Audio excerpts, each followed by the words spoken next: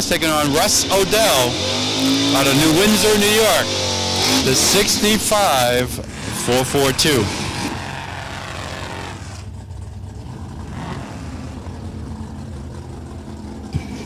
As this will be a time trial for them.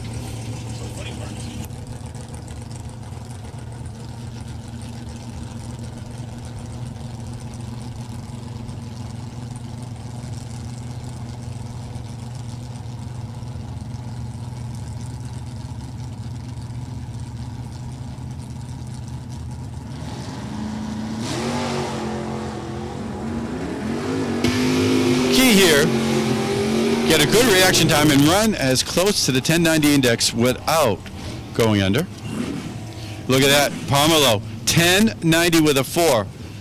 Put him into the number 1 spot right now. A little quick there for Odell, 1081. Next pair will be Darren Wood, 67 Firebird, taking on Annalise LeBlanc, the Cause and Trouble Oldsmobile. Wood, is running 605 cubic inches of Chevrolet powered, running a 1090 index. Let's see how good he can do. How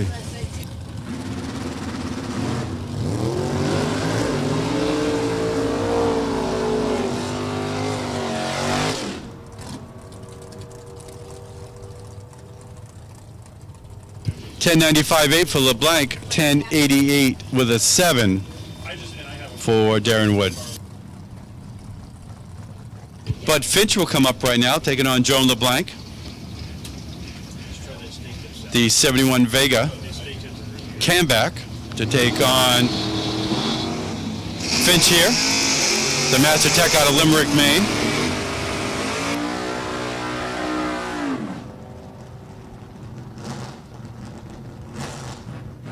At the stripe, 11.02.9 for LeBlanc, 11.09.3 for Finch.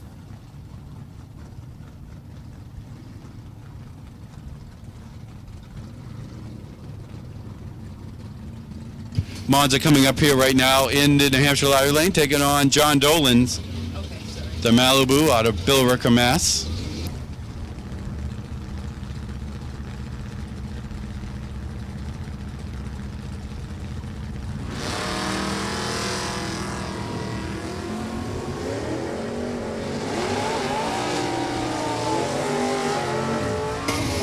Little red there for the Monza. Let's see what you can do in the index. Dolan, 1090 with a 7. Monza at a 1086 with a 1. That'll move Dolan into the number 2 spot. Next up would be Corey Prindle, the Prindle Motorsports 83 Camaro. Taking on Doug Busa, the 67 Camaro out of South Glastonbury, Connecticut. He's a farmer rancher down there in the south, well, actually you call that central Connecticut area. That's outside of Hartford, Connecticut.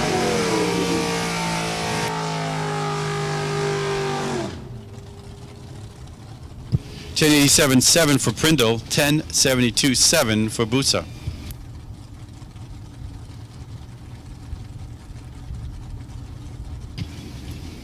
Number 1 is Mr. Pomelo, 1090 with a 4.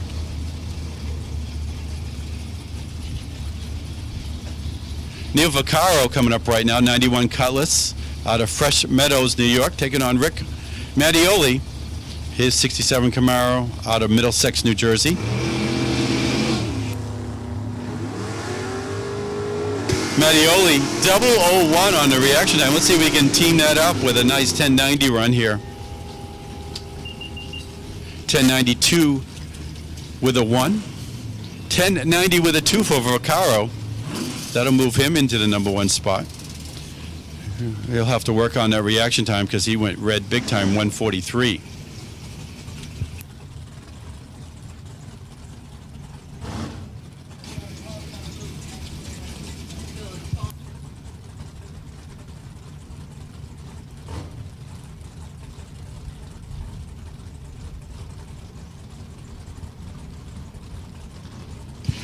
Peter Neal coming up right now, 56 Corvette.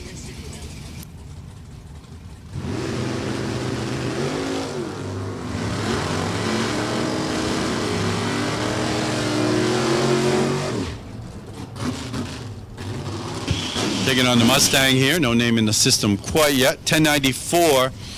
Neil, Corvette 1090 with a 1. That'll put him into that top spot if we had one, but we're in a time trial session here. Larry Pulver to take on Ted Leahy. Leahy to 67 Chevy 2 out of Jefferson. Pulver out of Palmyra, New York.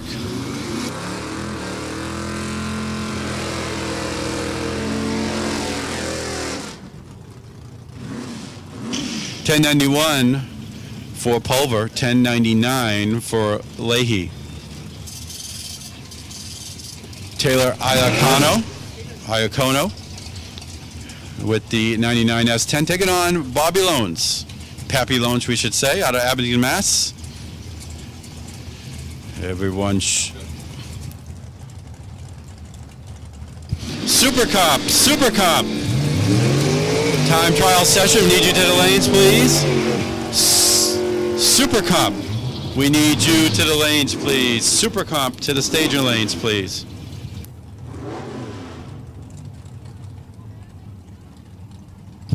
Super Comp to the lanes. 1091.9 for Loans, 1087.1 for Iacono. Paul Laurenti will come out right now. The Laurenti 67 Camaro out of Andover, Mass, taking on Keith Mayer's 85 Porsche, Chevrolet powered.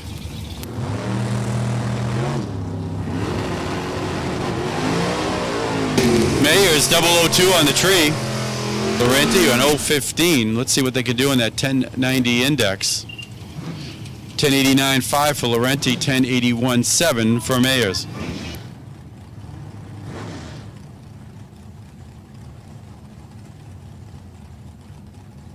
Pat Doherty will come up, 96 Pontiac, Chevrolet Power, taking on Bob Ladder. Ladder 69 Camaro with the 615 Chevrolet Power Plant out of Boothbay Harbor, Maine. There's a drive.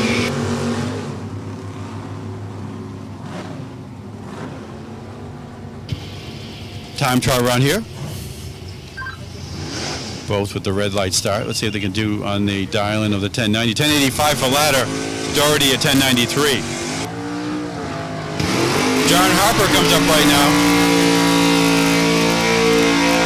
Harper will take on the Burnout King Dave Johnson, the Prophecy 2 Chevy Nova.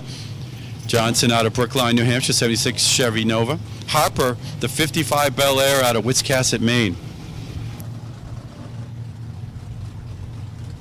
I'd like to see Johnson's budget for slicks this year.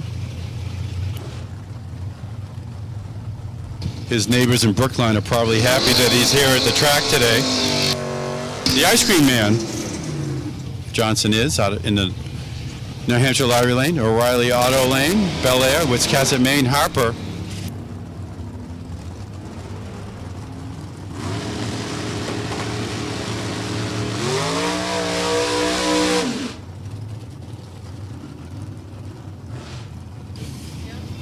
Harper 1094, Johnson 1073.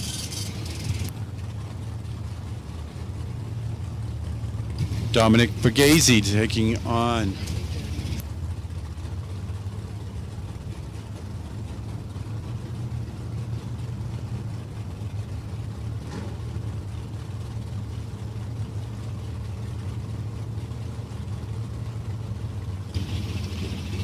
Superstock, we need you. Super Comp, I should say. Super Comp. Need you to the lanes, please. Super Comp to the staging lanes, please. That's Super Comp for your first time trial session. Super Comp.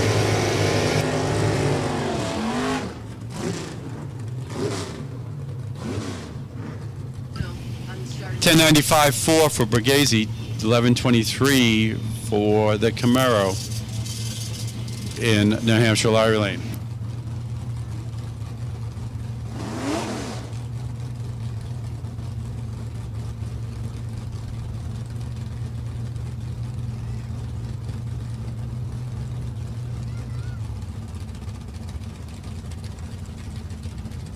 Kyle Bigley coming up right now. That's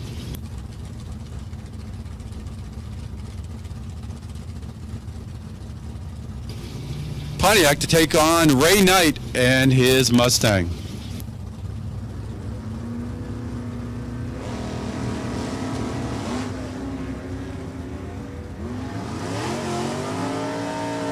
A 001 to a 003 reaction time here.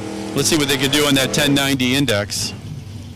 1089.1 for the New Hampshire Library Lane, 1087.5 for Knight and the Mustang. George Carrier and his BMW to take on Anthony Fetch and his Camaro.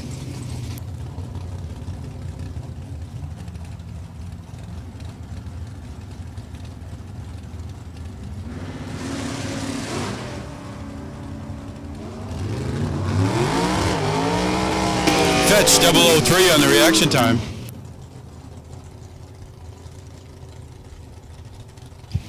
$11.15 for Fetch, $11.54 for the BMW of Korea.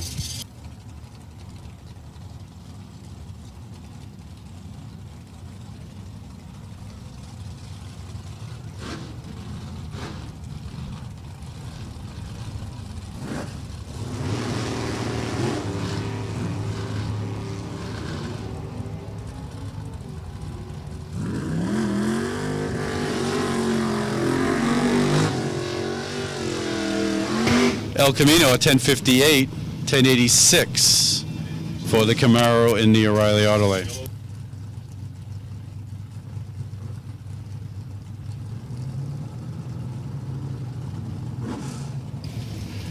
Ray Butler will come up right now, 80 Malibu, taking on Jason Mazzata, the 68 Chevy 2.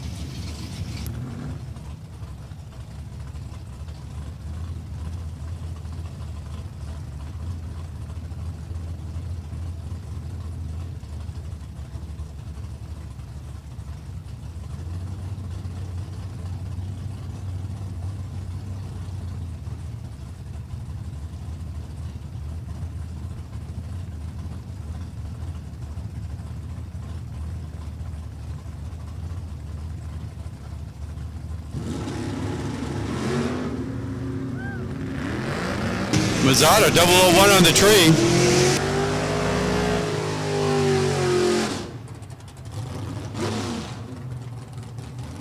It'll be Butler 1087.2, Mazzata 1094 with a 1.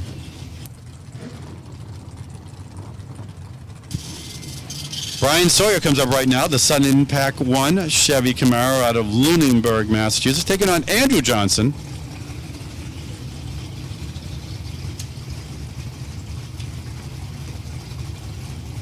The 85 Thunderbird.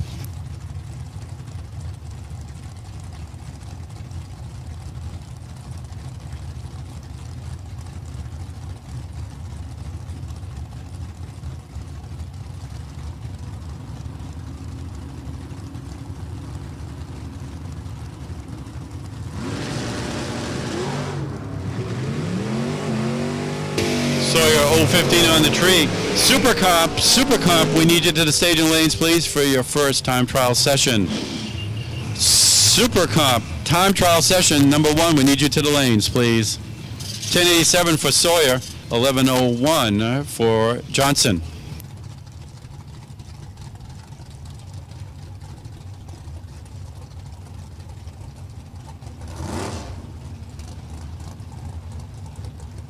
Frank Volpe will come up right now, 85 Camaro, the plumber out of Poughkeepsie, New York.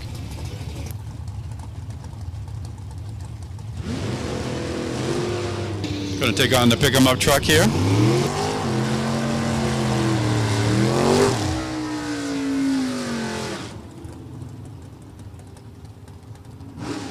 $1095.6 for the O'Reilly Lane, $1070 with a 3 for Volpe and the Camaro.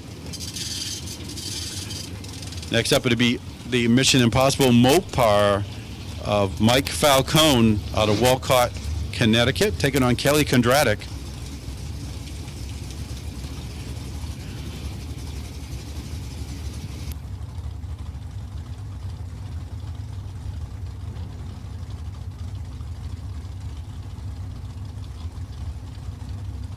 Kondratic out of Harrisburg, Pennsylvania.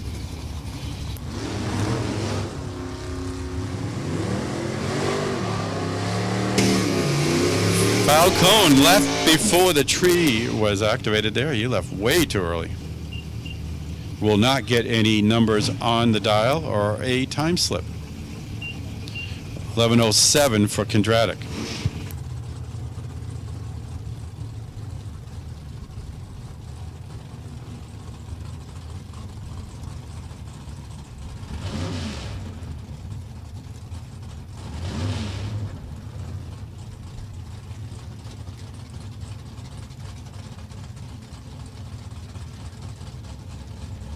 Sean Frick comes up right now. Flemington, New Jersey, the 02 Firebird. Going to take on the little old Chevy 2 here.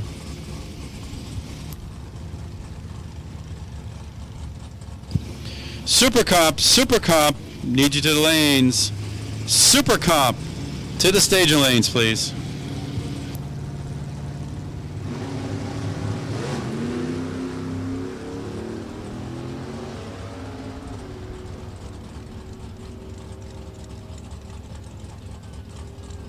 Oh, and the Chevy 2 does not have a hood any longer. We have pieces on the track. I think somebody forgot to put the hood pins on there because that hood came off just about the 8.5 track mark, and it sits there in the center of the New Hampshire lottery lane, so we'll have to go out there and retrieve it.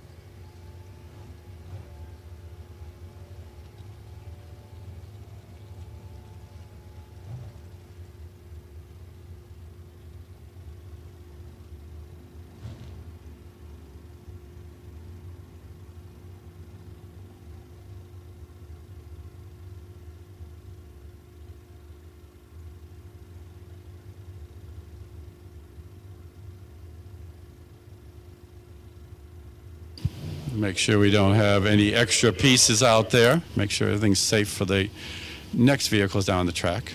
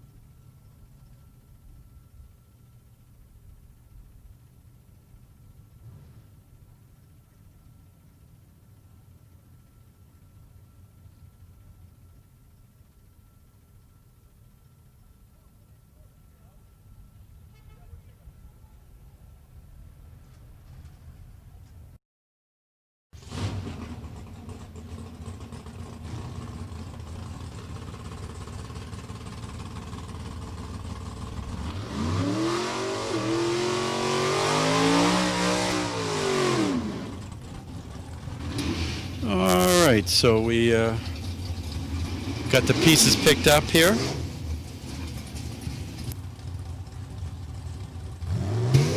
Last pair would be the Nova taking on the S10 of Zach Byron. Louis Benea with the 66 Chevy 2. They will make up our last pair here in Super Street.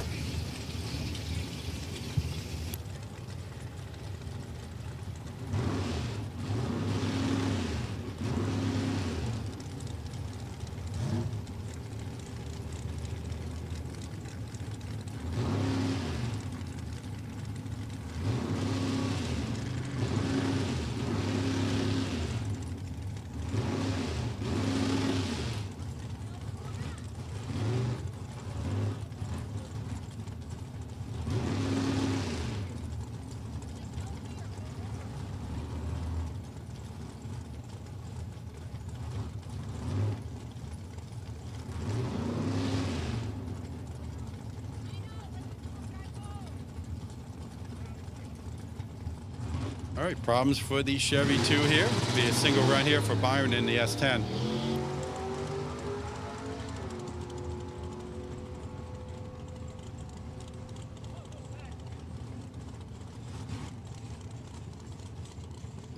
$10.88.7 and 126 for Byron.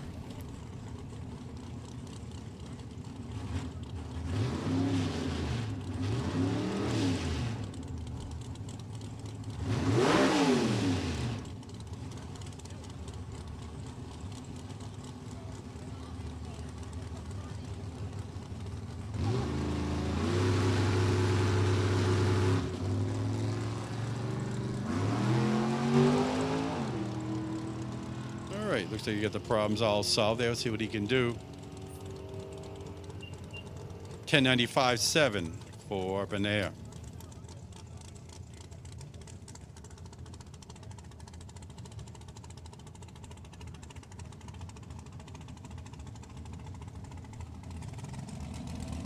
All right, we're going to go into Super Comp, and we're going to turn it over to Alan Reinhardt, all the way up here from the beautiful Southwest.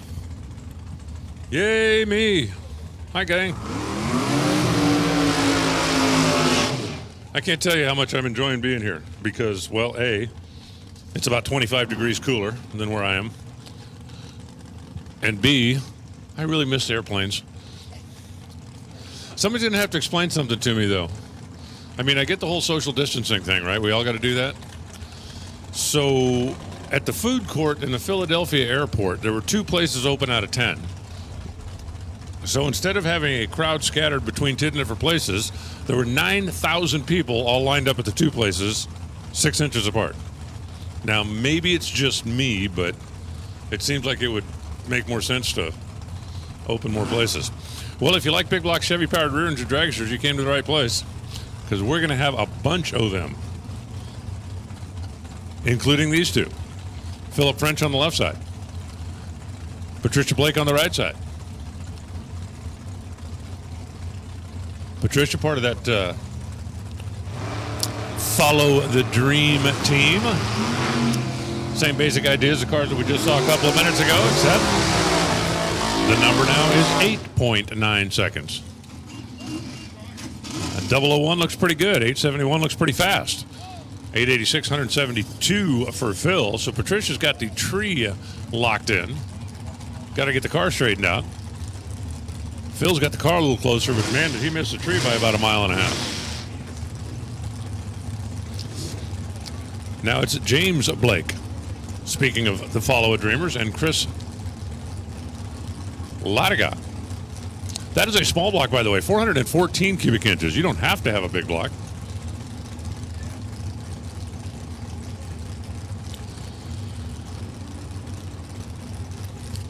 We have had a New England Dragway celebrity sighting. A guy who used to sleep here has just walked in. Well, Blake is being backed off. The bad news is he's not going to make the run. The good news is the car still runs and drives. Now you got to take those victories where you can get them. 877, 166 miles an hour for Chris on his solo run.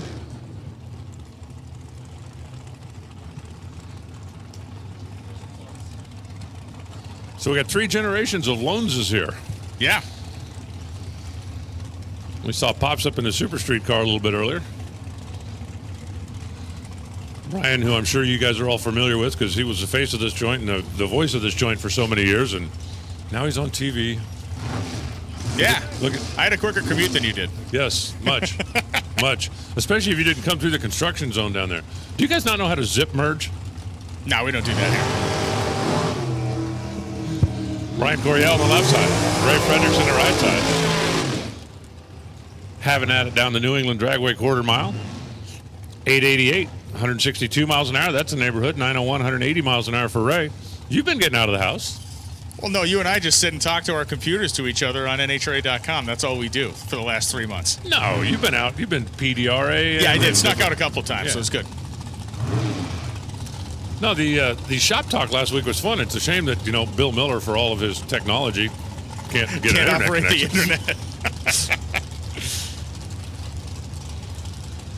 So you're just here for the day, right? Hanging out. Yeah, with just the, hanging out. with the boys? Yeah, my dad's running Super Street, so we figured we'd swing up, just hang out for the day, and no responsibility, so it's a good thing. So Tom Korcher and Ted Cook headed down to Boulevard. Dow 876, 177 miles an hour for Tom after a 006. That's pretty stout. 896 at 156 for Theodore. So you got your kid doing the web work now. Yep, Tom's filing And stories for Bank You Shift. just sit around in front of your I computer got and Jack. go, Jack "Hi, provides me everybody." links to make stories from. Tom writes stories, so So- I'm being fanned and fed grapes all day. Yeah, that's not a bad thing. Jack Links, there's a sponsor opportunity in there Yeah, somewhere. either that or I had some sort of a copyright violation.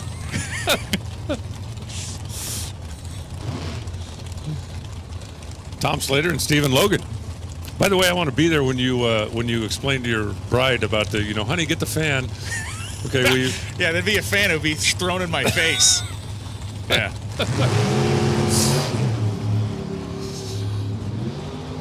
Logan lights the bottom ball by 0.04 of a second, a little early on the jump. Everybody up here was dying to get out of the house. Actually, it's stunning for me to believe because we started racing back in February, obviously before we went on vacation, but the fact that this is the first Division I race.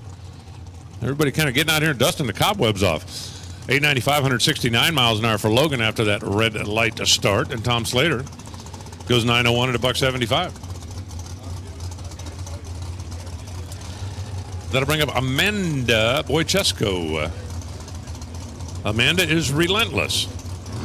Let's see, what has her dad been? He's been a lot of things, including a U.S. Nationals champ. And Jimmy DiTucci. And that 23T altered, you sharp-eyed fans might have realized that's not a big block Chevy-powered rear-engine dragster. I know I have an uncanny grasp of the painfully obvious. I've been working at that.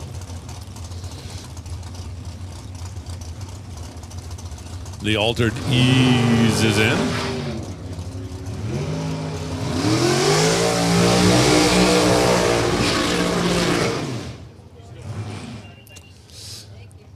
$889 for Amanda. 3 thou away from perfect. 14 on the bulb. That'll work out if you get into eliminations. 899, 164 miles an hour for DiTucci. As we continue rocking along through our first rotation here this morning. We're going to have alcohol cars out on the racetrack about 1, about 4, and then we will close the evening with them. Final qualifying, setting the field for tomorrow.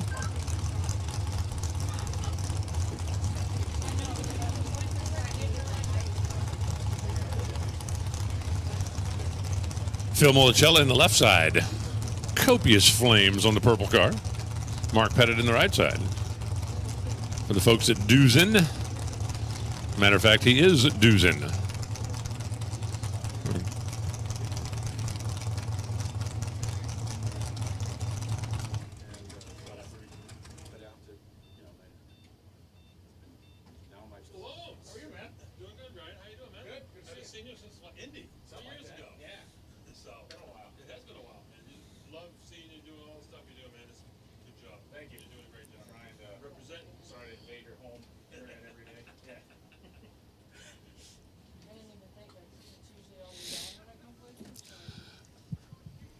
Holding up here for just a moment, and we'll dive right back into it. Welcome, everybody. New England Dragway. It's nice to be opening back up. Keep in mind all your social distancing rules because we want to make sure everybody gets out of here healthy and happy.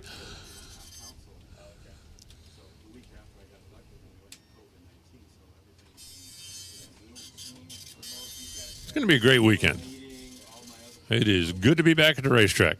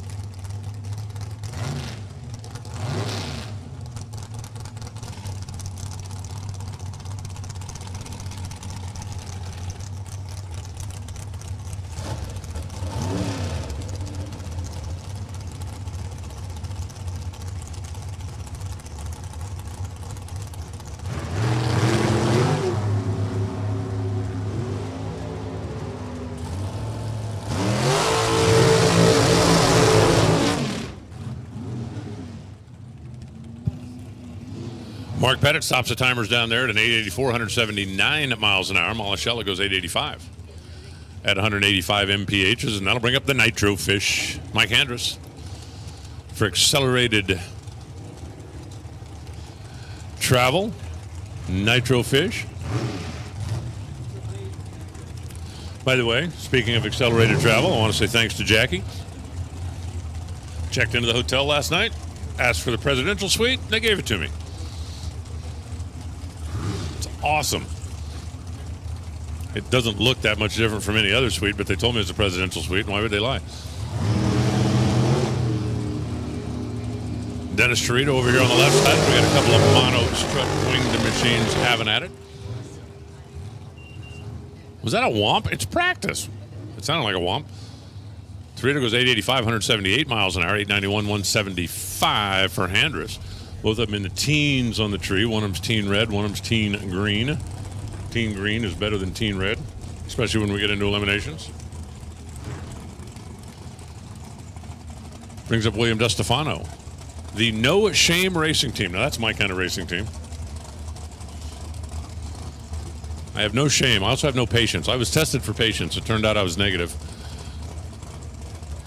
Tiana Zarella, part of that TT Motorsports. You're going to see that logo quite a bit up here. It's just an absolutely beautiful day here at New England Dragway. Scott, wow, how about Scott Hall checking in? You know, it'd be better if he was checking in because he was here, but I guess you can't have everything.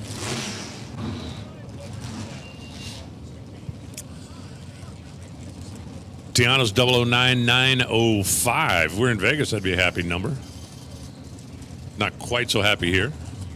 882, 169 miles an hour for DeStefano. He's going to have to put a little bit more whoa in that baby. Let's see where we're at here weather-wise right now. 81 beautiful degrees outside.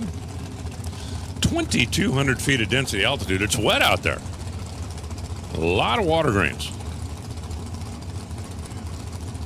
Barrel's at almost 30, so that part is stopped. We get the humidity down, man. It'll be fast out there. That'll bring up Mr. Happy Dan Bisbano and Mr. Cumming.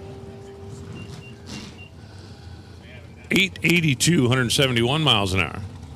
For Dan, Chris goes 937, 175. When you see the cars that far apart at the stripe into this category, you know somebody missed it bad. Listen up in the pits. Attention in the pits. Super stock, come on down. We need you to lanes, please. Super stock the staging lanes for qualifying.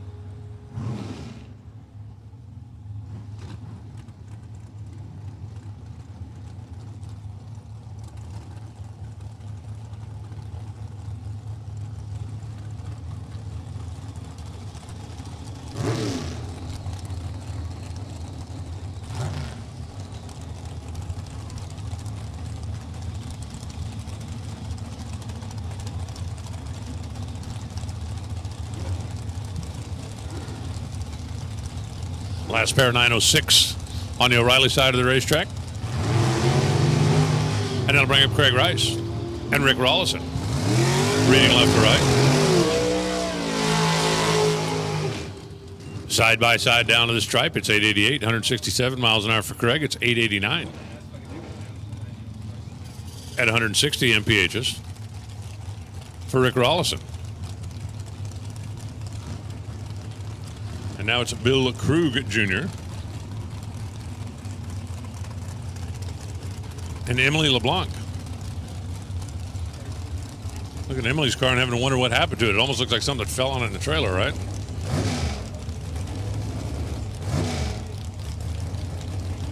That's what it looks like to me. We have seen that before. Speaking of what it looks like, I believe that's a small block car over here on the right side.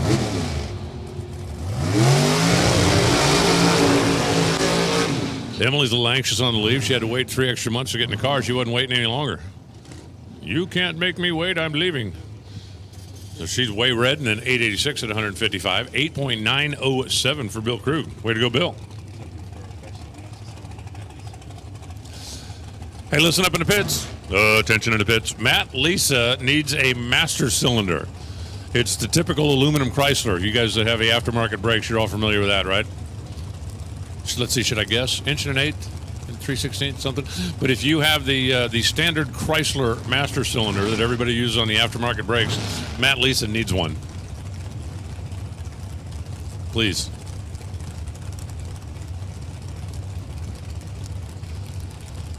We've got a mystery man over there on the left side of the racetrack. We will figure that out before long. A lot of the tech cards did not get through yesterday and get entered, so we're getting that taken care of now. Don Nelson over here on the right side of the racetrack. How about a 002 light for our sneaky driver, and then an 895 at 169. So he's going to need to speed that up a little bit.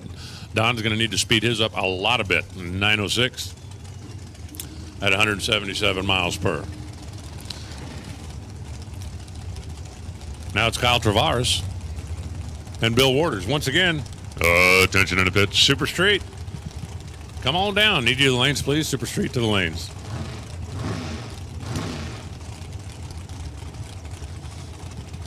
And for Matt Lisa, I know that this probably isn't helpful, but I've got the master cylinder you need on my car in the shop back in Arizona. If you want to swing by and pick it up, go ahead. Did I say Super Street? Super Stock. I need you to the lanes, please. Super Stock. Hey, I've been off for a while, too. It's going to take me a while to get used to this stuff. Super Stock. Super Stock. You need to come to the lanes.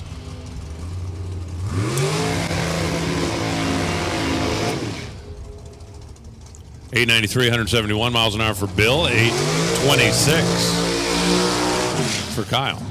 Kyle, I got a couple of words for you. Throttle, stop. 826, 170. I know what all the Super Street guys did when I said that. They all went, what an idiot. Well, that's what I would have done. Super Stock, come on down. Super Stock, we need you to the lanes.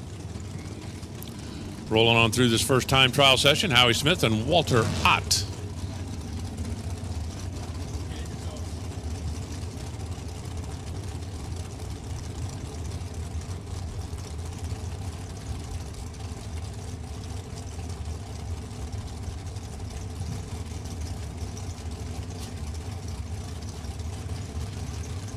Howie Smith in the black machine, Walter Ott in the other machine.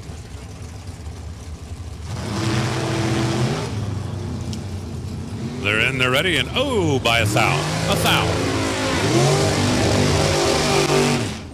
Walter Ott, as Maxwell Smart would say, missed it by that much. 875, 185 miles an hour. 888, 188 miles an hour for Howie Smith. Man, that is a big mile-an-hour runner. Cruising his way through the top end. Now it's Christian Tavares. Or Francisco Tavares, Inc.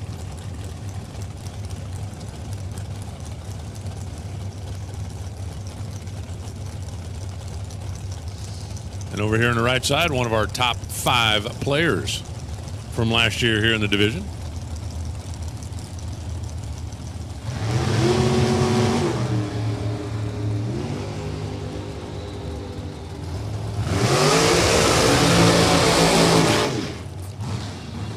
Somebody's missing by a lot. Christian runs 9,000.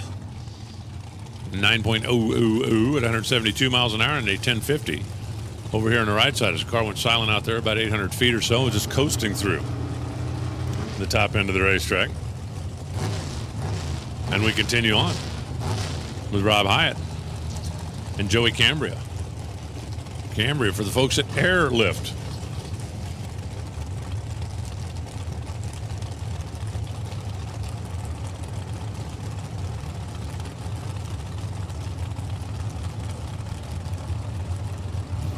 Hey, listen up in the pits. Greg Barsmanian.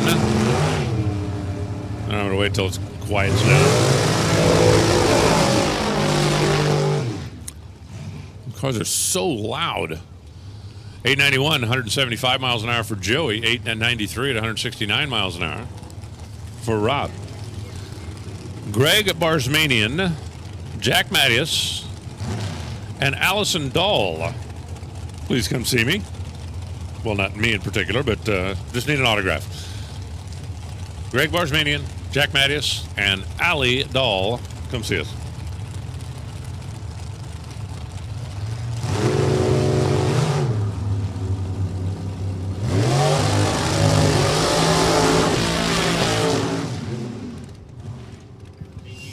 Hey, Matt, Lisa, Cliff Bagar has your master cylinder. He's down in the top sportsman pits. Matt, go see Cliff Bagar. He has your master cylinder.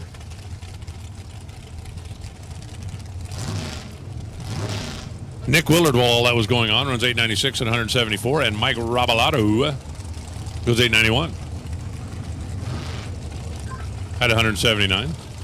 Now it's Timmy Markaloo and Jessica Stadulski.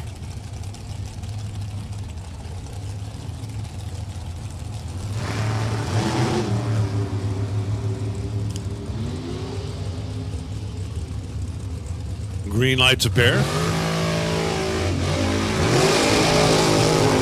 I think Timmy's going to be happy with that reaction time. I think Jessica wanted to make sure it was green. It's like, is that, yeah, yep, okay, it's green, you can go now. 897, 170 miles an hour, but hey, that's what practice runs are about. You don't get penalized in practice for being late. You don't get penalized in practice for being red. You don't get penalized in practice for being too quick. But get it all out of your system before we get into limbs. Dave Markle. No, I don't. And Mark. Oh, that's not Mark.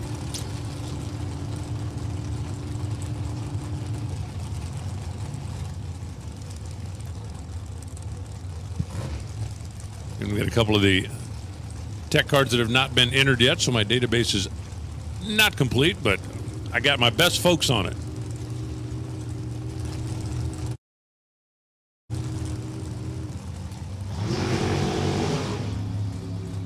How about a perfect reaction?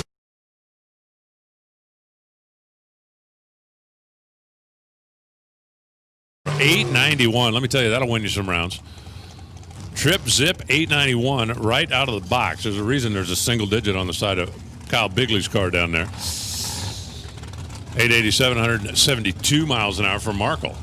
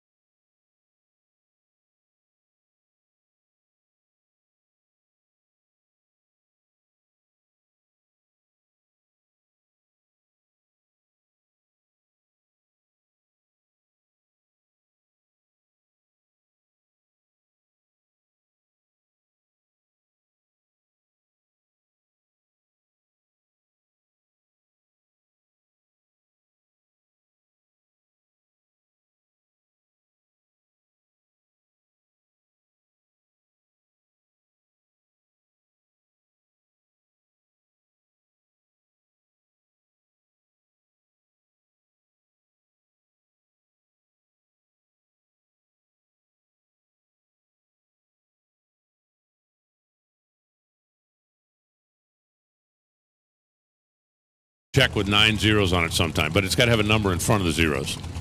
It's not the same. If you write me a check for 0000000, you get. It's got to have a number in front.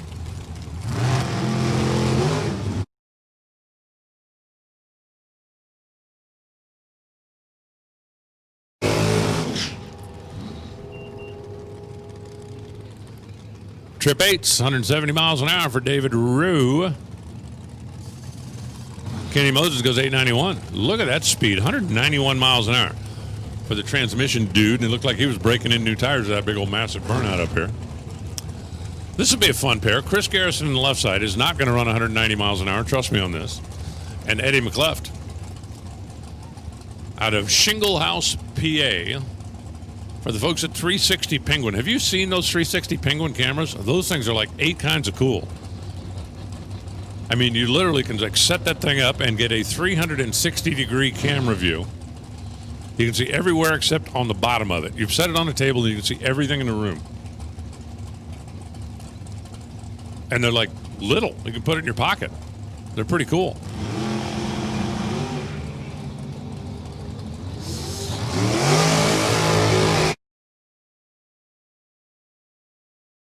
Garrison gets out there and just like, that's what it sounded like. 904 at 124 miles an hour.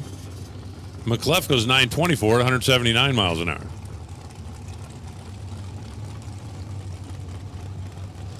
Chris and the Blind Squirrel Racing Team. Man, he gives guys headaches the way he runs that car. But that's what he's trying to do. Hey, if this stuff was easy, Brian Lones would do it. Now it's Dave Markle. The big old M for Markle Racing. And Kathy Smulligan for Smulligan Motorsports. See, Markle could have gone Markle Motorsports. Then he could have M&M. And then if he could get the guys on Mars on board. I mean, they're just down the road, right? He'd be halfway there.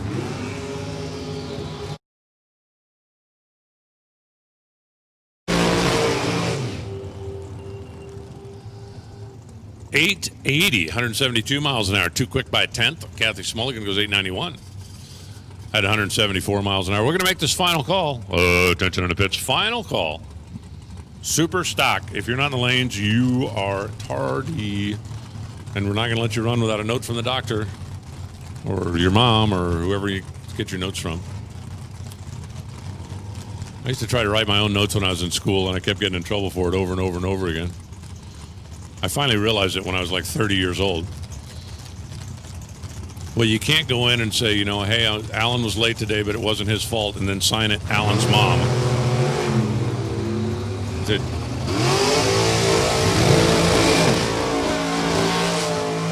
took me a while to realize that, but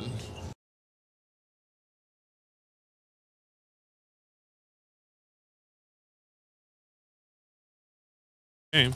892, 176 miles an hour for Jeff Kondratik. See, now I've got all these school memories going through my head. I'll never forget talking to my guidance counselor when I was in middle school.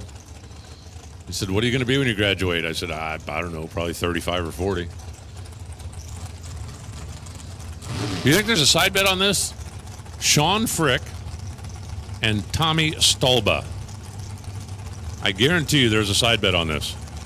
These two guys, and this isn't exactly breaking news, they're both pretty good.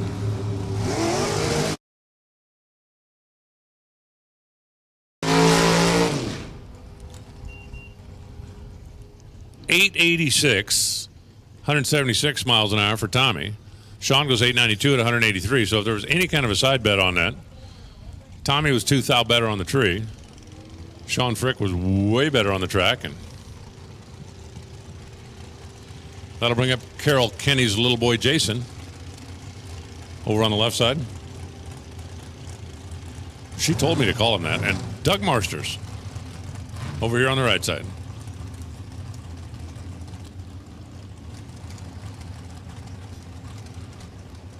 The Kennys are a family of racers. I mean, everybody except Carol. We need to get Carol in a car at some point. Surely we can find a super street car for her to run. The Sawyers probably have an extra one somewhere.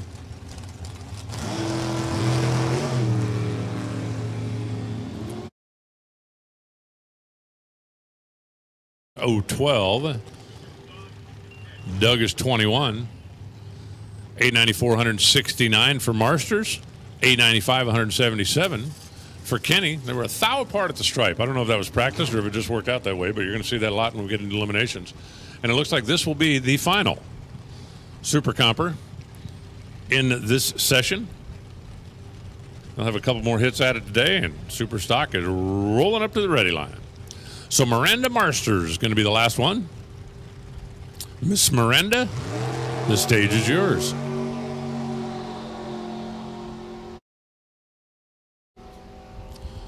I don't know if that was like the throttle stop just goes womp womp, or if her foot came off the throttle, and I'm guessing it was her foot came off the throttle, because on 842 at 166 miles an hour, well, that's not where you want to be. Of course, it is the first lap of the season for a lot of these cars, so maybe it was just a run it flat out and see what happens. Welcome, everybody. Glad to have you here at New England Dragway. Hey, want to let everybody know that we are very happy to announce that the folks at Tommy Tape and Select Performance have returned as a division sponsor for Top Dragster and Top Sportsman Series again this year. The Tommy Tape Top Dragster Series, presented by Select Performance, will be the name of the Top Dragster class, and the Tommy Tape Top Sportsman Series, presented by Select Performance, or the Fast Door Slammers. It'll be on track a little bit later on today. They're going to be contested in conjunction with the Division 7 Northeast Division Lucas Oil Drag Racing Series all year long. But thanks a ton for the folks at Tommy Tape. You can check them out online at TommyTape.com or Select Performance. And you can check them out in the pits. But good to have them back on board here at Division 1. And as we got Super Stock getting ready to roll in, ATI continues to up the payouts for the Division 1 stock and Super Stock racers. ATI and the Northwest Division, Northeast Division. I'm sorry, I'm from the West Coast, so they've got to retrain me too. They want to announce a deal benefiting the stock and Super Stock racers, as well as the former National Opens. They're now in the 4th year of the program. ATI will present the winner and runner-up of both classes bonus purse money, which is not decal contingent. They just want to help. Stock and Super Stock, presented by ATI Performance, will receive an additional $500 for winning and $2.5 for runner-up on the Division Series. And we're very glad to have ATI jumping on board with us again this year.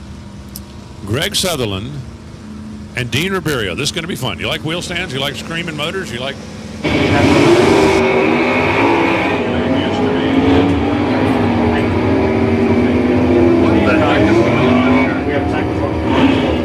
They are qualifying. The indexes are up on the scoreboard. How low can you go comes up on the top of the scoreboard. 998. 130 miles an hour for Sutherland. Dean Ribeiro goes 1092, 122 miles an hour. Gonna bring a Ralphie Karaguzian over on the left side with that 283 powered automatic Nomad. Big cabinet. In the Nomad, the carpetbagger. Man, that thing is... Talk about old school, screaming modified, 1022 for the F modified, 131 miles an hour. So far, that looked like wheel stand of the day. 1110, 117 miles an hour for Rafi. I just want to watch that wagon run like 18 times in a row. There's got to be a way we can do that, right? Bring up Paul Sutherland. Speaking of wagons, how about the four-door wagon? And Scott Giordano in the 87 model Camaro. See one of those Gen 4 Camaros out there. Every time I see one of those now, I'm going, what is Anthony Fetch doing with his in Super Street? I mean, I know what he's doing. He's racing in Super Street, but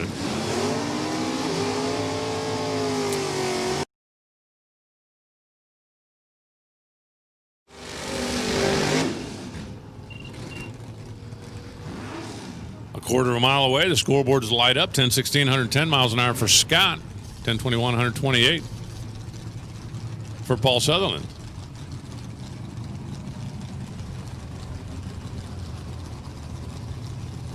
And that'll bring up Team Camella. And yes, that's a Hemi. Super A Hemi, 1968 Dart. Eddie Chen. Is that Eddie? Did he get a new car? The GT K Automatic.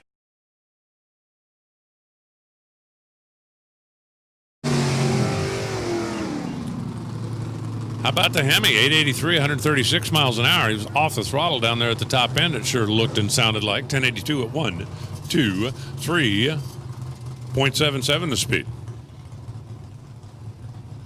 Now it's Richard K. Talk about old school modifieds. A B modified Valiant. And Angelo Lombardi with his B modified Stalker.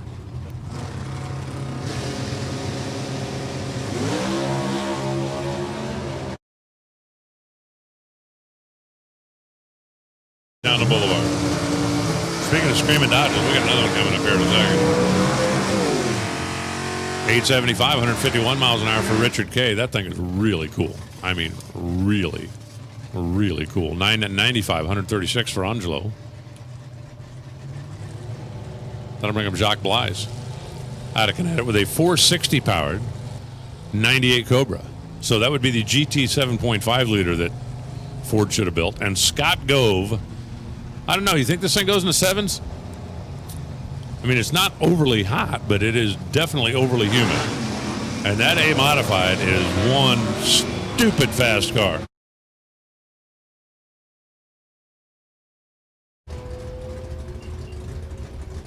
Wow. 8 flat at 170 miles an hour.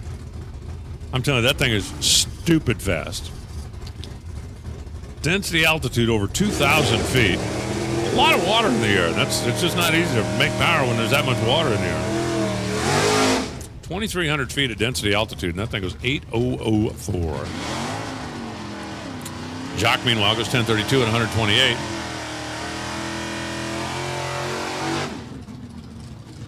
Wow.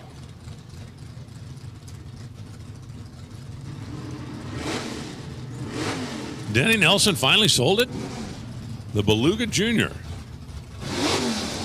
Now, I mean, Tim Stickles is driving the car now. I mean, I don't know if I want to use the word lazy, but I mean, come on. What have you been doing for 3 months that you couldn't take Denny Nelson's name off the car? I would think by now, you know. I mean, wouldn't stand a... I mean, you want to leave Beluga, I'm okay with that, but... Oh, it's a tribute? Oh, okay. It's a tribute, I was told. That makes much more sense.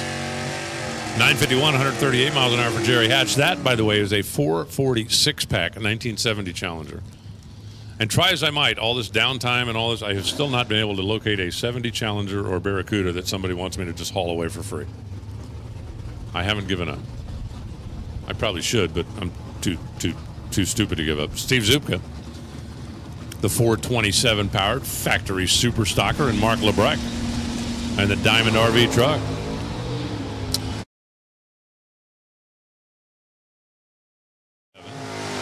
And the Camaro. Just doing math in my head, but I'm thinking first to finish line probably going to be the Camaro. And wow, look at that.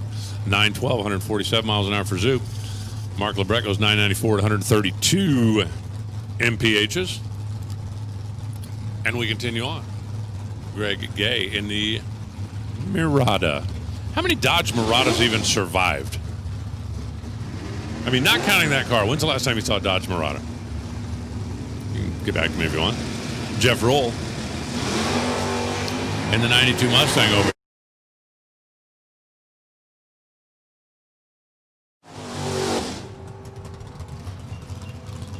Dave Moan said he saw a Mirada in stock eliminated. You know what I'm talking about. When's the last time you saw one driving down the road? 887, 139 miles an hour for Jeff. 1072 at 1, 2, 3.4. Yes, I missed this.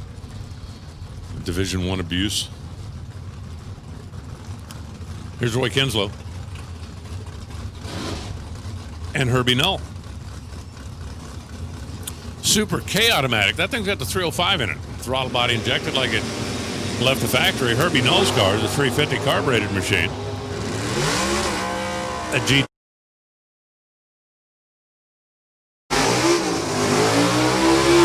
Herbie's car is still running. Roy's car is not, at least not accelerating.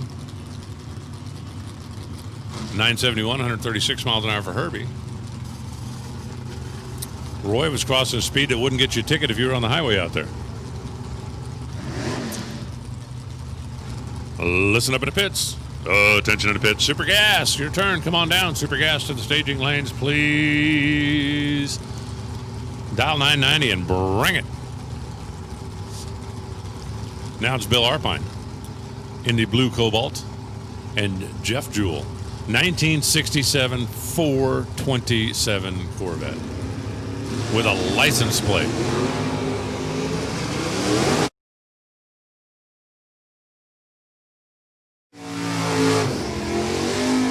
Call me crazy, but I don't think that car is seeing a lot of street use anymore.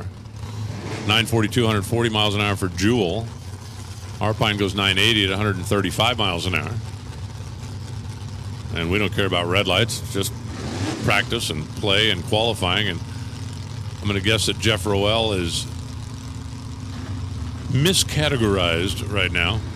Because let me tell you something, in this weather, if you can run 155 under the index, you're going to be in tech for a while. A long while. Tom Boucher in the Camaro. William Kennedy. Whee! Didn't that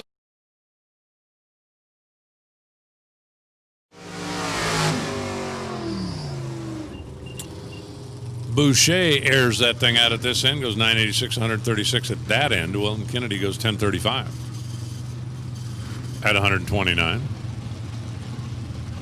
And that'll bring up a Jim Reed Factory GTE. You heard that thing banking off the rev limiter back here in the burnout. Let's see, Factory GTE. It's going to run way down in the nines. It's got a late model crate motor under the hood of that. Bob Letellier in the Camaro with a 427.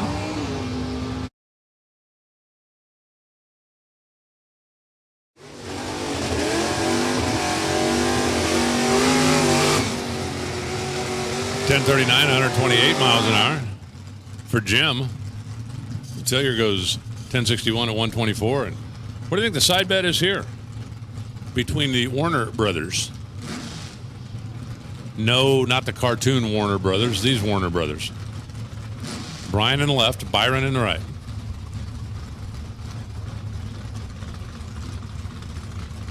The twin Genesis machines.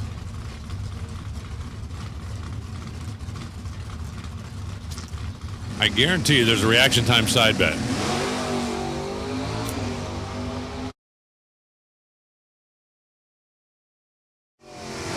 Lays a smackdown on Byron. 995, 110 miles an hour for Byron. Brian goes 1041, 102 miles an hour. Both of them shutting off, playing a qualifying game. And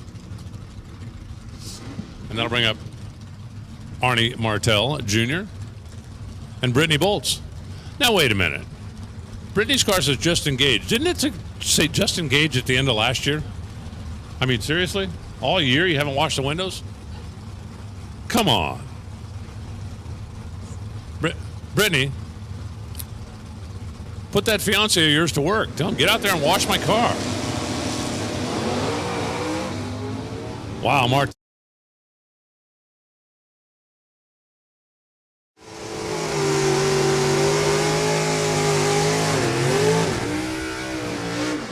I got an idea. 1040, 85 miles an hour for Brittany. 1330, 93 miles an hour for Arnie. Hey, Moan, come here. I got an idea. This is a brilliant idea. This is an ingenious idea. It's going to be wildly entertaining for me and annoy everybody out there in the stock and super stock pits. You ready for this? What we're going to do is we are going to take the 8th mile indexes for stock and super stock and set the ladder that way. So all the early shutoff guys will be, what do you mean I'm 4th? No, I'm telling you. Don't tell them you're going to do it. Do it. Oh.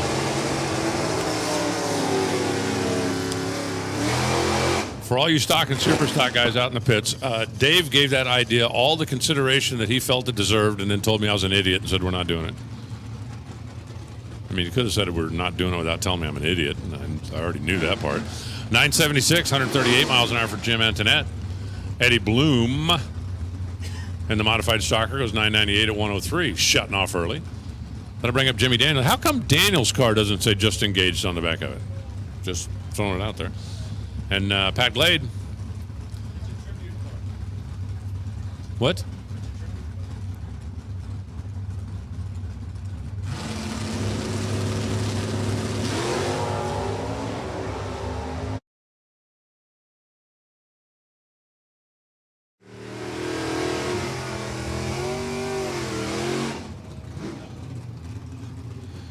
.135, 109 miles an hour for Pat Glade.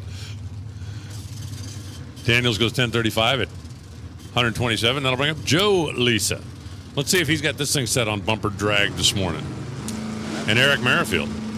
I do not know of a Dodge Dakota that does bigger wheel stands or longer wheel stands than Merrifield's. I do not know of one.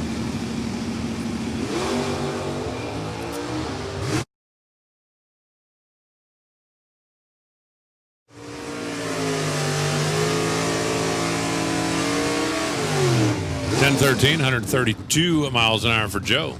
The Bounding Beagle goes 1056 at 123. Unofficially, I got Scott Gove sitting in the number 1 spot right now, but that is unofficially. We got Todd Hunsbury and Tony Filippone up here. Now listen to Tony's car. This is a GTM 283 clutch car. We ought to put together a pool and guess what the starting line RPM is when he drops the clutch. Because he's going to lay that third pedal on the mat, and then he's going to lay the first pedal on the mat, and listen to this small block scream.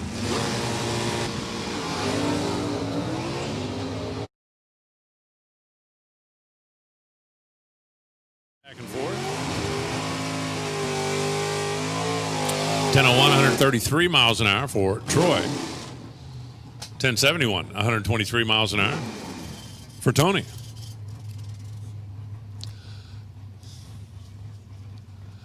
And now it is Shane Oakes, the rough and ready H automatic 99 Firebird.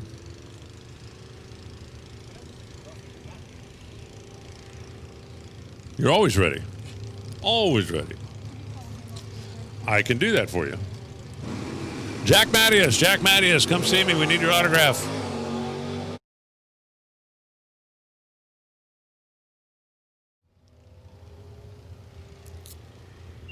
And click. 10 flat at 114 miles an hour. Unofficially, I got Scott Gove in the number 1 spot, Mark Lebrecht right behind him in the truck, Troy Hunsbury, and William Kennedy. Your top 4. And I need... oh. I thought you were giving it to me. Nope. Sorry. Okay. That's going to take care of our first qualifying session in Super Stock. Our Super Gassers should be at the line ready to go. And that means that our Tommy Tape Top Dragsters, presented by Select Performance, should be warmed up and ready. We're not quite ready for you in the lanes yet, but you're going to be out next, followed by Comp, followed by Top Sportsman, followed by Alcohol Cars. Welcome, everybody, to New England Dragway. Great to be back to work. Great for me to be out of the house and out of the state. And off probation. Well, 2 out of 3 ain't bad. We're going to have a fun weekend. There's a lot of pent-up energy back there in the pits from everybody that just wanted to get out and do a burnout. It's kind of interesting watching that first round, how many cars did those massive tire fryers. Breaking in some new shoes.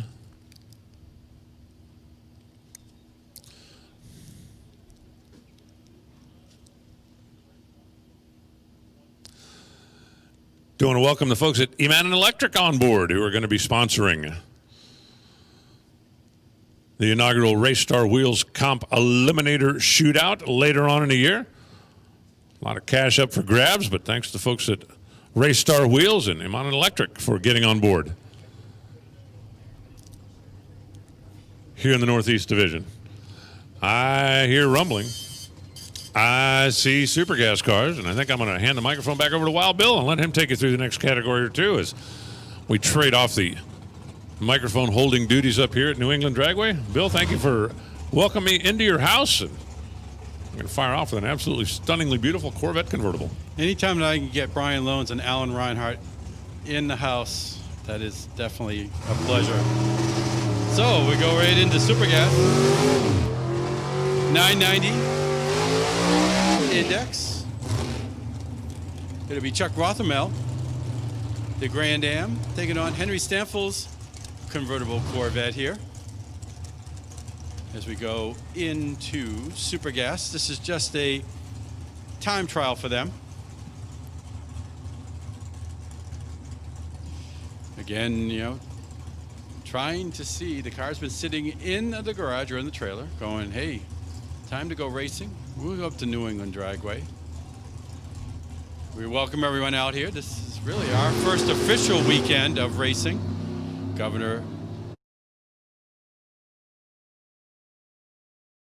is a stay-at-home advisory now, so allows us to come out here, do what we love to do. 987.7 for Rothermel, 993 for Stanfield on that time shot. Once again, Supergas, you should be in the lanes.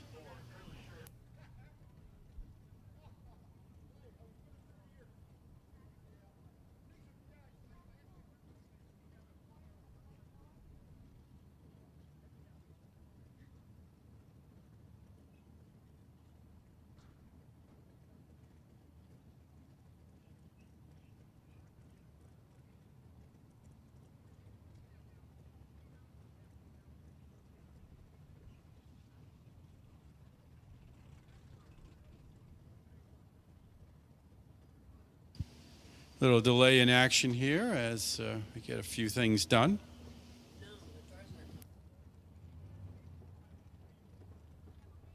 Supergas, we need you in the lane. Supergas, you should be in the staging lane. Supergas, you're not here. You're going to miss out on this time trial session.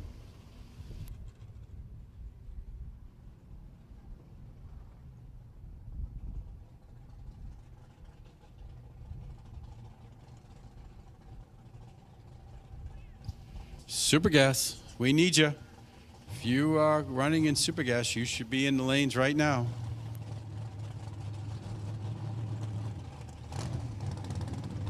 And just a reminder, we want you to make sure you stay safe, maintain social distancing while you're here at New England Dragway. And at lunchtime, check out our new concession program. Got the Smoke Shack Barbecue folks here taking over our concession stands. So check them out. Great food here. Corvette Roadster, left and right. You got the 57 Corvette of Ian St. Pierre. He's out of Rochester, New Hampshire. Big block, 555 power, running in Supergas. No name quite yet in the system here for the Corvette Roadster tower side.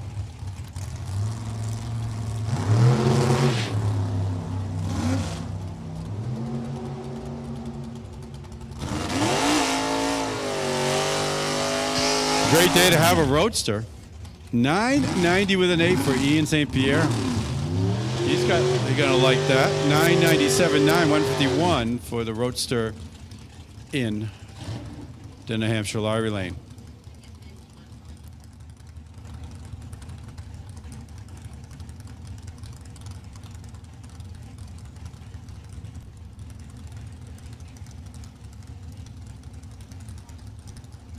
'67 Chevy 2 of Darren Wood coming up right now, tower side.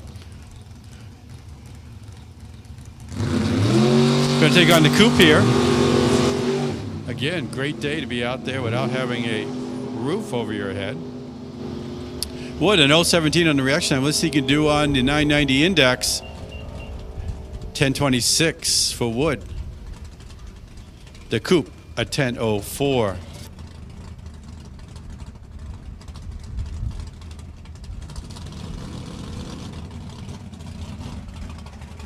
We would ask that all motorized vehicles be left down at the base of the stands, please. Thank you. Okay, we got the Novocaine coming up right now. Leonard Rialto, 63 Chevy 2. He's out of Bangor. Actually, he's Bangor, PA. I've spent 4 or 5 years living in the Commonwealth of Pennsylvania. It is Bangor, PA. When you go north of up around here in Maine, it's called Bangor, Maine. But Bangor, PA, the 63. Yes, sir. I was buying my Turned out. That's his father. I bought 3 entries. How do I cancel 2 of them? You bought then 3 entries, son. Yeah. 955. He'll have to slow the Novocaine down just a little bit at 154.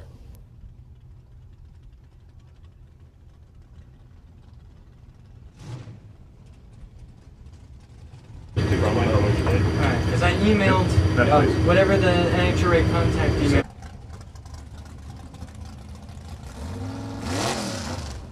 Kevin Carrier will come up right now. The 27 Ford, Dodge powered, out of Colebrook, Connecticut. Going on the Chevy 2 over in the O'Reilly Auto Lane.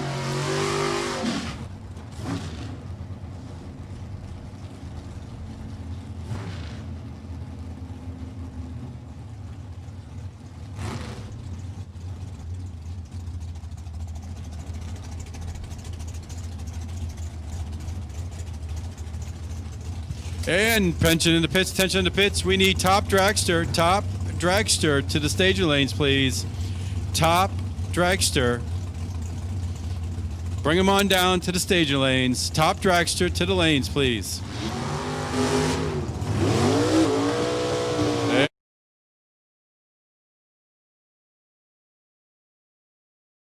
Chevy 2 doing a little bit of bug control for us down there about half track. 1022 for Carey. Chevy 2, a 976. Guy Hansen will come up right now, 77 Camaro, here in New Hampshire Lottery Lane, taking on John Puliak's 94 Beretta. Chevrolet powered out of Rochester, New Hampshire. He's a welder pipe fitter, one of our locals here. Hansen is one of our locals also. Myriad of achievements here. As there must be parked in the rock pit. 984 for Hansen, 1012 for Puliak, and the Beretta Chevrolet powered. Next up would be Mike Moniz. Mike will take on the 67 Chevy 2.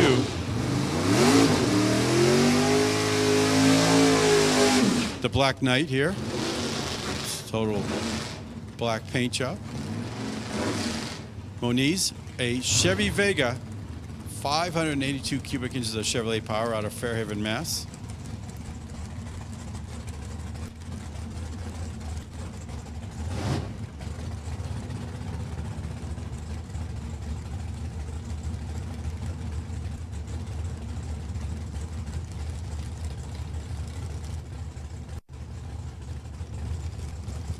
Oh, what do we got there? Yeah, it does. Parts and Pieces said, hey, let's get that out of the way.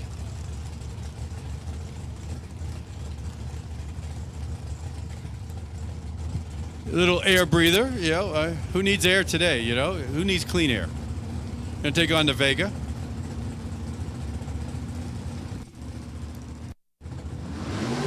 Gotta take a little clamp and get that held on there.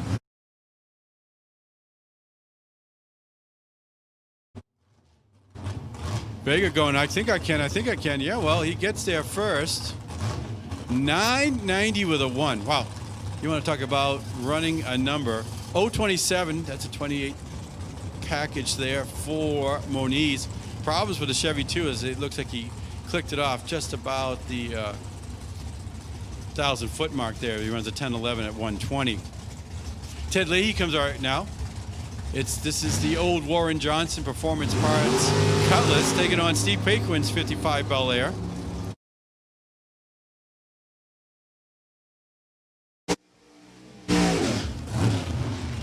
Let's see what they can do. Leahy a 10 flat with a 2, 994 flat for Paquin for the Chevy 2. Mike Sawyer will come up right now. The 2018 Corvette Roadster out of Leominster, Mass. He'll take on Jerry Pierce. Pierce, the 97 Cutlass, a Seltzer and Pierce. Sponsored out of Albany, New York. Both running big block Chevrolets. Pierce, a 598. Sawyer, 615 cubic inches of Chevrolet power under that 2018 Corvette Roadster.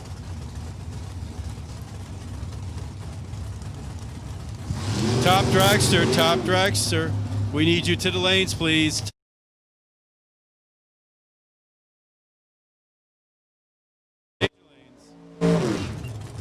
Look at that, Sawyer right on the number, 990 with a 0.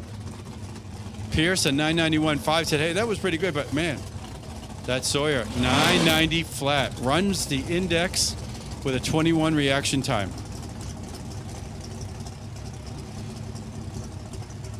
We saw Mike. Now we'll see Ray Sawyer, the Sun Impact, number 5, taking on Iggy Boychesko. Nick Ryder. Howie Smith. Tim Parktosh. Need you to the tower, please. Those 3 I just called. Nick Ryder. Howie Smith. Tim Pardash. We need you to the tower, please.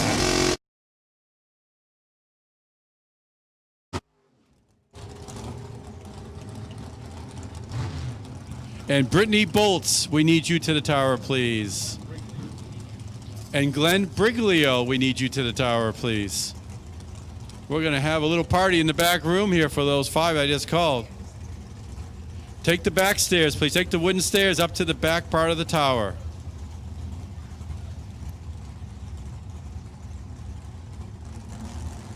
A lot of these Corvette Roadsters out now here in Supergas. Jason Kenny over in the left-hand lane.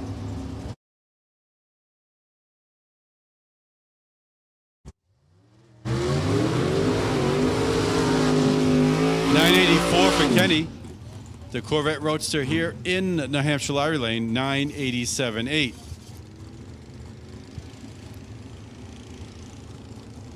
Top Dragster, we need you to the lanes, please. Top Dragster to the staging lanes, please. Chris Cannon comes up right now.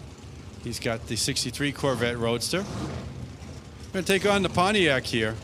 No name in the system quite yet here in Supergas.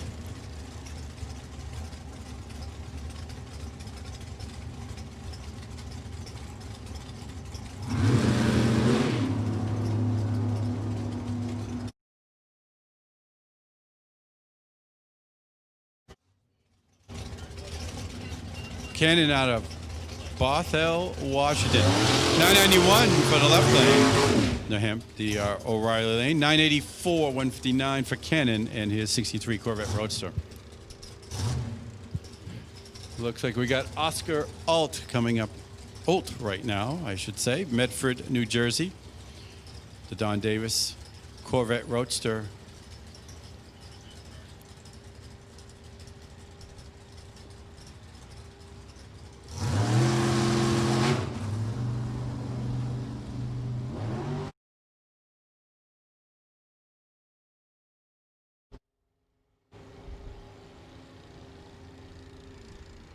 $10,096 for Oscar Alt.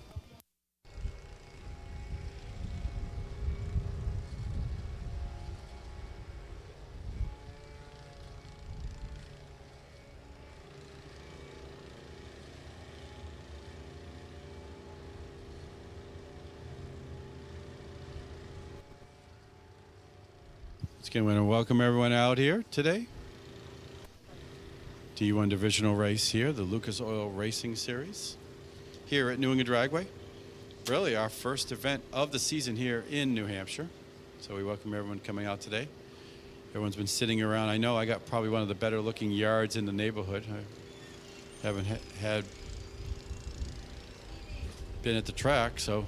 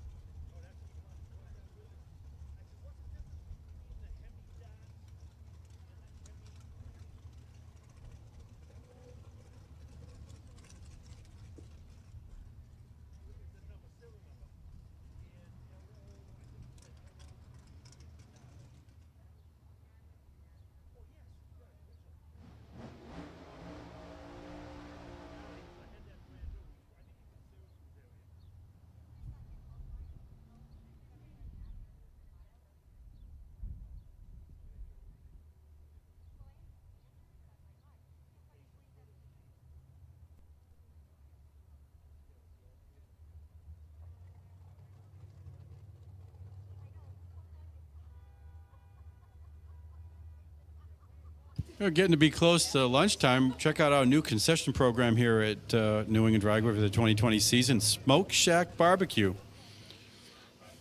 Can't beat it. Best barbecue around down there in the pavilion area. I believe they got their trailers out there. So Top Dragster, we need you to the lanes, please. Top Dragster.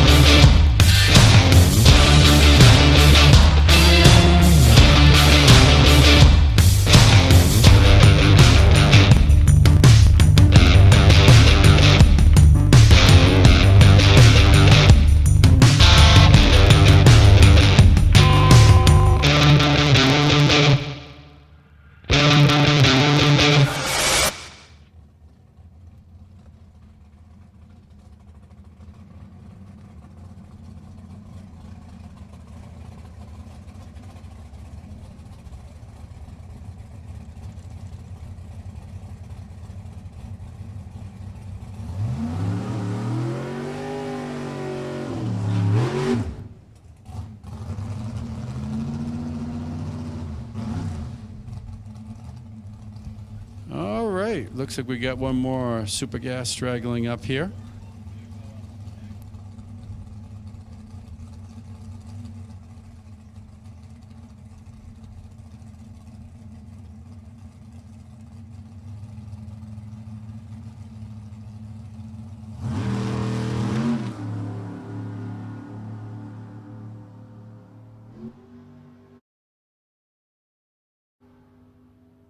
Oh, 27 reaction time. Let's see what he can do. 992 flat, 161. So a good test run there in super gas.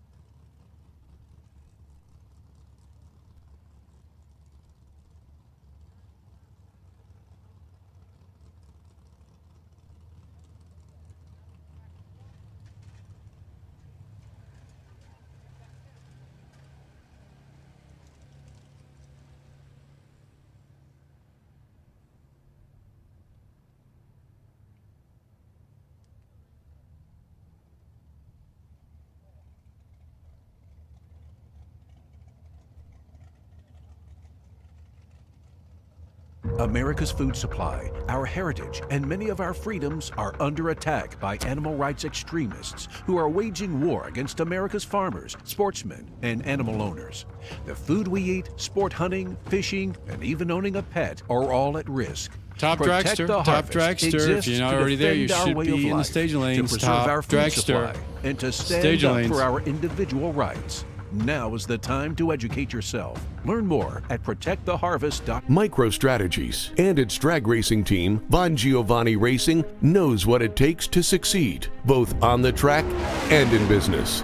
MicroStrategies has been transforming business through innovation for nearly 35 years. Our core focus is to help our customers manage, mine, and monetize their data and informational assets, utilizing technology to drive business the same way we utilize technology to win races. We take a high volume and variety of data from multiple sources to help us succeed in our racing program. Whether we're finishing first in a big race or helping our clients grow their business, it's all about the teamwork and the analytics of winning. With a dedication and passion to cross the finish line first, the MicroStrategy staff on the Bon Giovanni Racing team are constantly pushing forward, analyzing data to increase performance, and striving to be the best.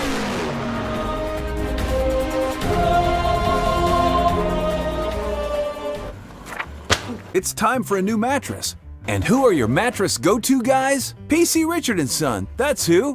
Our mattress experts will help you find the mattress of your dreams. All the best brands at the guaranteed lowest prices. When you want it, need it, just gotta have it, we'll get it there the next day. So sleep better with the right mattress from the right mattress company. Oh yeah, it's time for a new mattress. Get to PC Richard & Son, the company you can trust since 19...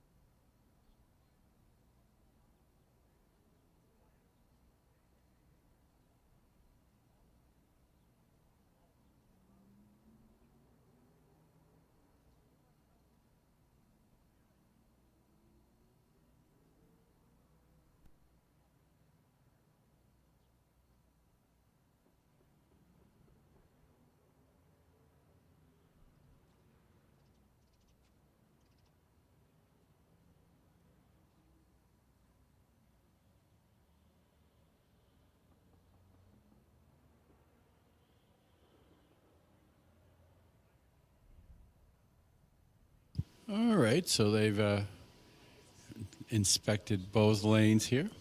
Looks like we got green lights coming back at us.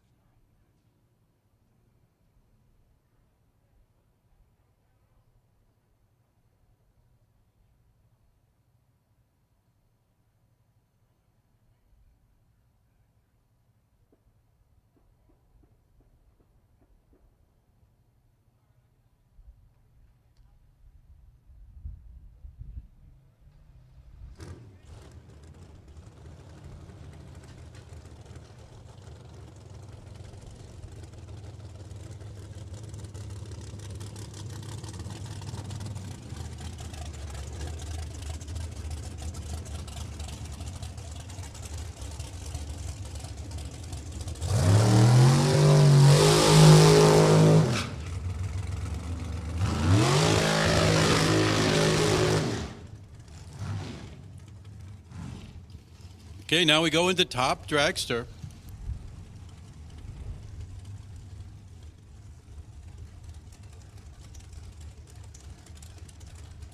The Tommy Tape top dragster here, as it will start off with Sean Fournier. He's out of Georgia, Vermont, the machinist, with his Dan Page build car. He's going to take on Nick Willard, the TNT Motorsports, sponsored out of Leominster, Mass. Fournier, a Dodge-powered dragster, 572 cubic inches. Behind the noggin of Sean there. Let's see what these guys do. First time out this for both top dragster. 690 with a 4 for Willard. 689.8 for Fournier. That'll put Fournier into the number 1 spot right now. 689.8. And top sportsman, the Tommy Tape top sportsman. We need you to the lanes, please. Top sportsman to the staging lanes, please. Jim Dunn comes up right now out of Roselle Park, New Jersey. The 08 Altered Chevrolet powered. He's going to take on Nick LODRS out of Voluntown, Connecticut. His 2017 Dan Page book. Well, we're going to cancel top sports. So, to clarify things, I do not need top sportsman quite yet. You're going to be coming right after comp eliminator. Competition eliminator, we need you to the lanes, please. Comp eliminator to the staging lanes, please. I need competition eliminator. I need you to the lanes. Top sportsman, you'll be right after them.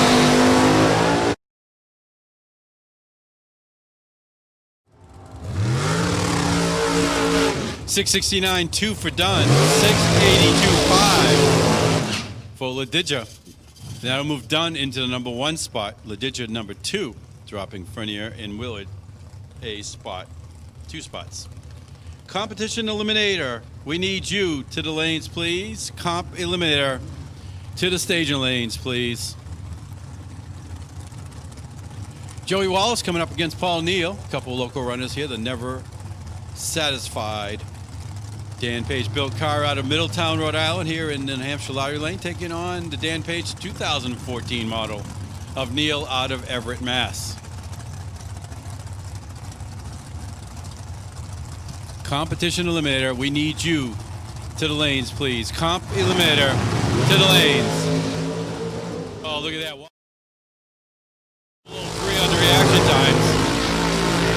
668 flat for Neal. 699 for Wallace. That'll move Neal into the number 1 spot. That's 668. Wallace into the number 6 spot with that 699. Al Stafari will come up right now. He's got the 04 Dan Page built car. The engineer. Going to take on car number 18. I would imagine it's his name is Dave. All I know that's what side's on the side of the car. I would think maybe it's Dave Glick, but let's once that is into the system, we will update the name.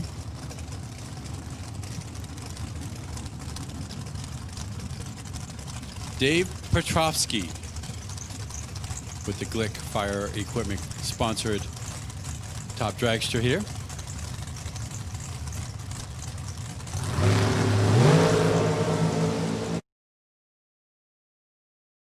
Red side.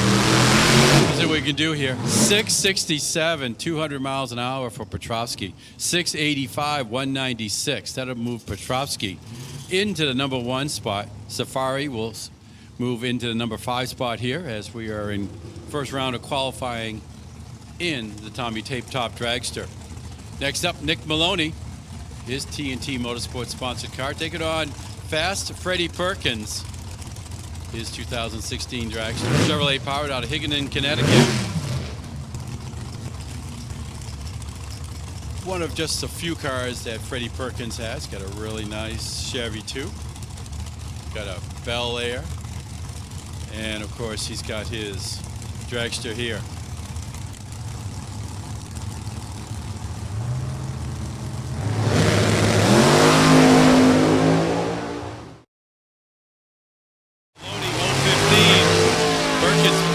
The laundry 628, 220. Maloney a 674. That puts Perkins by 400ths into the number 1 spot.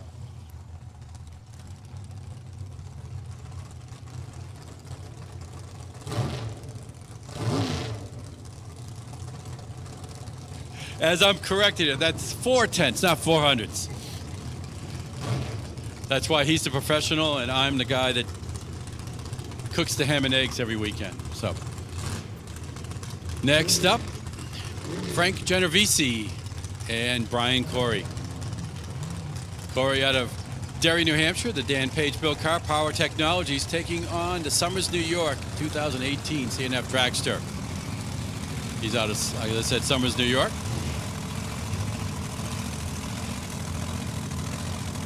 That's right. When you put the number after the dot, it's a 10th. If you put the dot number 2 after the dot, it's 100. 3 dots, 1,000.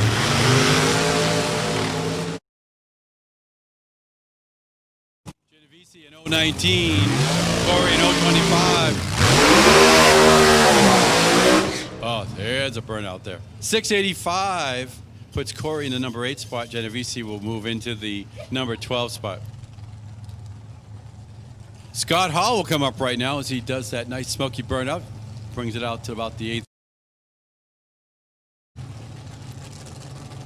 Bob Votilla out of Southington, Connecticut. The Votilla, Dan Page built car, 2017 version. Calls it the Midnight Sun. Hall is finally back to the start line here after his burnout.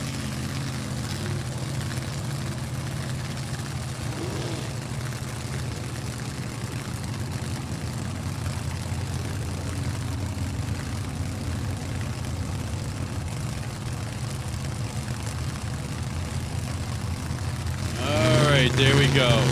Thumbs up for the Hall camp there. Everything's all set. Midnight Sun car. Great little paint job on there. Probably not a paint job. Probably a wrap. Oh, the starter's not it. It actually looked like Votilla. It went all the way down. There we go. Saying, hey, you got a courtesy stage here. Hall goes in, sets off the top bulb.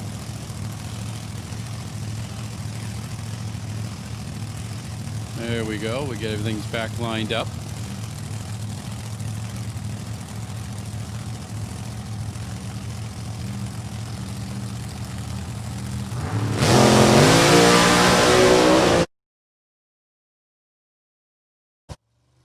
Let's see what he can do. 655, 162. 688, 150 for Votilla. Moves Hall into that number 2 spot with that 655. Midnight Sun moves into the number 10 spot.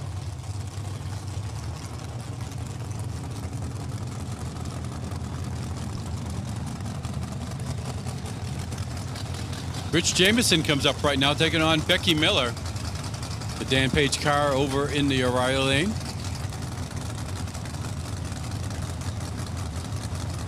Taking on Jameson here. The Rock and Roll Racing 2012 Race Tech Chevrolet powered.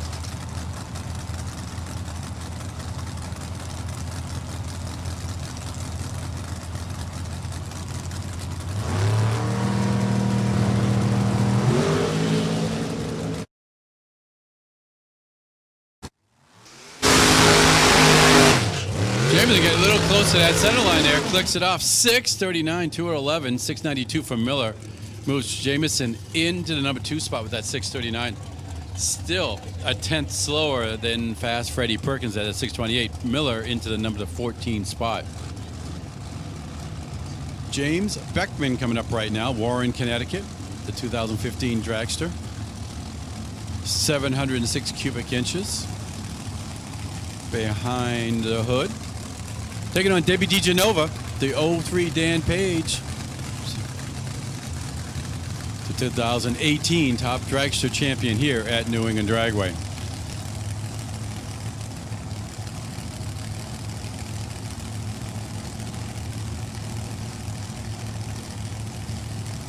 Comp eliminator, we need you to the lanes, please. Comp eliminator, to the staging lanes, please. 50 reaction time for DiGenova. 641, 213 for Beckman. 681, 193 for DiGenova. Beckman into the number 3 spot. DiGenova into the number 9 spot with that 681. DiGenova was 1 second flat to that first 60-foot cone measurement. Next up, Al Kenny to take on Gary Kobe. Fairfield, Connecticut, the undercover dragster for Kobe.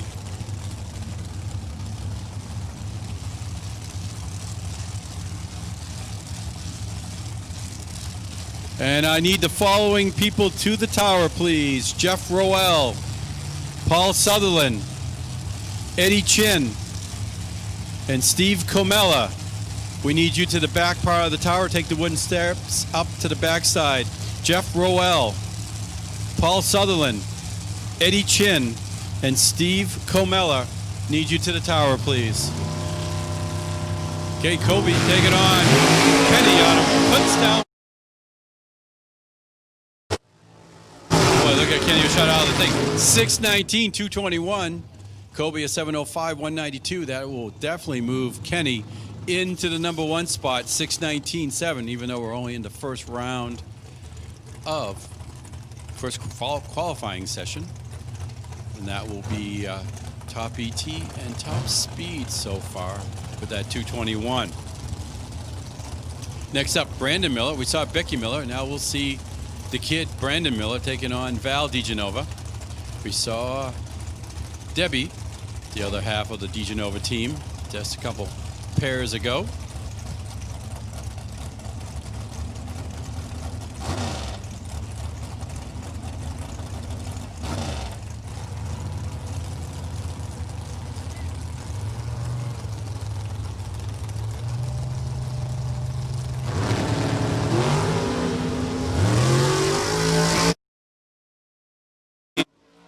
Miller, 001 on the red, 678.9 for DiGenova, 743.1 for Miller.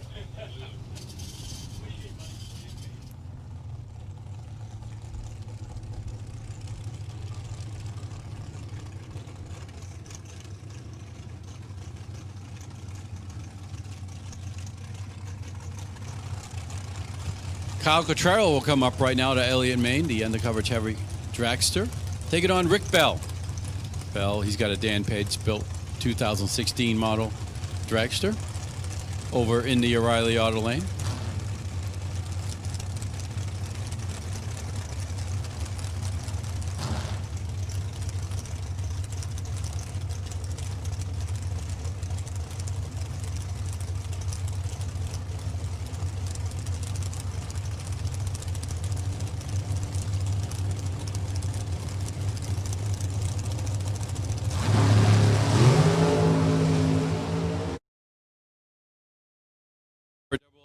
On the reaction time at the stripe, 691.8, now 193 for Bell.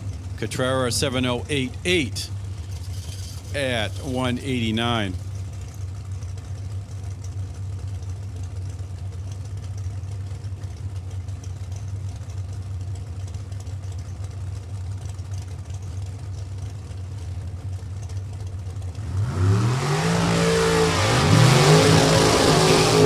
Moses will come up right now, Colonia, New Jersey. O'Reilly Auto Lane taking on Justin Mason. He's got this Dan Page built car here in the New Hampshire Lottery Lane.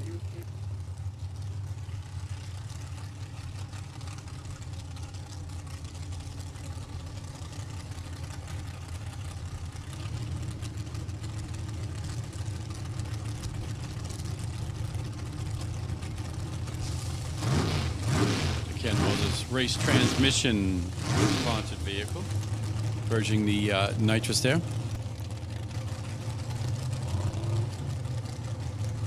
Comp eliminator, we need you to the staging lanes, please. Competition eliminator, we need you to the staging lanes, please.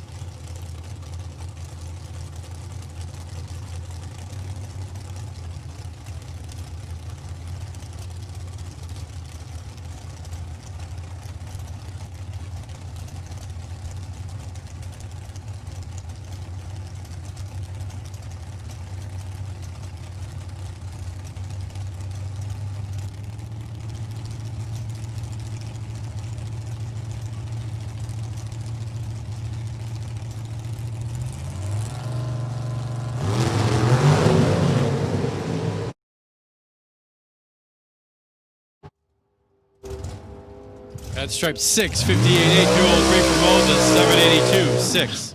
133 for Justin Mason. Moses to the number 6 spot. That'll put Mason in the number 25 spot.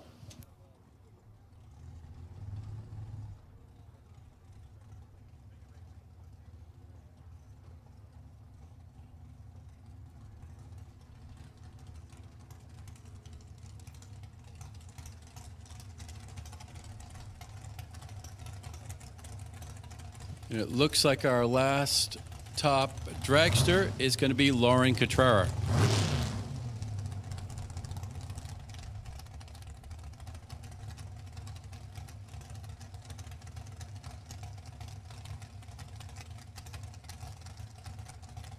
Comp eliminator, we need you to staging lanes if you're not already there. Comp eliminator to the staging lanes.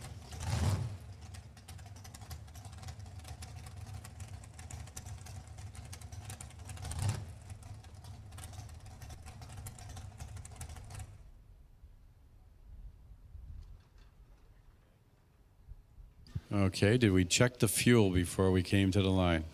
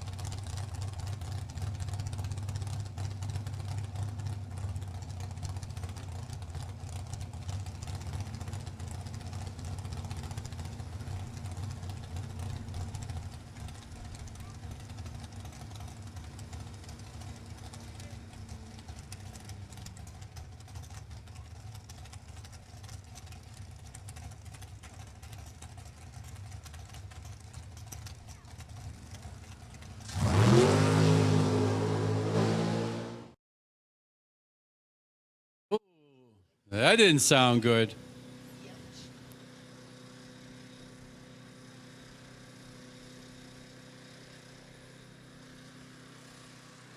And now we'll take care of that round of Tommy tape qualifying. Looks like I have Mr. Reinhardt sitting in the green room and come in and take care of comp eliminator and top sportsman. Isn't there supposed to be food in the green room? Isn't there supposed to be beer in the green room? There would be if it was my green room.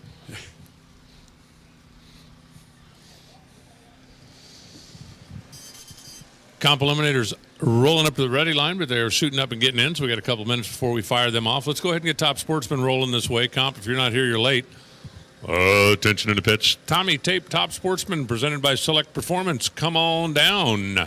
We need you to the staging lanes, please. We're kind of rocking along here a little bit ahead of the published schedule. It'd be nice to keep it that way. Get out of here nice and early and have a nice dinner and come back and do it all again tomorrow. So guys in the pits kind of plan accordingly. You know what the rotation is, so just keep track of where we are and when your class is going to be called. And as of now, we're calling Tommy Tape Top Sportsman presented by Select Performance.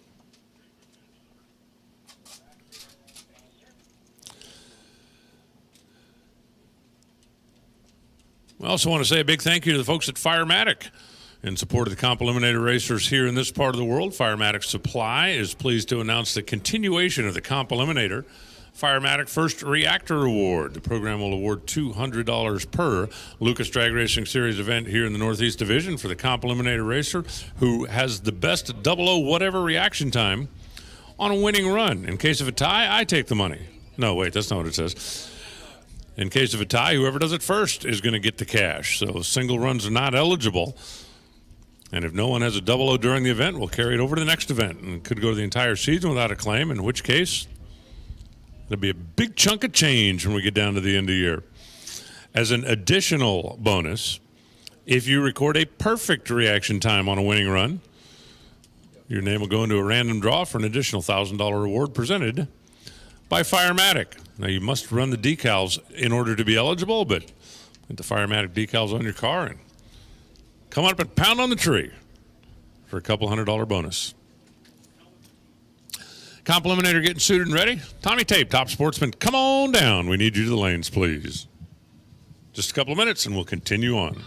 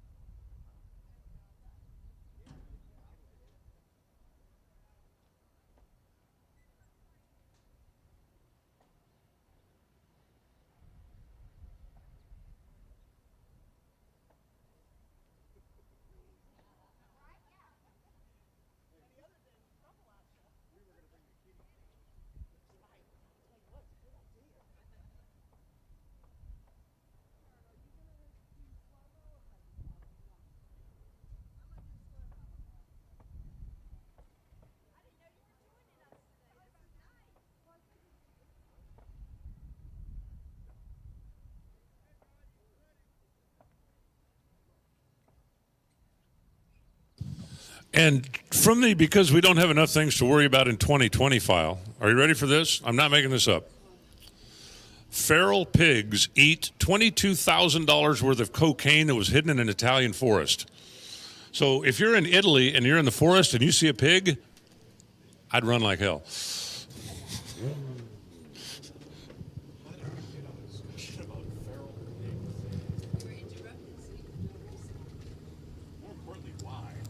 Somebody's got to have video of those guys, right?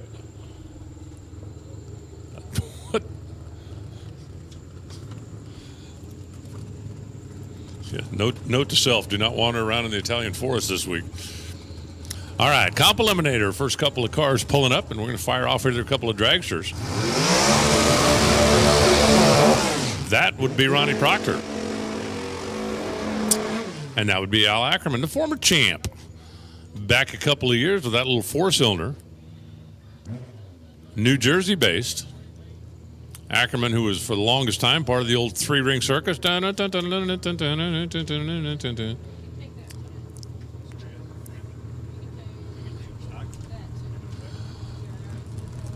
Comp is a lot of fun. Love comp. Qualifying is based on how low can you go. Index is down on a scoreboard. The cars are all categorized based on chassis design, engine type, weight, cubic inch, transmission type, blah, blah, blah, blah, blah. The fun thing about comp is that it's performance-based. So even though it's handicap start, once we get into eliminations, there's no breakout. You just got to figure out how to get there, and that's why you see some of these interesting combinations. You look at it and go, you know what? I can take a little four-cylinder Chevrolet and make enough power to make it run better than 859.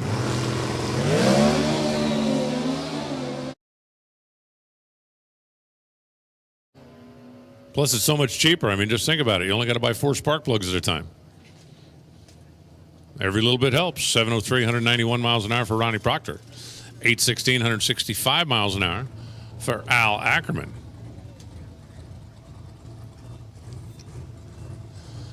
And here comes the champ, Frank Aragona, in the J altered automatic.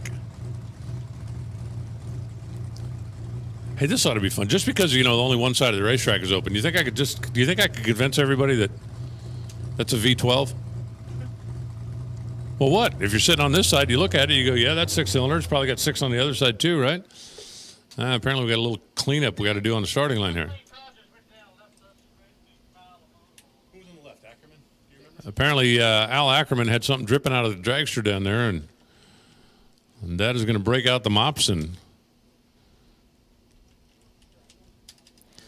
I have a lot of respect for the starting line guys down there. I mean, you check out the guys. You know, we've got both the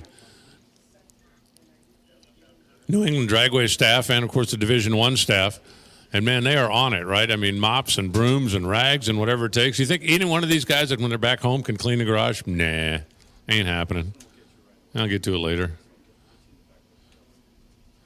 I said in one of my National Dragster articles, one thing that I learned about myself through this whole shutdown, I have a shop back in Arizona, and I think like everybody on the planet that has a shop, I have got an entire list of things that one of these days when I get a little free time, man, I'm going to tackle that project. And I learned that time was not what was holding me back, because I show up at shop and go, I ain't doing that. Don't want to, don't feel like it, and you can't make me.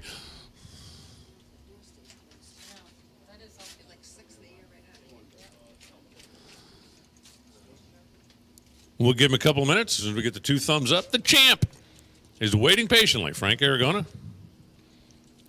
And he's going to go side by side with Jerry Russo and his screaming little Supermod Cavalier.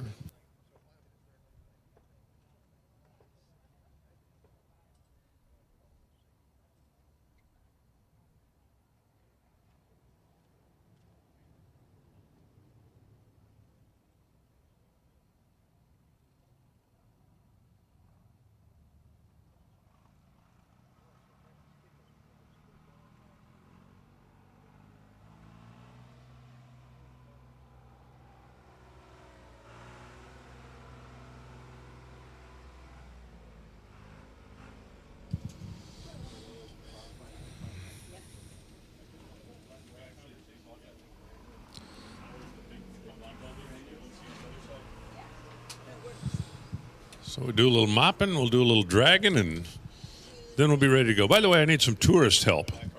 We're staying down in Londonderry. Where would a guy go for a good lobster roll? They didn't have them at Applebee's. Right around the corner from here.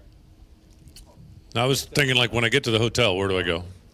Where around there? Somebody got to help me out here. Because I couldn't come up here and not have a lobster roll. Normally, when we come up here for the bigger events, we'd stay out in Portsmouth, and there's a million places out there, but I just don't know my way around Londonderry. I was actually thrilled that I found the hotel last night, and Applebee's was actually pretty easy. I talked to the clerk. I said, is there a place around here a guy can get a beer and a burger? And they said, turn right, and it'll be on your right. I said, that's pretty simple.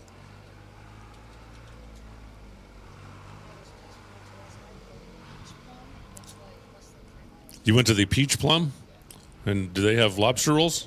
Awesome. There we go. The Peach Plum. Quick question. What name did they reject before they decided to go with that one? The Peach Plum. Ooh. I can save $5 with my ticket stub. Somebody had to give me a ticket stub. I wonder if a hard card works. Oh, that's awesome. Wow, I guess all you can do is ask. You can find them online at lobsterrolls.com.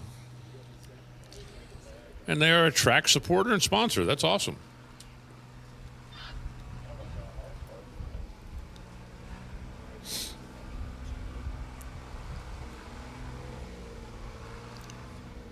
Oh, the beach plum. I thought you said peach plum. Beach plum. Then beach makes way more sense.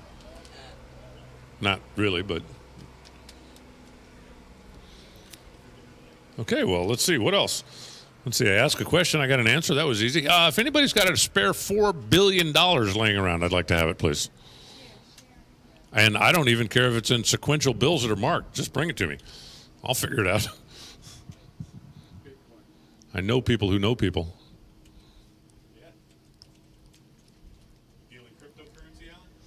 I do not deal in cryptocurrency, no. No.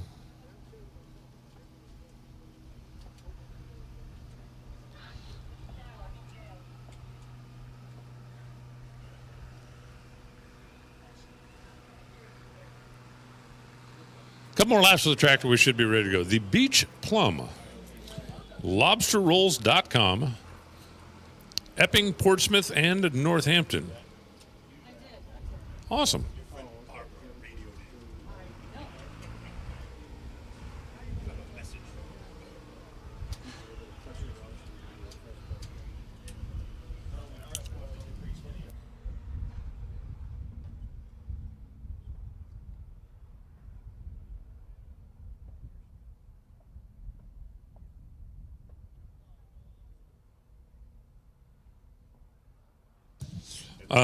Helpful tourist tip for those of you who decided, like me, that you're going to go to the Beach Plum tonight.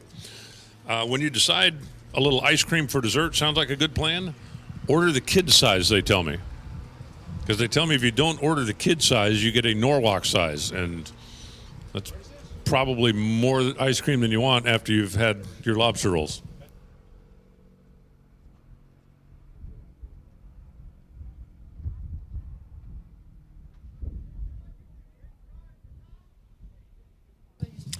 And as has become tradition here in Division I, Dave Moan walks in halfway through the conversation and completely gets the wrong impression about everything.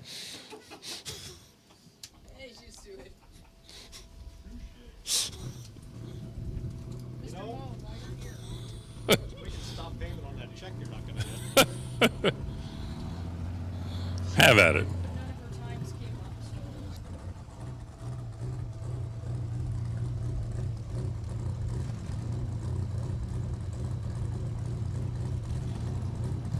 Here comes the champ.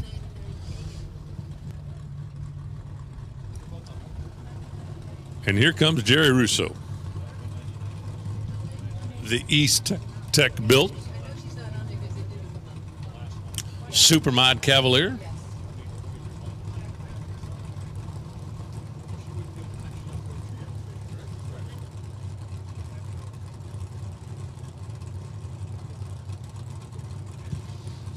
And I don't know.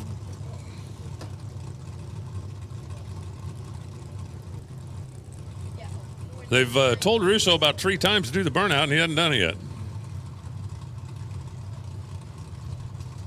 Maybe 4th time's a charm. Looks like he's struggling to get the thing in gear. That thing's a...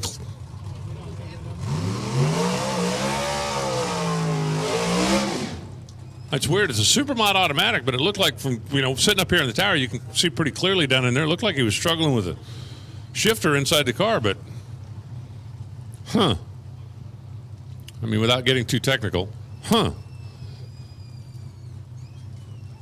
The Beach Plum.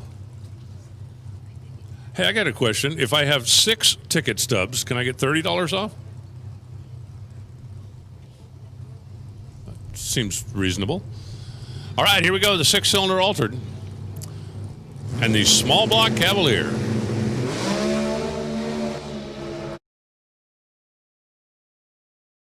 the wheelie bar and move to the right, so they're going to have to make a little adjustment there. The champ goes 757, 148 miles an hour. Let's see, 757, 148. Call me crazy, but I think he shut it off early.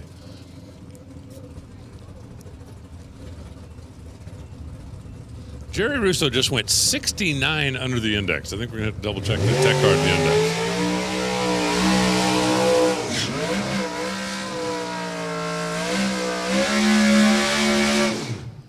And when Aragona was going 146 miles an hour at the 8th and 148 miles an hour at the quarter, I'm pretty sure they shut it off early.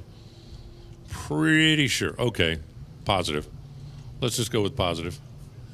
Pete Diagnolo, that would be the orange car on the left side. Frank Affronti, that would be the white car in the right side. A couple of Cobalts that are identical except for the fact that they're completely different.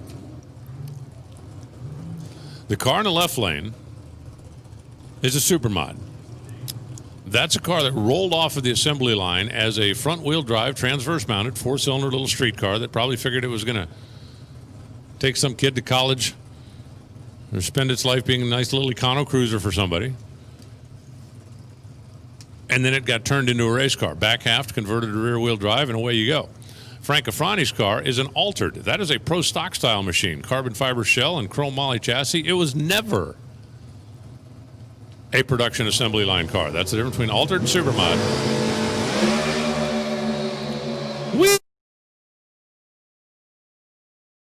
What's the point of having a race car that doesn't do wheelies? I can't see one. 825, 162 miles an hour for Frank. Diagnola goes 855 at 143 mphs.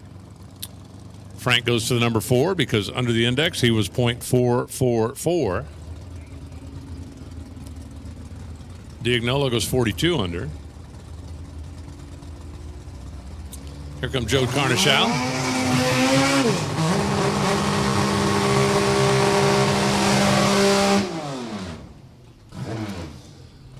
Joe Carnichal, the East Coast Surfaces car. I think that's what it says. And here comes Zahner. Lee Zane in his 4-cylinder F Dragster automatic. See, if you're looking at it over here on the right side, it looks like any other dragster, right? Scoops right in the middle, and you can count the 4 coil packs, and you look at the header, but it's not, because the other side, which should have all that same stuff, has nothing. It's blank. It's invisible. It's not there. Lee's pretty good at this, by the way. That's not exactly breaking news.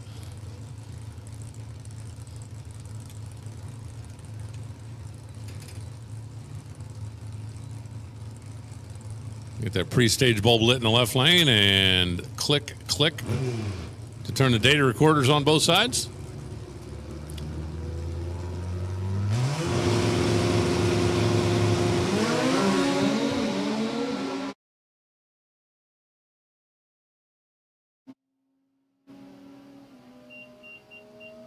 That thing sounded like it shifted 7 times.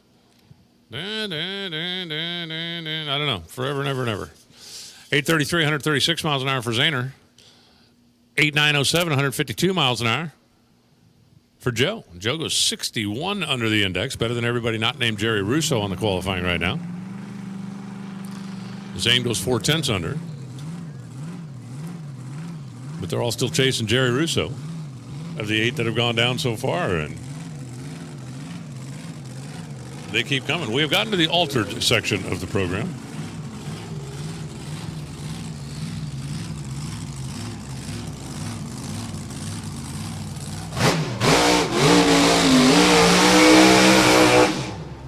Thing's loud. Loud cars scare me. Santo Volpe in that 23T. And Rich Prizer.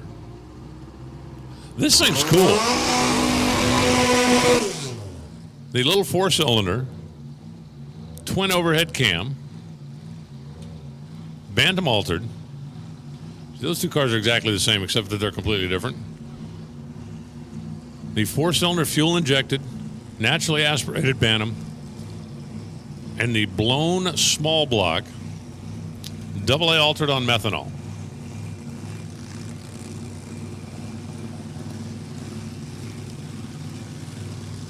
I love watching those AA alters, as long as I don't have to drive them.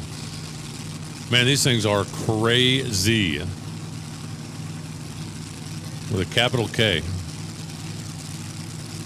Spelling was never my strong suit. Math was never my strong suit. History was never my strong. Memory was not. Never mind. I don't know where I started going with that. I just got halfway in it and knew I couldn't get out. If you're betting first to the finish line, I like the chances of the left lane car. If you're betting higher qualified, though, Prizer's car's pretty fast.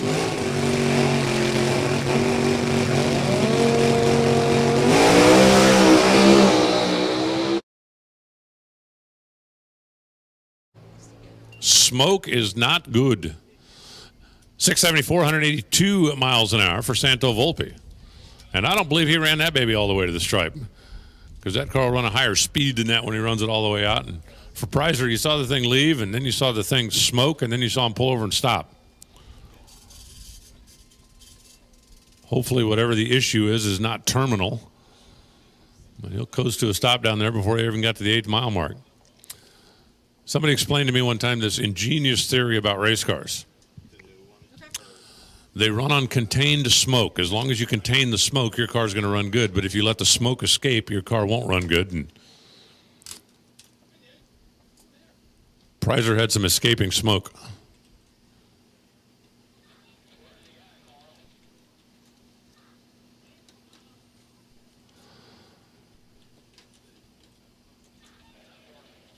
So our top end crew will come down and retrieve Rich. And again, hopefully whatever that issue is something that he will be able to repair and come back and try it again. As I welcome everybody to an absolutely beautiful day here at New England Dragway.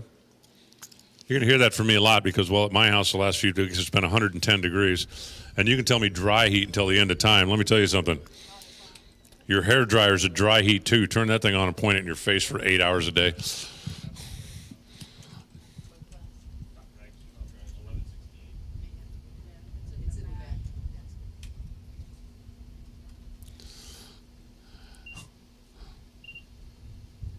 Rich looks like me when my boat ran out of gas one time.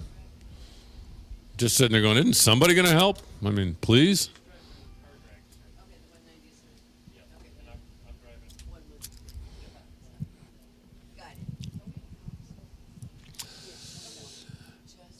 You know, Victor Cagnazzi through his Cagnazzi Racing and GM Parts now continue their support of stock and super stock up here in this part of the world. And we're glad to have him back. They join the ever-growing list of NHRA Northeast Division programs. This program will award the best package on a winning run in stock and super stock at all the Division 7 Lucas events for 2020. Each class will be eligible for an extra $300 per event. In case of a tie for the best package, I get the money. I'm going to keep saying that until somebody tells me I can keep it. Ties actually go to whoever would do it first. And all kinds of cars will be eligible. There's also a $1,500 year-end bonus for the best package of the year. So put together a perfect package and then fill out a deposit slip. Works for me. Vehicle must be a General Motors car for the year-end bonus. And decal is required. You can get them at the D1 Tech Trailer. And when you see Victor, say thanks. And remember, GM Parts now. Whether you want to repair or customize an old vehicle,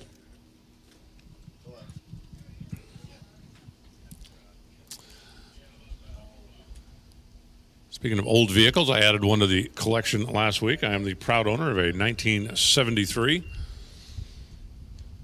half-ton Chevy pickup. That is a clean running driver. Doesn't have a speck of rust on it. And My sister wants me to show you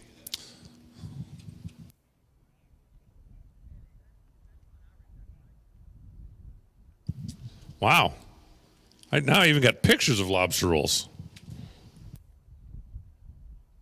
Thank you, Maureen. She said And by the way, she also concurred, if you order the ice cream, order the small. Because the small is not small. She left before the freeze. You know, my mom used to always tell me I couldn't have dessert first because it might spoil my dinner. And I kept asking her, well, what about if it happens the other way around? I'd hate if dinner spoiled my dessert. That would suck. Ice cream first.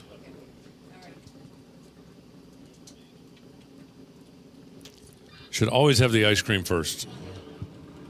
Maybe that's what I'll do. I'll just go get a big ice cream, and then if I still got room, I'll get a lobster roll. Hey, Tommy Tape Top Sportsman, presented by Select Performance. If you are not in the lanes, you are officially late. Well, yes, I know you can have ice cream anywhere, but still.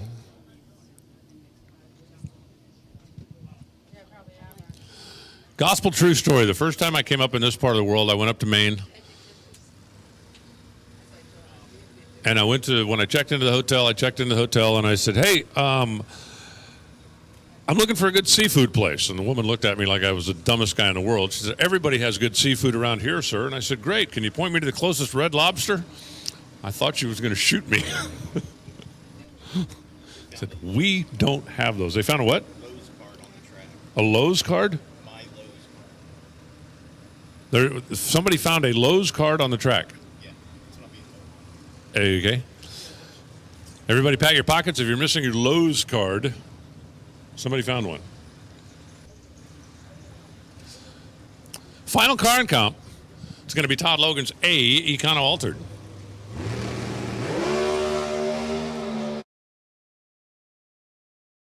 Small block. 3-speed automatic. 727 at 181 miles an hour. No, it doesn't have a 727 automatic, not behind a Chevrolet, but that's going to put him 5,600, and that's going to put him fourth. Jerry Russo, you're the man, at least for now. Joe Carnichal, second. Ron Proctor, Todd Logan, rounding out the top four. Frank Aragona, the champ, is fifth. But he shut it off early. Ernie Bogue, back to your trailer? Okay. Ernie, you need to go back to your trailer. The certification man is there. Let's see, what else is going on besides wild pigs eating $22,000 worth of cocaine? I am not going in the Italian forest. I did want to go to the Maine forest, so I'm going to find those trains someday. Since when? I want to have a snowmobile. Well, tell me where they are then. I just want to go see them.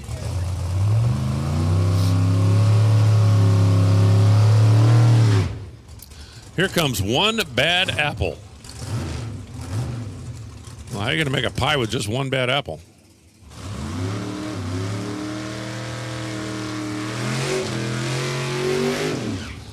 There's Larry Willard in that 1957 Chevrolet. And Doug Bruce as we jump right into Tommy Tape Top Sportsman presented by Select Performance. I see Speed Tech decals on the Camaro, so I guess that means that he is blowing a little bottled oxygen into that 600 plus cubic inch big block. Yep, now I'm sure of it.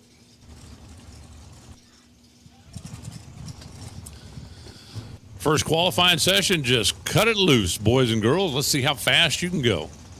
Really fast bracket racing, thanks to folks at Tommy Tape and Select Performance for being our division sponsors up here. Love the wide variety of cars in the category as well.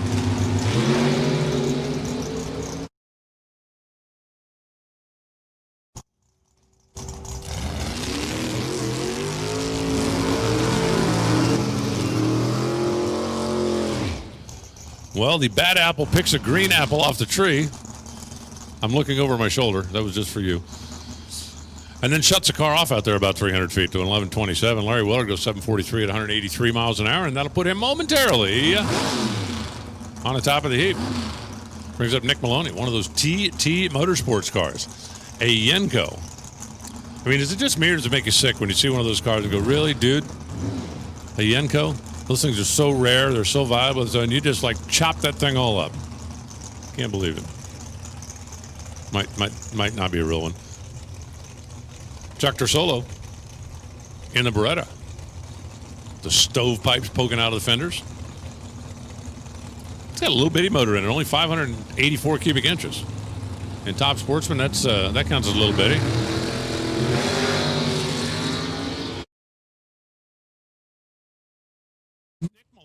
I'm telling you, that thing is straight as a bullet. 714, 192 miles an hour.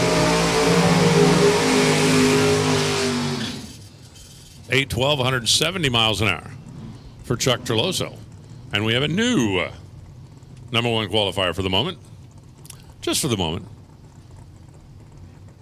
Eric Cabral up next. Driving the Ionati brothers.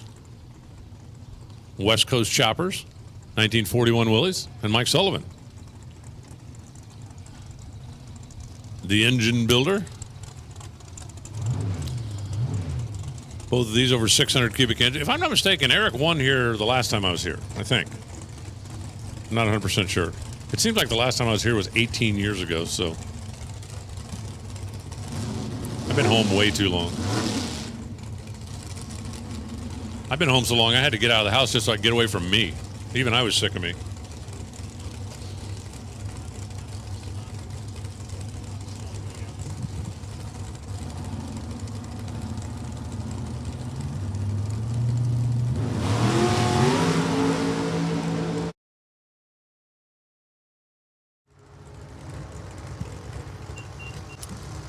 .707 Mike Sullivan at 193 miles an hour, and we got a new number one qualifier.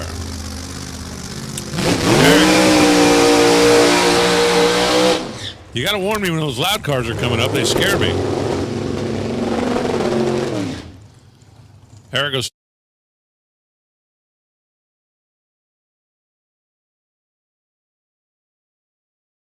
Everybody else is one pair. Because here comes Dave Crafts in the Corvette. The electronic fuel injection. Looks like it's missing something, doesn't it? Fun fact, if it had the carburetors on it, it would have to have a scoop by rule. Because it's fuel injected, it doesn't. By rule. John Amorati over here in the 1963 Corvette with a blown 526-inch Hemi.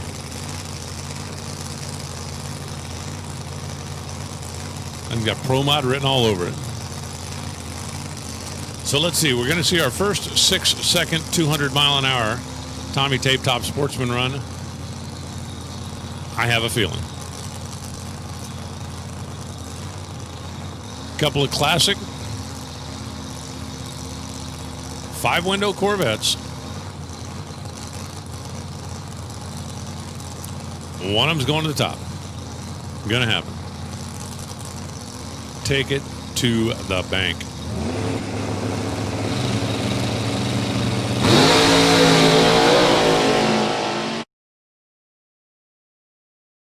Qualifying, all that counts is that 669, 210 miles an hour, and Amorati goes to the number one spot. Crafts goes 716 at 190 miles an hour, and that'll put him fourth right now. So the blower Corvette outruns the fuel injected Corvette.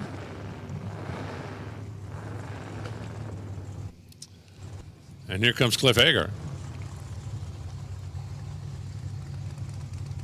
for the folks at AC Performance. And Don Lucier. This thing is wild.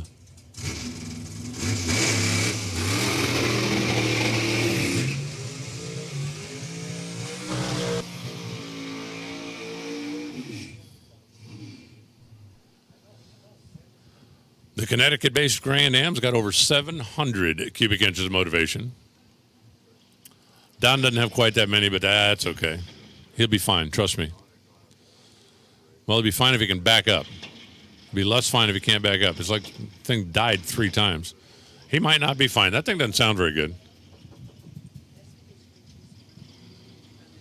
Okay, well, it's coming backwards now, so that's a step in the right direction. Looks like it's got a pipe out over here on the right. That might not be good.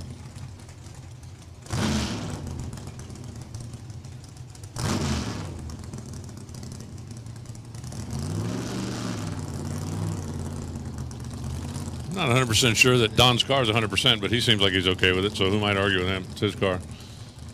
It's my car, and I can do whatever I want. So there.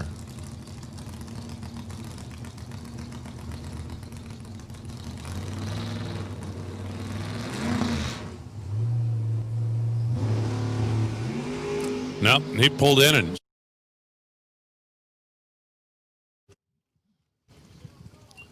Cliff, meanwhile, 726, 192 miles an hour.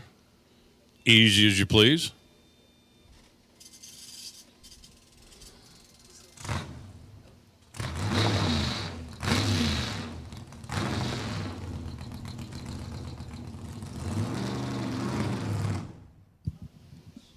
And it looked like Don was at least going to try to drive it off the racetrack, but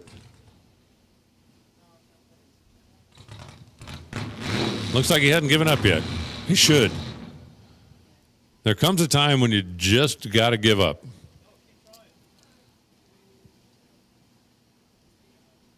Like my high school counselors did on me.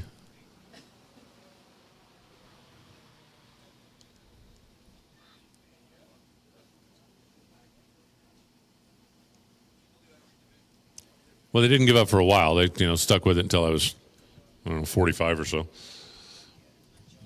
Well, hopefully whatever the issue is for Don is one that they'll be able to get rectified.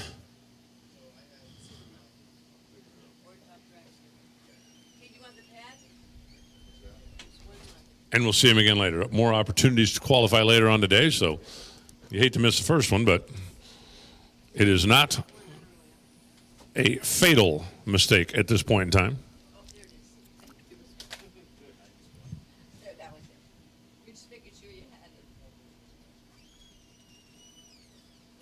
You got to admit, that thing looks really cool.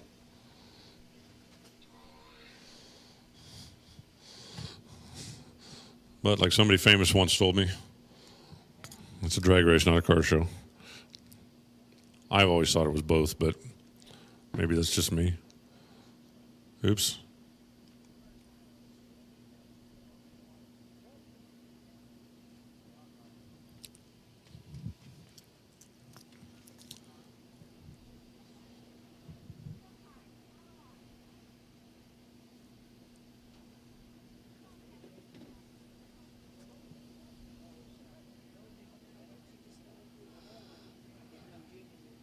I got to admit, I kind of thought he was going to go the other way.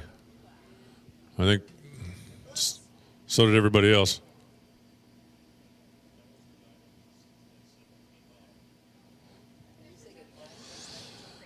It's days like this. I'm glad I'm not a golf cart clutch. Pardon me, Mona, I have to take this.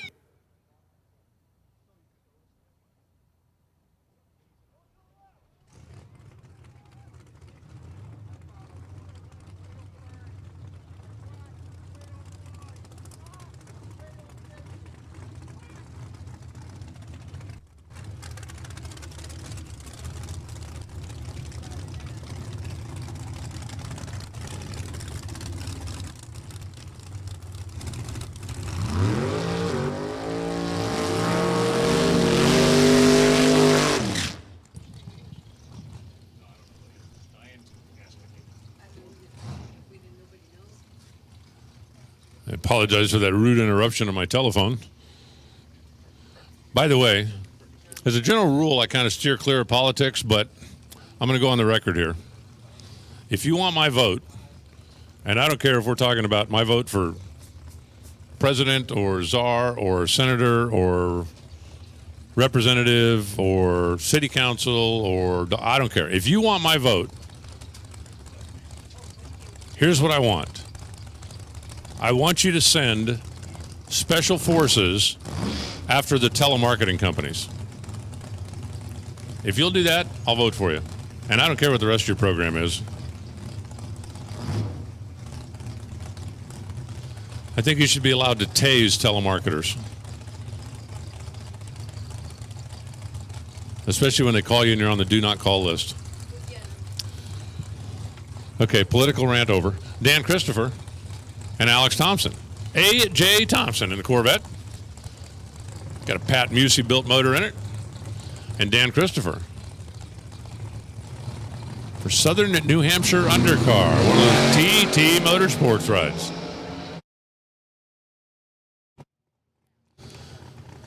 Thompson's car was moving around out there about 300 feet or so, but able to stay with it. 726, 167 miles an hour off of the throttle at the finish line. 723 for Dan Christopher at 190 miles per hour.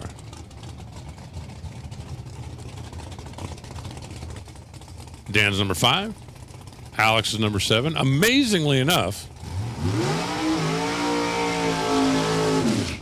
we're 11 cars in and we only have one 6-second car.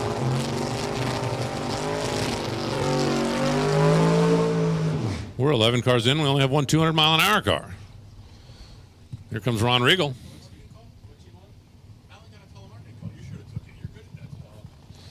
But I'm waiting for a call from somebody whose number I don't have in my phone, so I basically today have to answer everything. Is he? How does he do that? Yeah?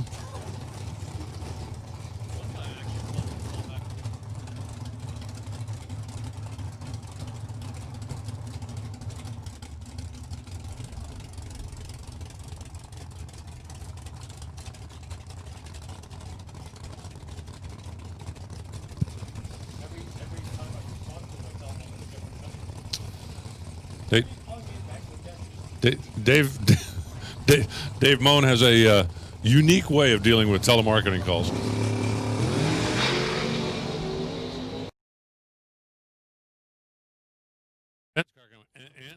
When it took off.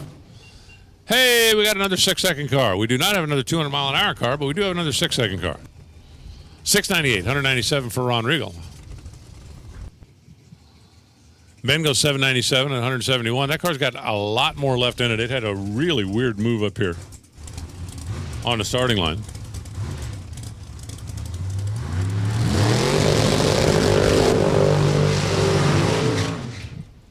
All right, next up is going to be Jack and Frederick. Jack's over there in the left lane in the swoopy later model machine. Frederick Perkins, the 57 Bel Air Wedge. That Wedge Bel Air style looks like it would be the perfect thing if you needed a doorstop for your airplane hangar. That thing, by the way, has an 800 cubic inch big block in it.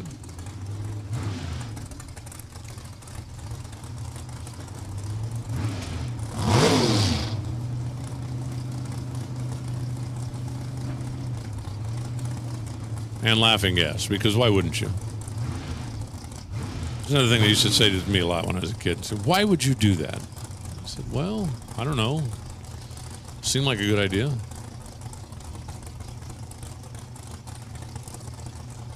Why would you ride your skateboard down the ski slope? Well, it seemed like a good idea.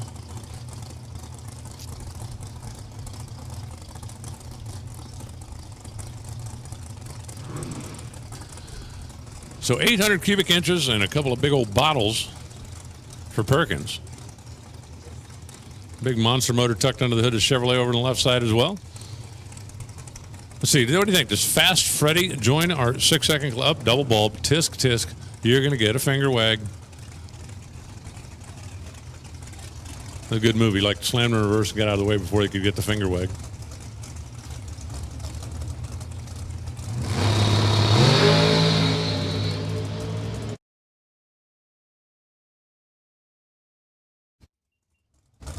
Not that one. 689, 198 miles an hour for Fast Fred. And 1276 at 72 miles an hour. And that thing just, when it was time to go, it didn't. It was like, ugh. I mean, it did kind of, sort of, but not really.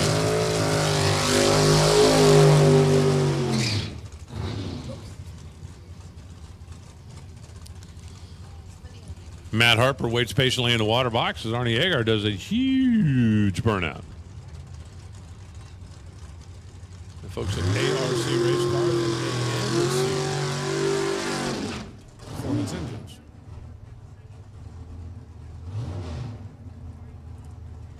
So ARC, not to be confused with ANC. Not to be confused with OSE, can you see?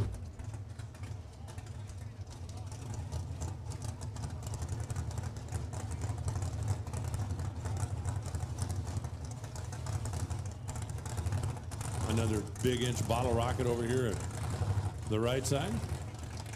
We roll our way through this first qualifying session.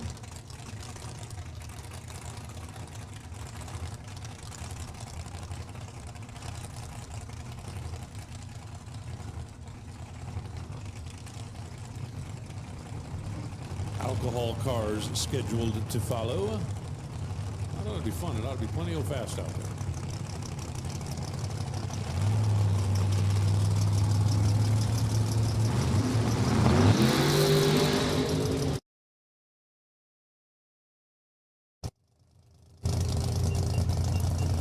691. Man, those classic Chevys are fast. 197 miles. Matt Harper goes 762 at 178 miles an hour. But see, we only had one 6-second car for the longest time, and I said, gee, I want more, and all of a sudden I got more.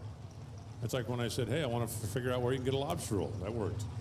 When I said, hey, somebody bring me a bucket of cash. Well, that didn't work, but I haven't given up yet. Day's not over. John Amorati sitting number one. He's still the only 200 mile an hour time card holder here in Top Sportsman. Now it is Wayne Horton in the left in his Corvette. And Brian Conrad in his Corvette.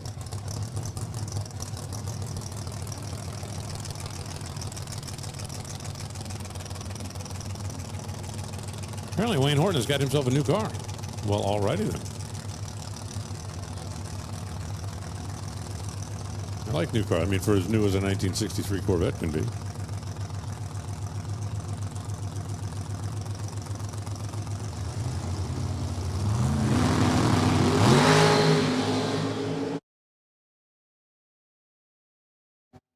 Red light, we don't care about no stinking red light. 709, 193 miles an hour for Brian. 754 for Wayne Horton. Wayne goes to number 14 spot. Brian goes to number 6 spot. And we are down to our last few. And Tommy Tape Top Sportsman presented by Select Performance. Frank Volpe rolling in next on the left side. And Bill Janke.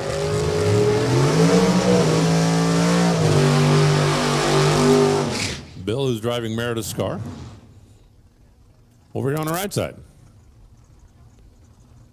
A couple of racers up from New York. I don't know why I never thought of this before. Where did the name Poughkeepsie come from? It must be a story. I mean, right? Was it founded by Ferdinand J. Poughkeepsie? Or was there something else? See, now I'm going to have to look that up. Bill Jonke, now he's out of Newburgh, New York. See, that makes perfect sense to me. We're going to open a Berg. Is it going to be an old one? Nope, brand new. Okay. We can make that work.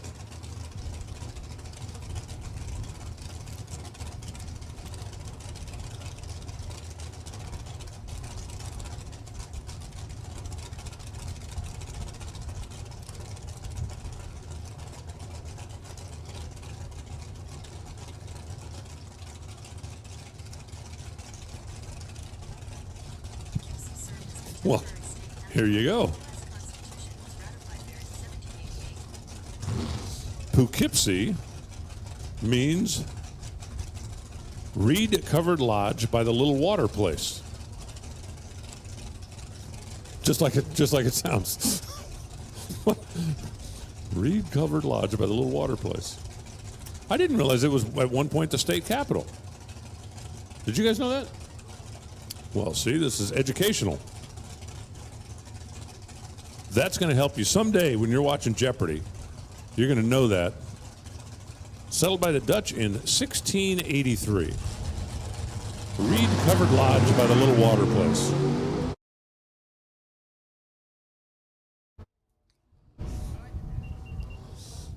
.698, 194 miles an hour. Frank Volpe gets into the 6-second Cool Kids Club. 7.111 at 184 miles an hour for Bill Janke. I guess it's good that they call it Poughkeepsie. Can you imagine? Can I talk? Can you imagine having to write reed-covered lodge by the little water place, comma, NY, every time you mailed a letter? Yeah, that wouldn't be fun. Okay, I'm going to stop asking stupid questions because I'll have to start looking them up. John Amorati. John's still number one. Here comes Don Priest. in the Beretta, and Carl Giuliano. That's another thing I always wondered. Why would Chevrolet name a car model after a 1970s TV detective? There must be a story there.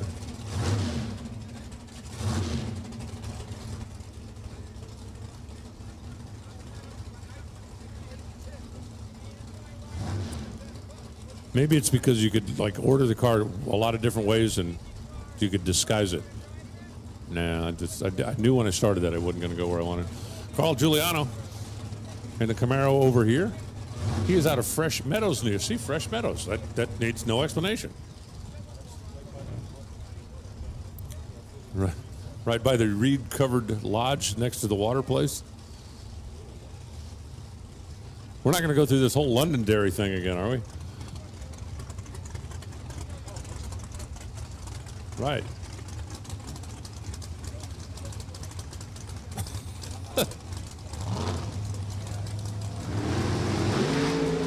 Yeah, I mean, at that point, why give up?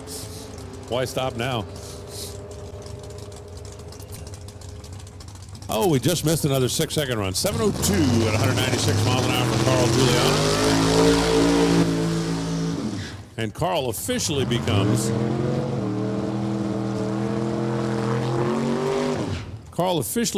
the guy closest to getting in the Cool Kids Club that's not a member. 7:02. You got to run the sixes to be in the Cool Kids Club. Priest goes 7:19 at 171 miles an hour. And I don't think he had that thing floored all the way to the finish line. When you see 7:19 and you see 190 or 171 miles an hour, yeah, that thing was not running happy when it got to the stripe. Rich LaChapelle and David Miller. David and Becky in the group, they're just out having fun now. I've been kind of on lockdown for way too long. I still cannot like wrap my head around the fact that it is the middle of June and this is the first D1 Lucas race. It is the middle of June, right?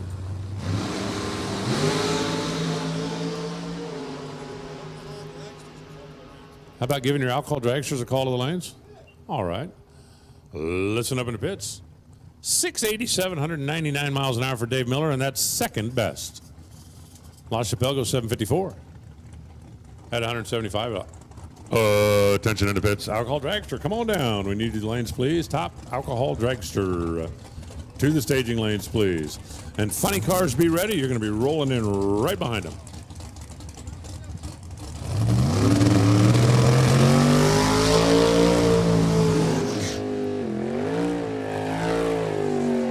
Craig Moore is a TSR Racing Products car. Am I the only one that thought that thing was going to be louder than that? Of course, he does have the headers tucked under the body. I do like the plexiglass scoop. Somebody needs to build a plexiglass intake manifold. I don't know why. I just think somebody does. Ronnie Proctor, former champ over here for Bud's Signs et al.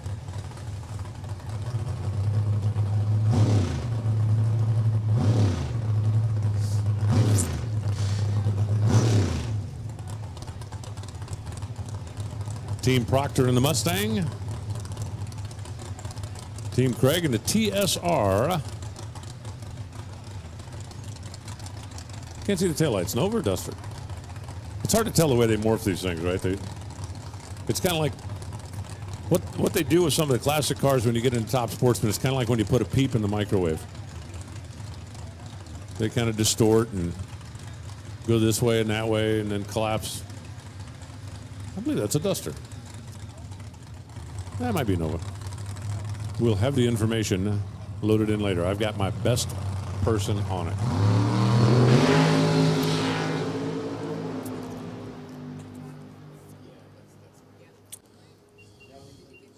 Man, Ronnie's car just like squats down and goes, doesn't it? 680 at 203 miles an hour. That's quicker than everybody not named John Ammirati. Craig goes 759 at 178 miles an hour, and that is going to take care of that. So John ends up in the number one spot. Bud Pruce is two. Dave Miller, Fred Perkins, Arnie Agar, Ron Regal and Frank Volpe make up the Cool Kids Club. They got 7 members. In the 6s, you want to be on the front page, you got to outrun Cliff Agar 726, and we will see them all again a little bit later on. We got our alcohol cars pulling in back behind the tower now. It'll be a couple of minutes before we're back on track. If you want to grab yourself something cold to drink or a snack, now would be a great time to do it. And you won't miss anything, I promise you. I'll give you a heads up when it's time to head back this direction. But the next thing on the racetrack, in the form of competition, is going to be the alcohol dragsters. And since they were scheduled to go at 1 o'clock, we're going to have a few minutes before they roll out. So again, you got time? You want to go grab yourself something? I wonder if I got time to go get a lobster roll. What? Down at the beach, absolutely. At the reed-covered building next to the little water place. But run a little bit ahead of schedule, so we're going to take a little break. A little yawn, a little stretch. And the alcohol dragsters will be next.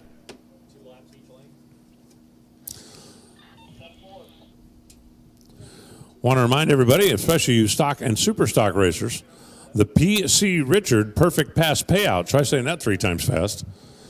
We'll go to the first racer to run dead on the dial on a winning run. In stock or super stock, $200 P.C. Richard gift card with the decal. Or if you don't have the decal, they'll still give you a C-note worth of credit at P.C. Richard. Decals available, of course, at the tech trailer. Bella's Electrical Contractors Best Reaction Time Award. $100 to the best RT in stock and super stock on a winning run. We certainly appreciate everybody that's on board and supporting us out here in the Northeast Division. Grab yourself a snack, grab yourself a drink. We've got a few minutes before the alcohol dragsters will be back. I will tell you when it's time to head back to your grandstand seat. I'm going to take my own advice and grab a snack.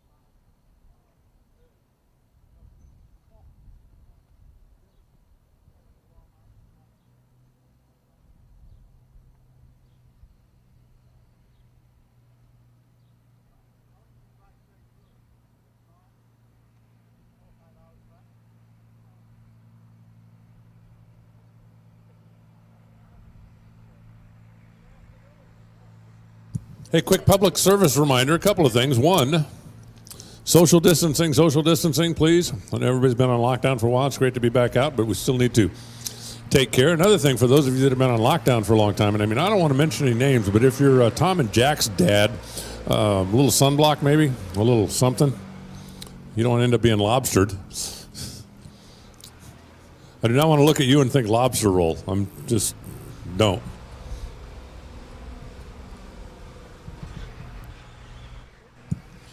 The public service announcement was brought to you courtesy of Dave Moan and the Northeast Division of the NHRA.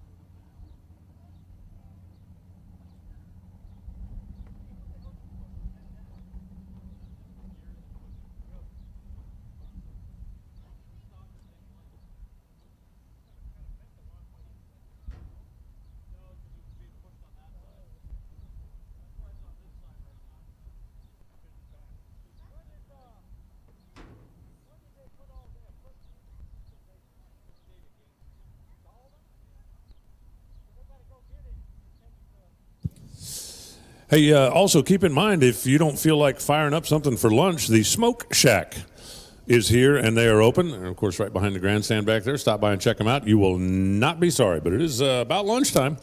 Might be a good time to swing by the Smoke Shack and then head back up towards the grandstands. Top alcohol dragsters are pulling into the staging lanes. Won't be long. Alcohol Funny Car, go ahead and follow them in if you would, please.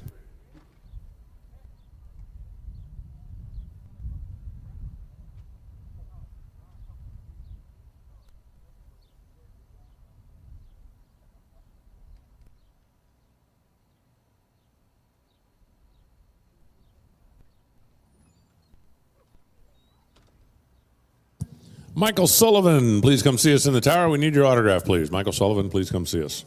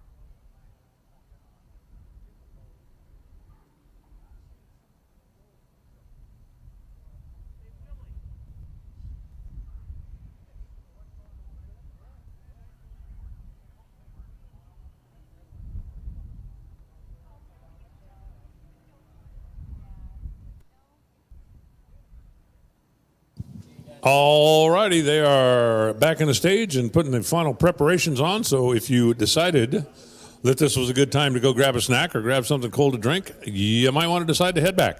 The alcohol dragster will be rolling out here in a minute. I told you I'd give you a heads up when it was time, and heads up! It's almost time.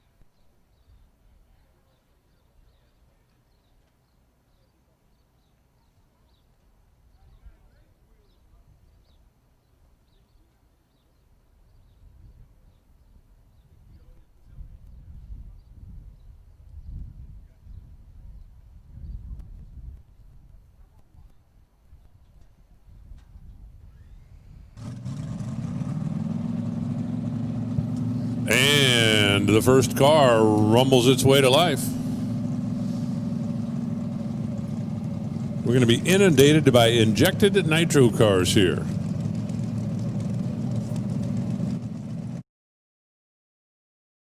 All I said, inundated. Don't you have something to do? Okay.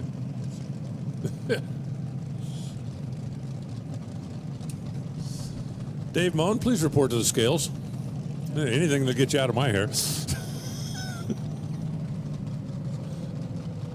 Exactly. A very short trip.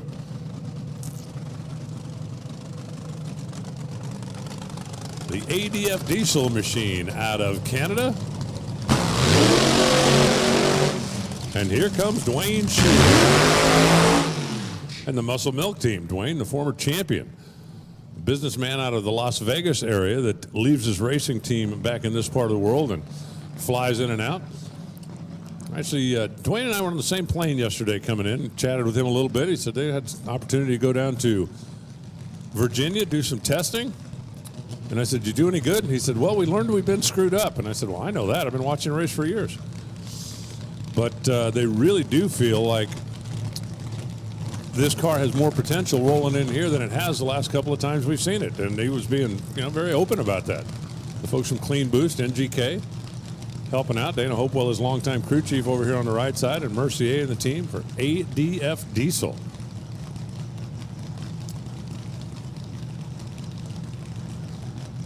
But we're going to kick it off here. 128 degrees is the temperature of the concrete on the starting line here at New England Dragway. It's in the mid-80s. It's a bright, sunny, absolutely beautiful day. Told somebody if this was Phoenix, we've got a word for it. January.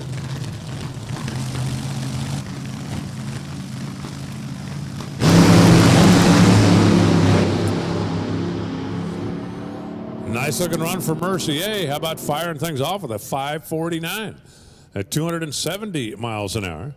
Dwayne's car was very aggressive early, and it looked like it just got up on the tire out there about 100 feet or so. You see it just start to crank the tire, and Dwayne took his foot off the throttle. Of course, he's been doing this long enough to realize that first qualifying session, there's no real reason to go out there and pedal it. Just come back and try again later. But the scoreboard comes up at 11:33 and 85 miles an hour for Shields.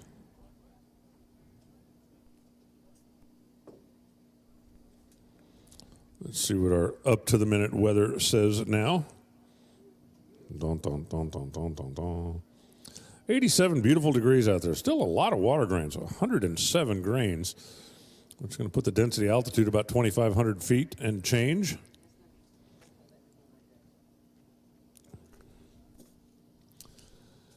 But Dan Mercier gave everybody something to shoot for with that 549 as the next pair roll around the corner and get ready to go. I said we're going to be inundated with injected nitro cars, but they're not all injected. We got a couple of supercharged machines. Kind of assume all the hardcore fans that are out here today for the Lucas Oil Series understand, but just in case there's anybody who doesn't or is here for the first time, the category is known as top alcohol dragster, but you can run nitromethane in the tank as long as you don't have a supercharger. If you're not force feeding it, you can run the injected nitro combination, or you can run the classic screw supercharger and use alcohol. If you want to run a blower and nitro, you can do that, but it's called top fuel.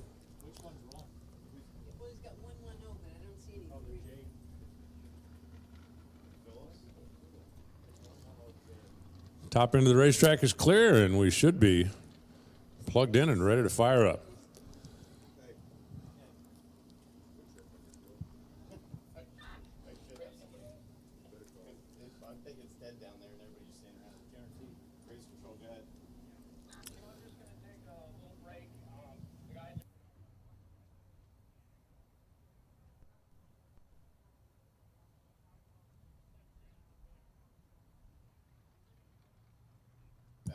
Alcohol funny car, hopefully you are back in the lanes ready to go. Just waiting to hear the rumble of the injected car back here. They almost always, when they run an injected car against a blower car, start the injected car first because they usually take a second to warm up before they switch over and start pouring the yellow stuff in. But it's just simply a matter of the routine is a little bit longer.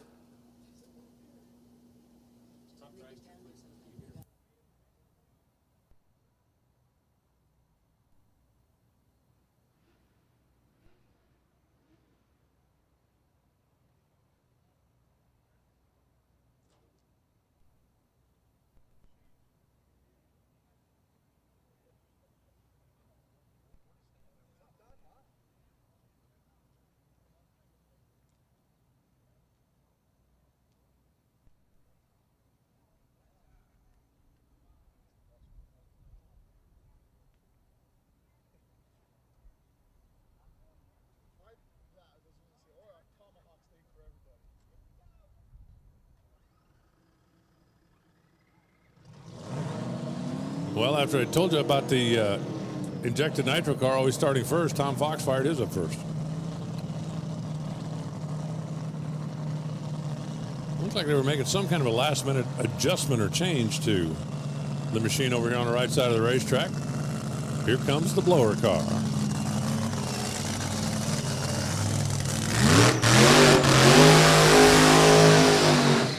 Transaxle and pen grade.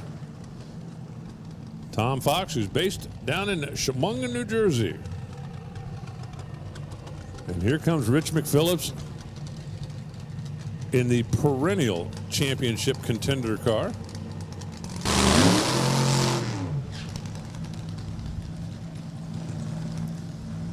painted green again. And it's actually Rich Jr. that's driving the car. His dad is standing behind it out here. So Jr., who has been in the cockpit a couple of times, but over the course of the last couple of years, this has been a car that Troy Coughlin has competed in. But they don't get a whole lot better than that green machine over there in the injected nitro ranks these days. I mean, you know, you talk about Randy Meyer, and there's a few of them down in Texas, and McPhillips' car is always right in the middle of the conversation when you're talking about the best injected cars in the country. Tom Fox, a lot of new logos on the side of that thing. Hey, you know the old story, right? Race cars don't actually run on fuel, they run on money.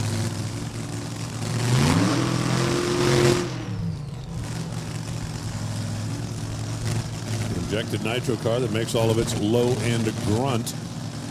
Going to leave from a dead idle, but man, you're going to hear Tom Fox. This is going to be the highest RPM machine in the category, as these things literally are over 10,000 RPM shifting on the way down track.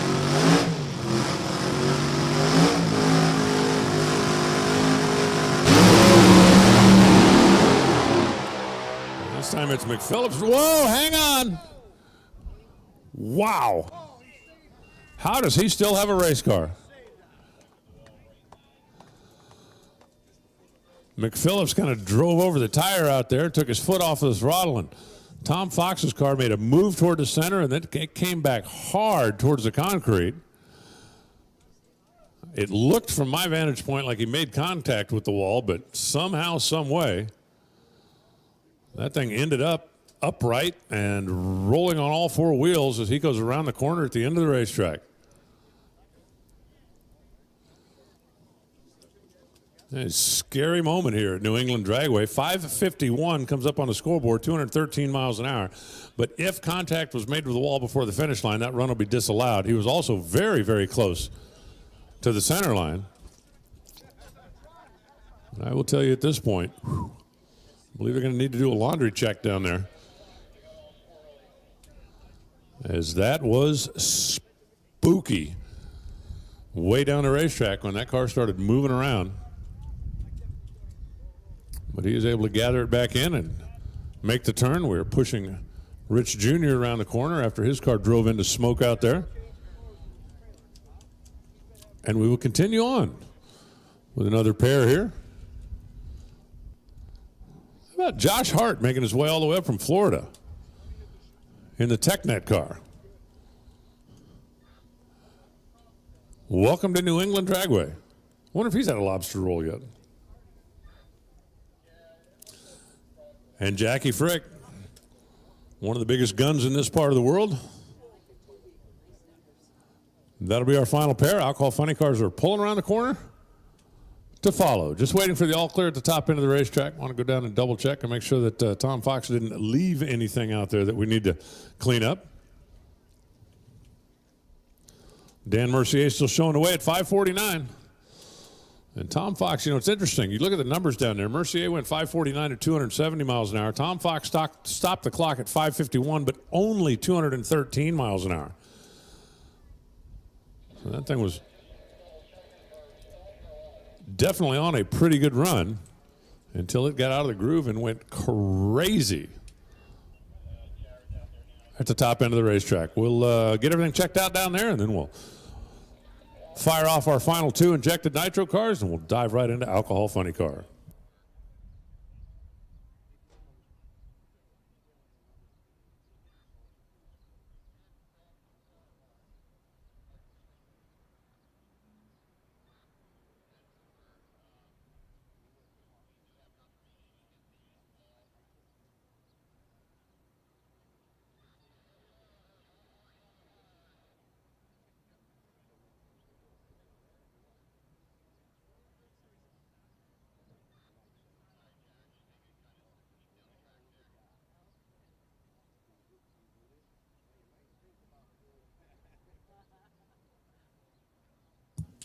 Well, we got confirmation from the top end that Tom Fox did cross the center line, and he also made contact with the wall when the back end swung around. He's got some white paint on the tire, and we got a black mark down there on the concrete. So even though 5:51, 213 came up on the scoreboard, that run will be disallowed for the lane violation.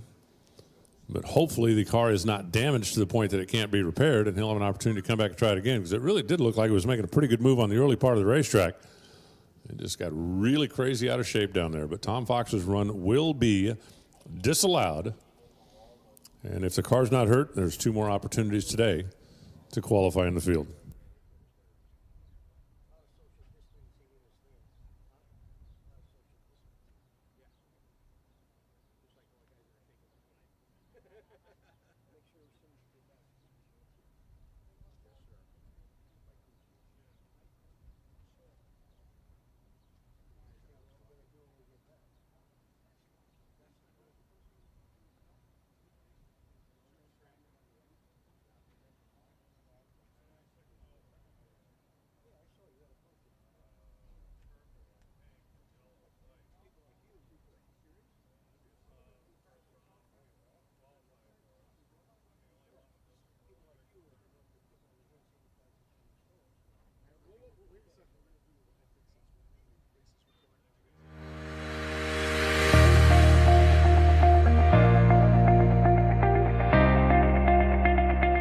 MicroStrategies has been transforming business through innovation for nearly 35 years. Our core focus is to help our customers manage, mine, and monetize their data and informational assets. Whether it is in enterprise content management, big data and analytics, IoT, cloud, or security solutions, we have the skill and the experience to help our customers disrupt their markets and lead in their industries. Oaks Landscape Services, a rough and ready team. There's also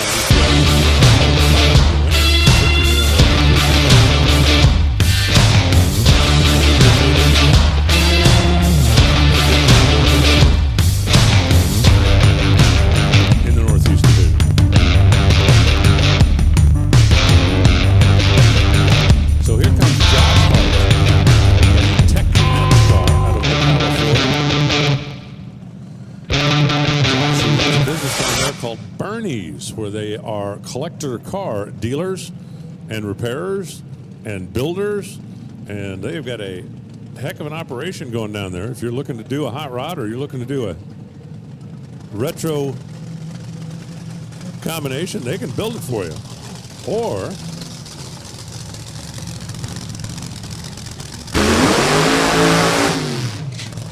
pause for burnout. If you're in the market for a classic muscle car, they've got quite a few cars in stock. They also do consignment stuff, and Josh is just like car guy through and through. He's lined up over on the left side of the racetrack with that injected nitro machine.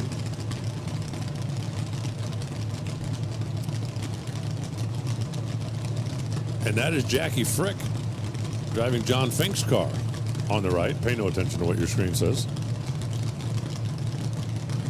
Jackie, who is the boss over there at Accelerated Travel.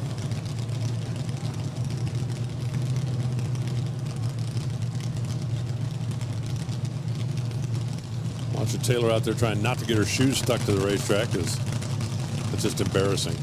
You know, when you walk away and your shoe doesn't, it's just embarrassing. All right, number 1 spot right now, Dan Mercier at 549. That will not be number 1 by the time the parachutes come out on these 2 cars.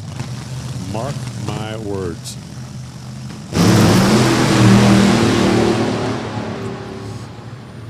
Jackie goes straight into smoke, and Josh Hart goes right straight to the top. 525. 271 miles an hour, 226 miles an hour at the 8th is picking him up and putting him down on a 128-degree racetrack. Josh Hart takes the TechNet car to the number 1 spot. Jackie smokes him at the step. I mean, that thing never had a chance. It was 13-73. At 68 miles an hour. So I believe Josh and Dan Mercier are both going to be pretty happy with their runs. I don't think anybody else will be happy at all. And again, we just hope that for Tom Fox and his team, that car is not damaged and that he will be able to come back and try again to get qualified for this field, since contact with the wall and the center line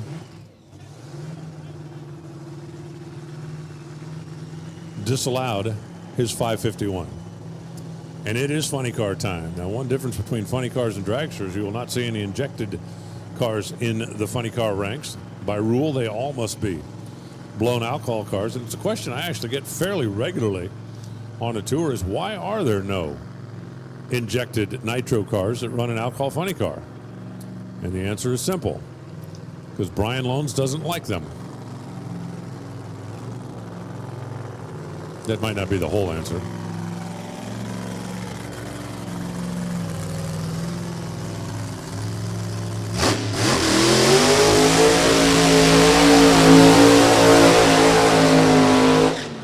Brian Golick looks like he's got a new set of shoes on that thing. That looked like a tire breaking in burnout if ever I saw one. Teamed up with Lou Scrow, who has been around the alcohol ranks in this portion of the country for many, many a year. And always been involved with very successful operations. Just to finish up the thought from before, the reason that there are no injected nitro cars is because it really never was a class. If you go way, way back in the day, there was top fuel and there was junior fuel. And then as years went on, the junior fuel cars, and designation, of course, being blown as one, injected as the other, the junior fuel cars got morphed into the alcohol dragster ranks. And there really never was a separate class for injected funny cars. There were some of them out there back in the early days when guys started pouring nitro in and running them injected, but there was never a separate class. When guys started putting blowers on them, basically everybody did, so the class was never created.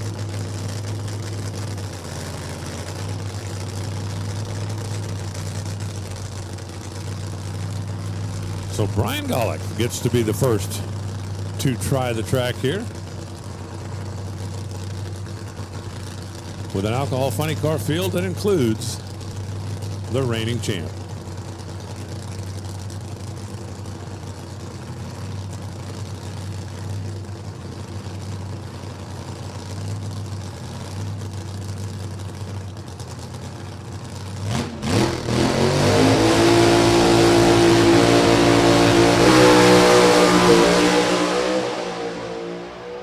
That's not a bad looking run. 572, 253 miles an hour right out of the box. Nice job for Brian and the team out there. A good opening lap, nice clean run down the racetrack. Most of the time, the teams will tell you, you get out in first qualifying session, you don't need to run low ET, you don't need to run career best, you just want to make a good clean run down the racetrack. That kind of sets the tone for the weekend, and that was a good solid one. Hey, listen up in the pits. Attention in the pits. Stock Eliminator, come on back. Qualifying session number 2, Stock Eliminator. We need you back to the staging lanes, please. Looks like we're going to have another solo run. And then I do believe we'll start sending them at you side by side after that. Fred Tigas, who has been doing this quite a while.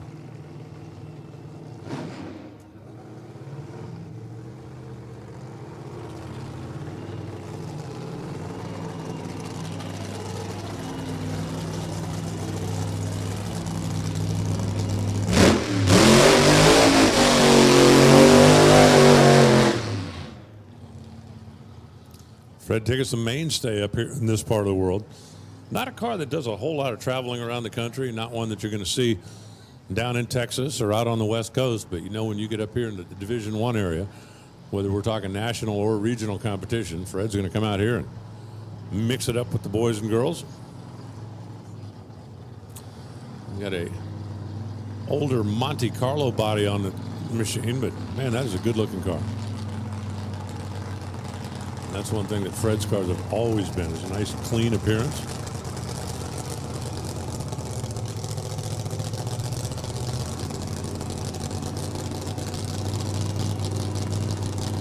So we just saw Brian Golick go out there and put up a good solid 572. I think if you want to be the number 1 qualifier here after the first session, you're going to have to be down about 552.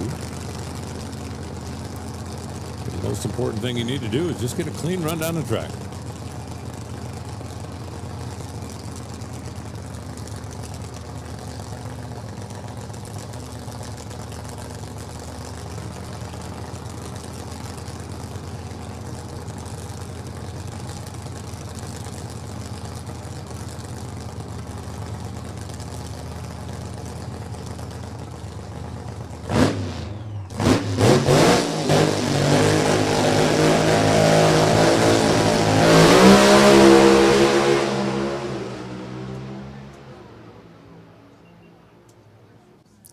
567.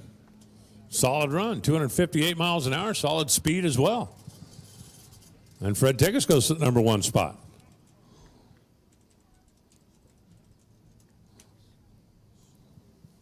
So 2 cars up, 2 solid runs down the racetrack for Fred and for Brian Golick. And if Fred's got a cell phone in the car, he can call back home to Massachusetts real quick and tell everybody he's number 1, at least for the moment.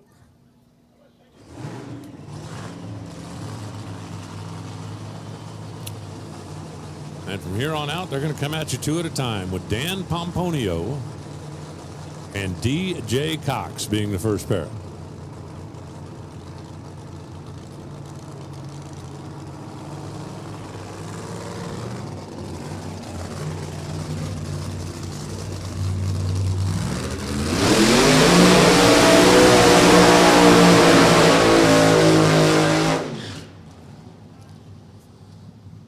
Dan Pomponio, another one of the mainstays up here in this part of the world, although Dan is a guy who's not afraid to burn a little diesel fuel if need be.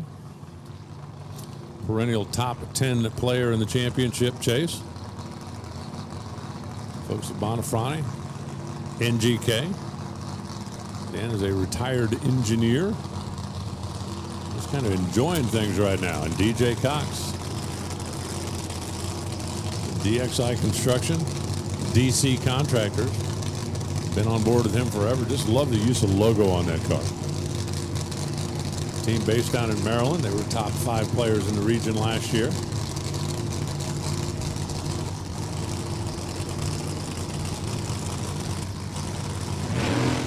So let's see. We had a 570. We had a 560. We're going to get our first 550 here. I don't know.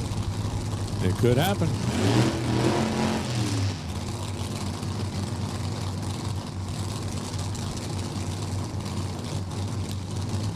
De-icer spray. Still kind of funny, isn't it, that on an 85-degree day you'd have to shoot a little de-icer in the butterflies, but the nature of the beast of these alcohol cars.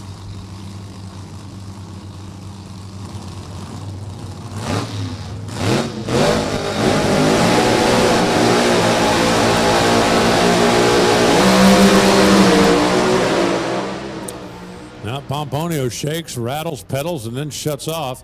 And a 557 for DJ Cox at 264 miles an hour. So we've got a car in the 570s, a car in the 560s, and now a car in the 550s. Pomponio goes 876. So that thing rattled pretty good. He pedaled it, and you could hear about 8 mile or so where he just took his foot off the throttle. Figured we'll come back and try it again later on. But DJ Cox goes to the top with the DXI car, at least for the moment. But we got a couple of pretty good cars back here. They're going to try to take that away from him. The Moduline team of the Gill family and the reigning champ, Sean Bellemere, driving for Tony Bartone.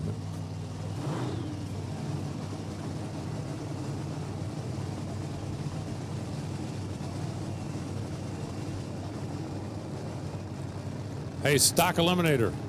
Attention in the pits. Stock eliminator. Need you to the staging lanes, please.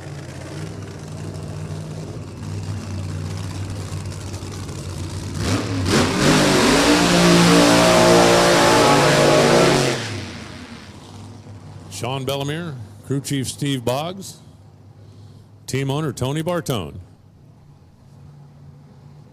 They have just had their way with the category over the course of the last couple of years. This might be the most menacing looking car that they have fielded. A red line oil and Hussey copper head gaskets. Been with him for a long time. Tony, his brother Michael. Bartone Brothers Racing goes all the way back to the days when they were running Super Gas and Super Comp. Tony's in the contracting business. Sean Bellemere is a computer nerd. His words, not mine. And Matt Gill, his dad Paul, drove the car for a number of years. The Moduline cabinet, red, white, and blue, very patriotically painted Camaro. Well, I said 552 was going to be pretty close to quick. I might have underestimated a little.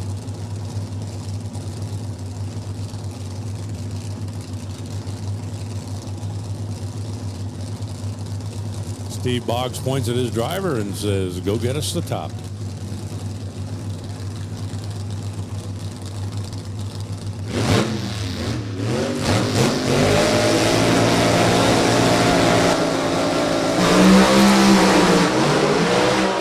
That was a pedal, and they both have to shut it off.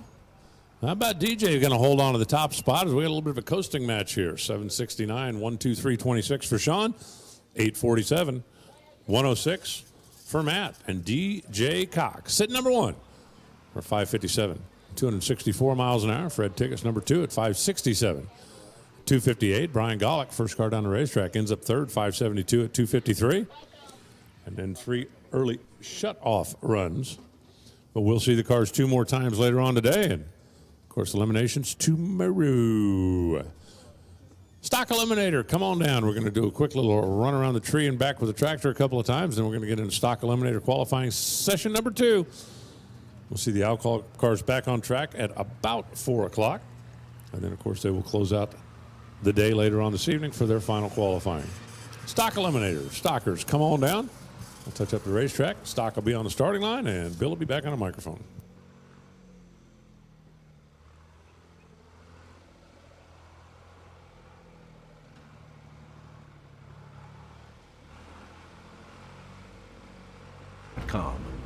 America's food supply, our heritage, and many of our freedoms are under attack by animal rights extremists who are waging war against America's farmers, sportsmen, and animal owners. The food we eat, sport hunting, fishing, and even owning a pet are all at risk.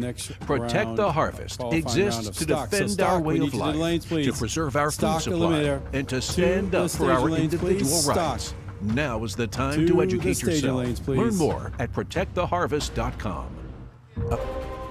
MicroStrategies and its drag racing team, Von Giovanni Racing, knows what it takes to succeed, both on the track and in business. MicroStrategies has been transforming business through innovation for nearly 35 years. Our core focus is to help our customers manage, mine, and monetize their data and informational assets, utilizing technology to drive business, the same way we utilize technology to win races. We take a high volume and variety of data from multiple sources to help us succeed in our racing program. Whether we're finishing first in a big race or helping our clients grow their business, it's all about the teamwork and the analytics of winning. With a dedication and passion to cross the finish line first, the MicroStrategy staff on the Bon Giovanni Racing team are constantly pushing forward, analyzing data to increase performance, and striving to be the best.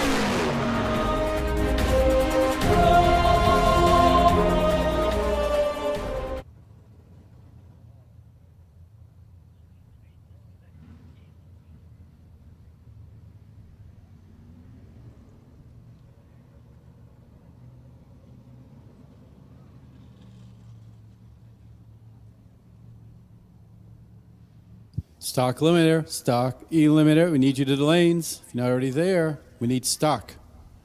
As we're pulling them up to the ready line now.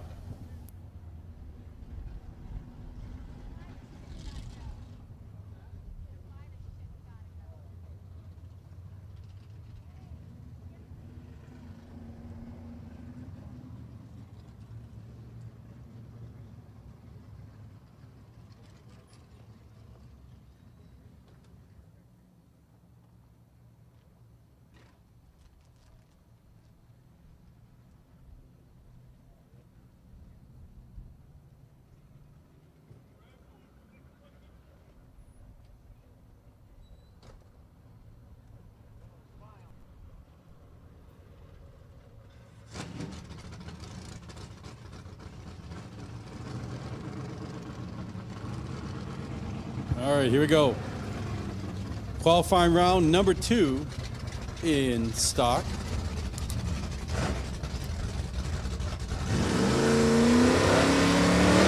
That'll be Tim Barrett taking on Grace Faraka. The F-Stock Automatic out of Vermont, 68 GTO. It's going to take on Tim Barrett. 65-year-old retiree out of Fort Anne, New York. with the 69 Camaro over in the O'Reilly Auto Lane.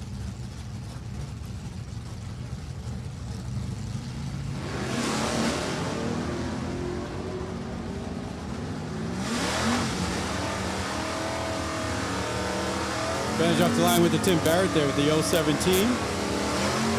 1178. Baraka, a 1264 with a 4.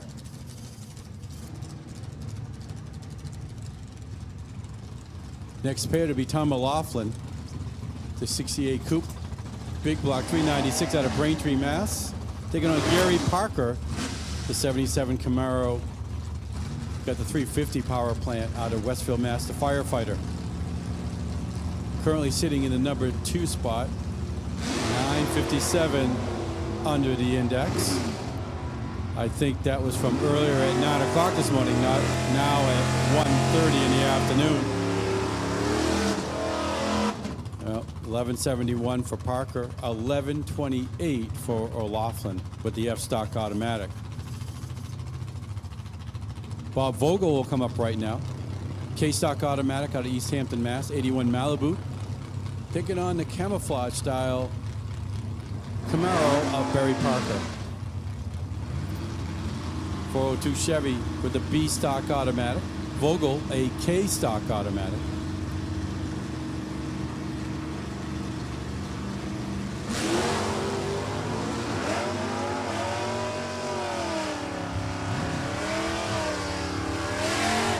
Vogel currently number 1 second under the index. 1183.6 for Vogel, 1030 with a 4 for Parker in the 70 Camaro. Next up will be Bob Moran. B-Stock automatic, 69 Camaro out of the Cape, East Falmouth, Massachusetts. Big block 396 B-Stock automatic taking on the factory stock Jack Matthews out of Bethlehem, PA, 2015 Camaro. Copo 427. Oh, Moran, 001 on the tree. Currently the number 5 spot with 940 under the index. Let's see what he can do now. 1035, 999 for Matthews and his Camaro.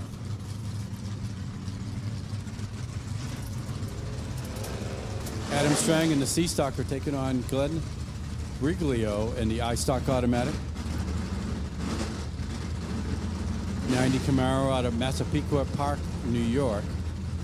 Going to take on Strang's 68 Firebird out of Jericho, Vermont. Pontiac powered in the C-Stocker over in the O'Reilly Auto Lane.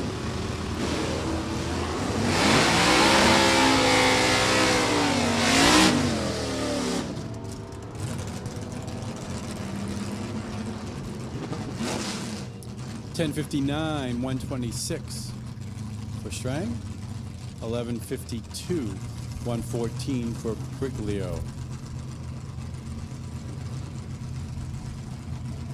O'Reilly Lane, Tony Jarvis, 2014 Cobra Jet, factory stock AA. Taking on Len Abramson, the Vitamin C, 69 Valiant, E-Stock automatic.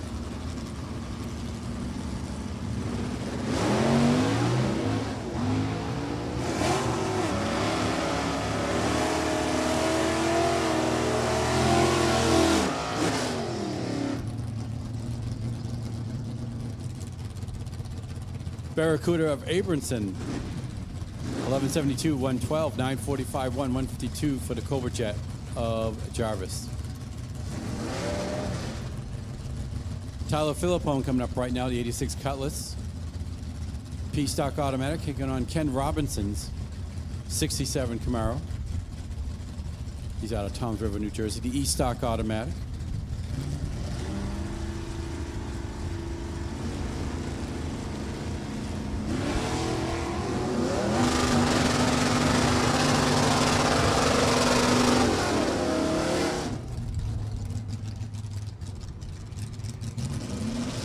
Robinson, 1091, 121, 1263, 104 for the P-Stock automatic of Tyler Philippone.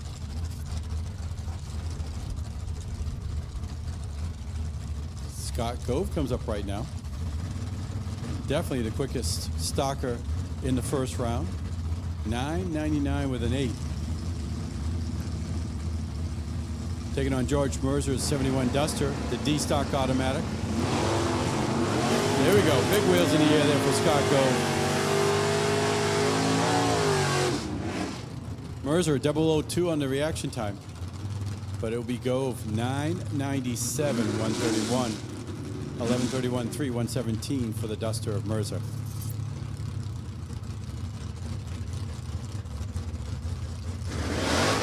Tim Pardish out of Woodland, Pennsylvania, 97 Camaro. D-Stock automatic taking on Jeffrey Eastburn, the H-Stock automatic out of Elkton, Maine, Maryland, I should say. Maine is E, Maryland is D. 83 Camaro with a 305 Chevrolet power plant.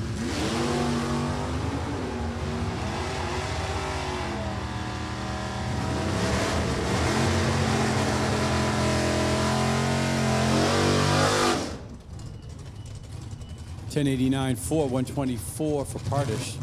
11.60 with a 7 for Eastburn. Tim Stickles comes up right now, the Malibu Blues. 80 Malibu taking on Phil Langford out of Langhorne, PA. The Copo 2014 Camaro. Calls it the Gold Rush.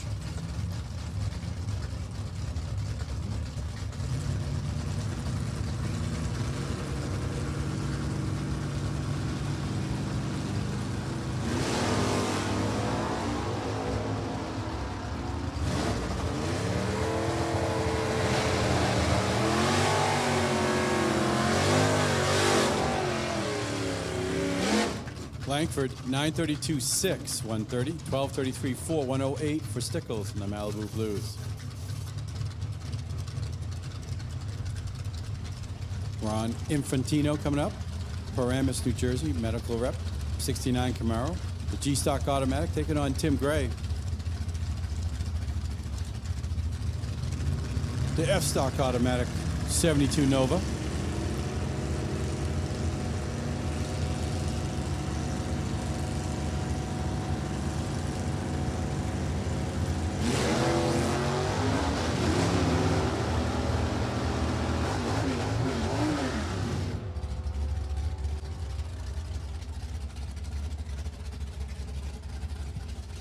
$11.13, 117 for Infantino. $11.11, 117 for Timmy Gray.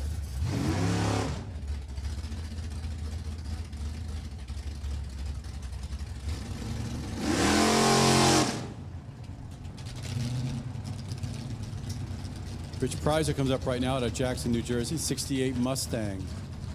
The C-Stocker taking on Greg Gay. The Super B. C-Stock automatic out of North Walpole, New Hampshire.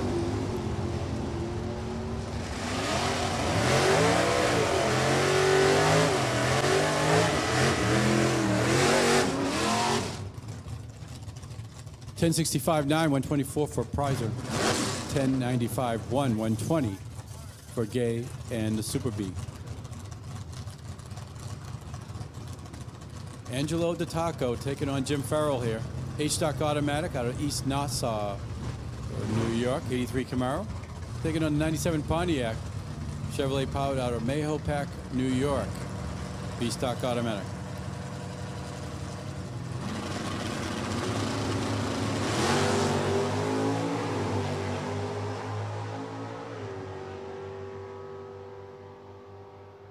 Better light here went to Tataco, 040, a red light stop for Farrell. 10.53, 115 for Tataco.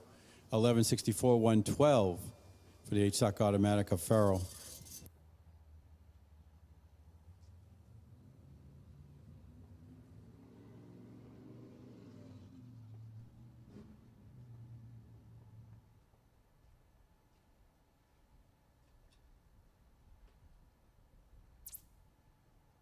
All right, looks like we got a little starting line touch-up going on here. A little bit of rosin down there. We'll get a little spray.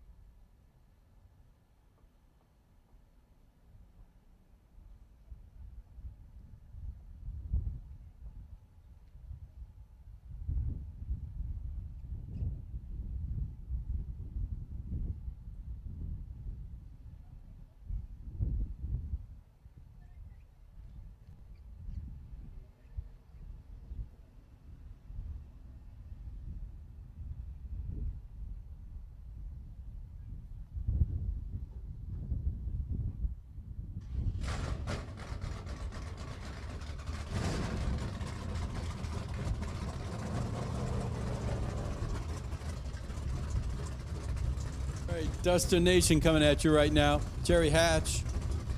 He's got the 70 Duster. Towers Eye Lane. He's got to take on Mike Farrell and his 72 Duster. Hatch out of Lubec, Maine.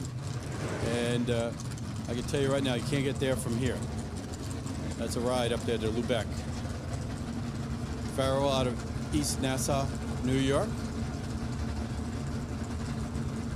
With the E-stock automatic. Hatch, a D-stock automatic.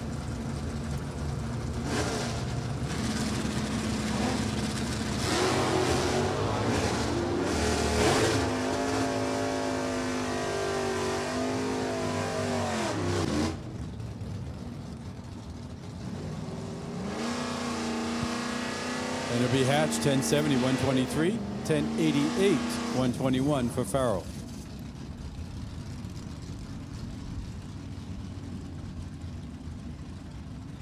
Lauren Kanuick, Oliphant, Pennsylvania, with the 77 Grand Prix, Pontiac powered, going to take on Bob Broadbent. 72-year-old auto repair, 69 Camaro with the big block 396 A-stocker versus the O-stock automatic of Kanuick.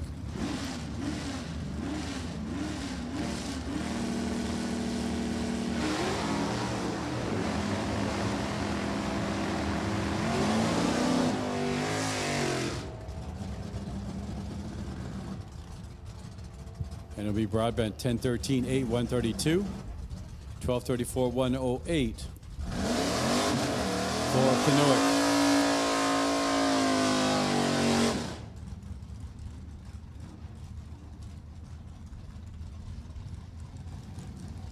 Jim Whitehead, the C-Stock automatic out of PBD Mass, 98 Camaro over in the O'Reilly lane, taking on Howie Smith, M-Stock automatic out of North Syracuse, New York, the 80 Malibu, the H2 Motorsports 305 powered Chevrolet.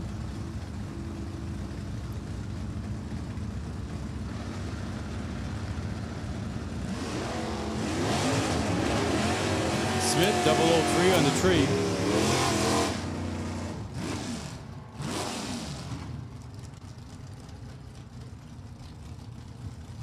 Whitehead 1088 122, 1195 108 for Smith.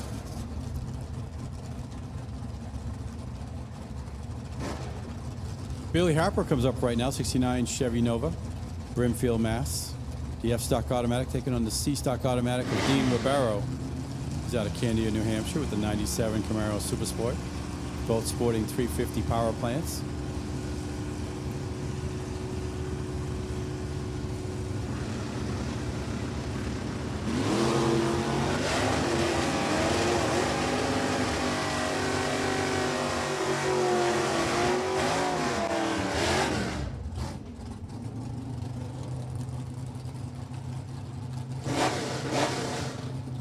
Flat for Ribeiro, 11072 for Harper.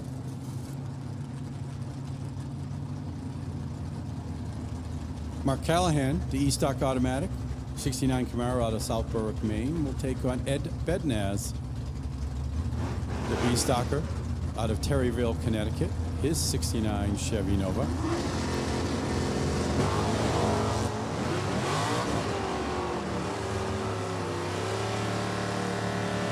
Bednaz shifting the gears going down there. Callahan saying, hey, I'm going to put my foot on the gas. 1044, 128 for Bednaz. 1082, 121 for Callahan.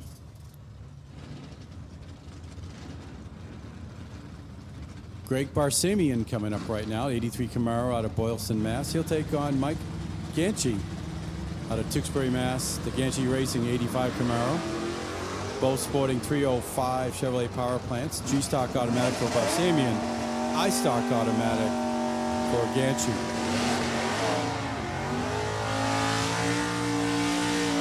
$11, $12, 119 for Barsamian. 1204, 110 for Ganchi. Super Street. Need you to the lanes, please. Super Street to the lanes for your second time trial.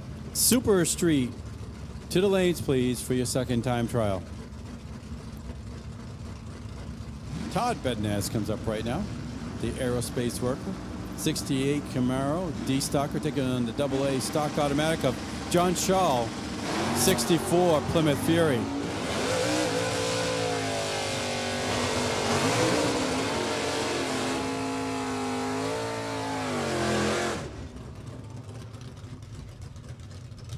$10.14.9, 104 for Shaw. $10.67.2, 125 for Bednaz. Jim Roberts will come up right now, the G stock 69 Camaro. Ragtop going to take on Chris Butcher, the H stock automatic.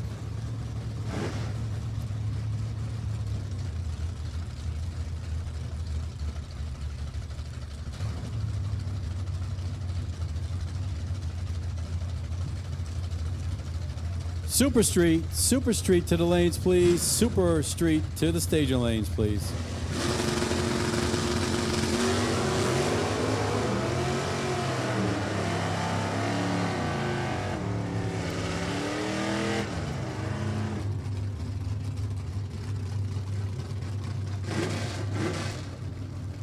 $11.14, 118 for Roberts. $11.51.99 for Butcher.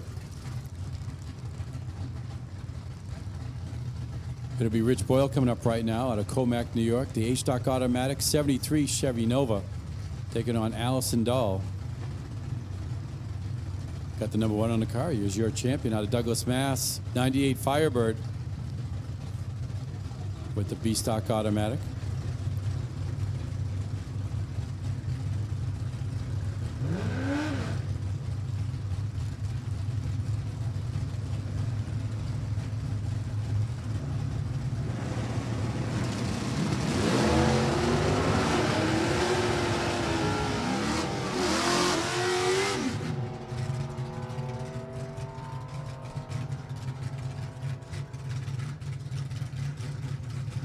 Boyle 11.29, 10.41 for Allison Dahl.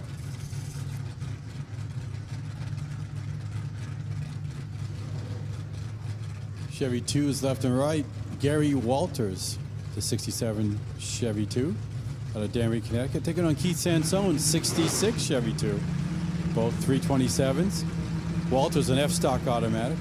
Sansone here in the tower side lane, D-Stock automatic.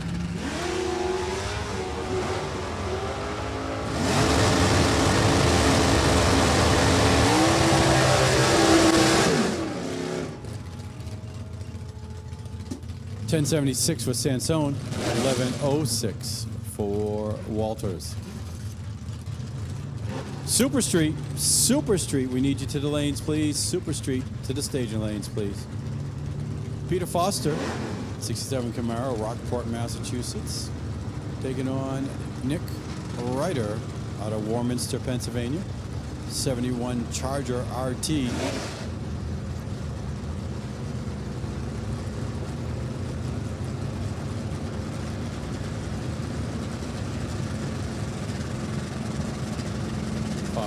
Sponsor East Coast Tire.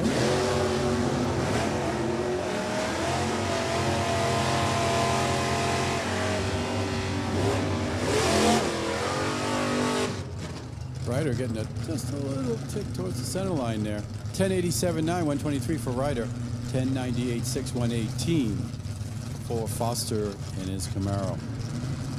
Brian Valentine coming up right now, the J-Stock automatic out of Millwood in New York. 87 Camaro. He'll take on Brad Rose, the 67 Camaro out of Amherst, New Hampshire. F-Stock automatic.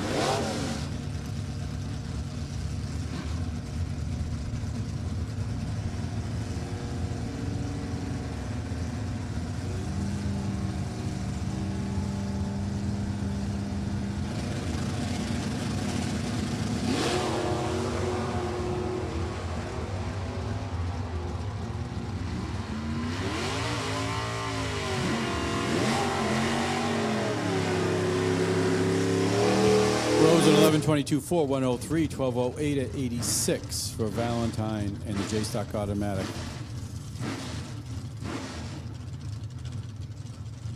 James Daniels will come up right now. H-Stock automatic out of Yardley, PA, 83 Camaro. going to take on Eugene Monahan, the K-Stock Automatic 89 Pontiac. Barsky bolts. Sponsorship on the Daniels car.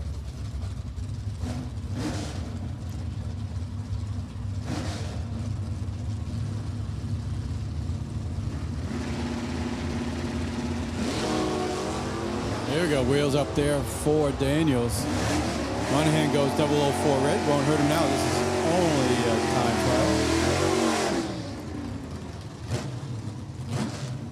trial. 11.99.9, 109 for Monahan, 11.47.8, 100 for the H-Stock Automatic of Daniels. Next pair. Bob Letelier coming up right now, the factory stock B 2014 Camaro, the Copo, taking on John Gray.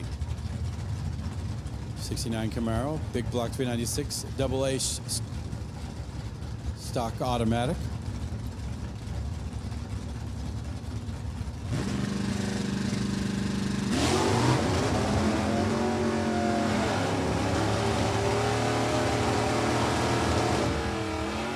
I'll tell you, 001 on the reaction time. 988.4, 136. Problems for Gray as he'll take the ceremonial trip down the New Hampshire lottery lane.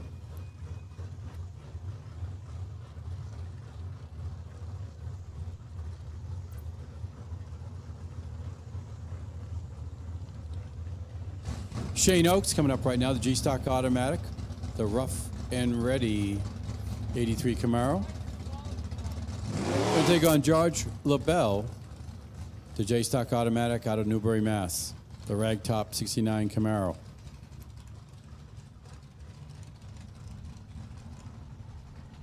Super Street, you should be heading into the staging lanes. Super Street, staging lanes, please.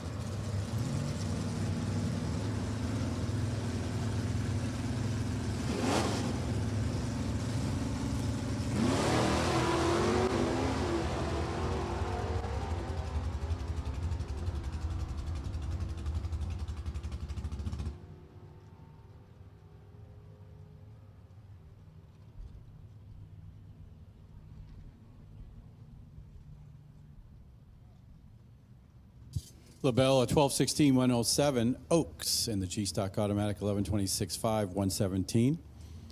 So we'll just do a little touch up on the start line here.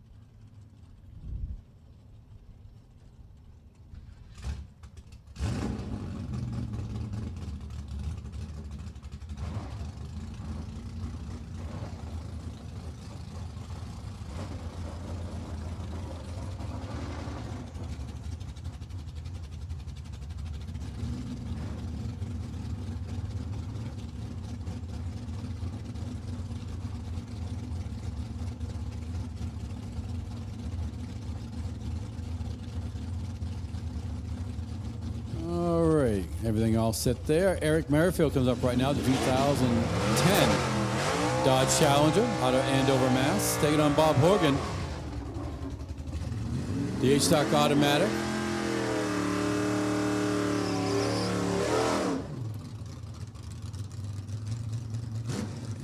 '86 Firebird, H-Stock Automatic. Taking on the factory stock H. He calls it the Minuteman Missile.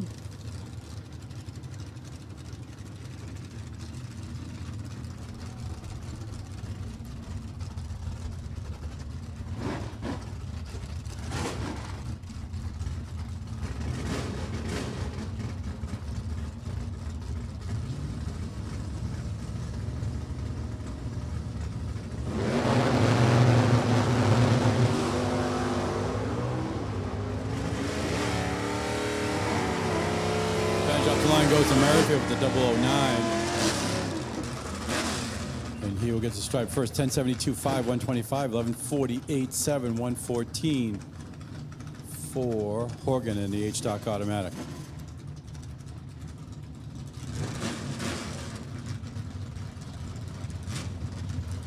Matt Lisa will come up right now out of Vernon, New Jersey, 83 Camaro. G-Stock automatic taking on Joe Lisa. The D-Stock automatic also out of Vernon, New Jersey. Hey, that's a coincidence. 68 Camaro.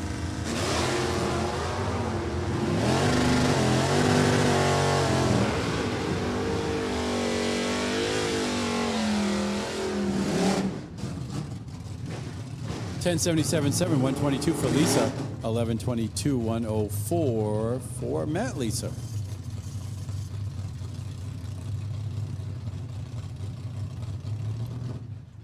Looks like this will be our last pair here. Well, actually, single. It'll be Katie Sapanik out of Music, PA. The iStock automatic. Problems for Michael Eprick. And his 94 Caprice.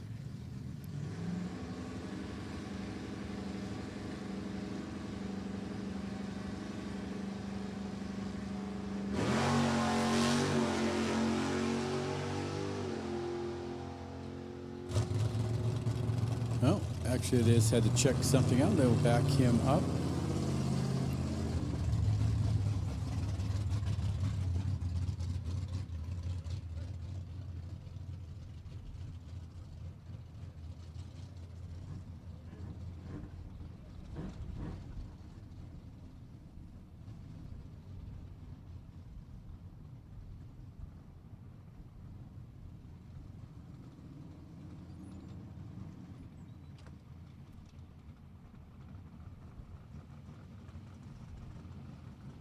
All right, that takes care of that round of stock. Now we're going to go into round 2 of time trials in Super Street.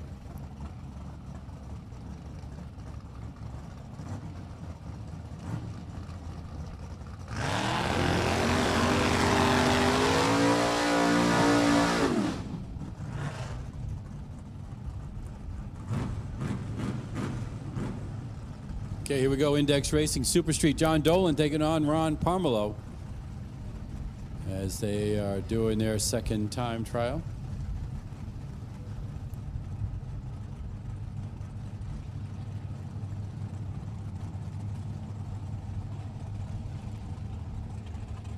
Key here is the index, 1090 index here. So again, this is the practice. They'll be back here tomorrow to do the qualifying, to do some eliminations on Sunday.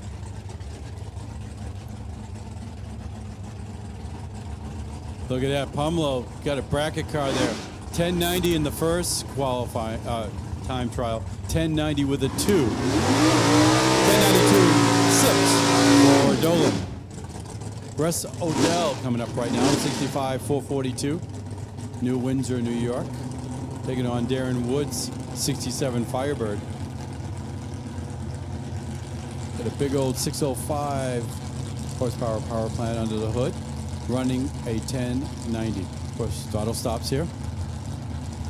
Many different thought processes of getting to the 1090. Some will take it on early, stay on it a little bit longer. You'll see Wood definitely staying on the throttle stop there and see how slow he's going. And all of a sudden, bam. And Odell says, hey, wait a minute. See you later. 1087, 152. Still comes down to the 1090 index, 1131.4 for Odell. If that was a race, it would have been a different turnout. The Camback, 71 Vega of Joan LeBlanc, taking on Carly Wolf. 89 Mustang, Ford power plant, out of Lumberton, New Jersey. Waltham, Mass, the home for Joan LeBlanc.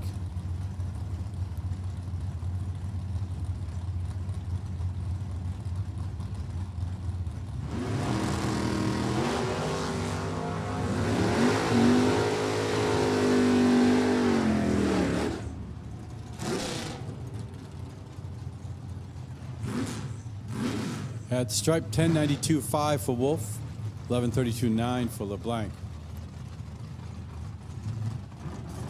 Next up, Tony Jarvis. Got the fastback 66 Mustang. He will take on Annalise LaChapelle and the Cause and Trouble 84 Cutlass.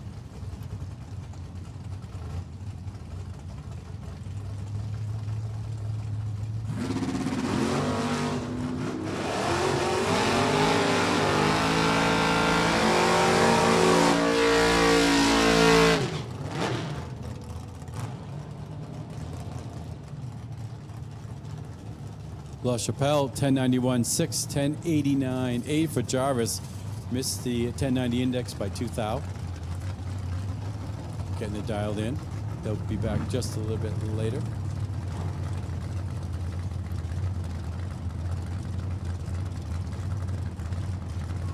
Raquel Janias to take on Dave Johnson, the ice cream man, with his 76 Chevy Nova.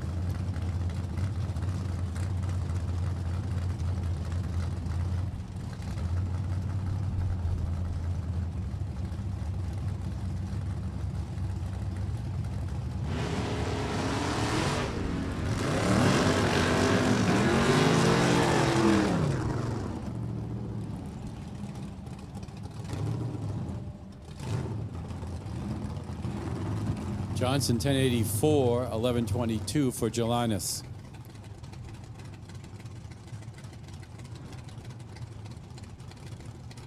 Jesse Jameson coming up right now, the 84 Trans Am, Chevrolet powered out of Hamden, Maine. Going to take on Pat Doherty. Doherty, the 96 Pontiac out of Westerly, Rhode Island.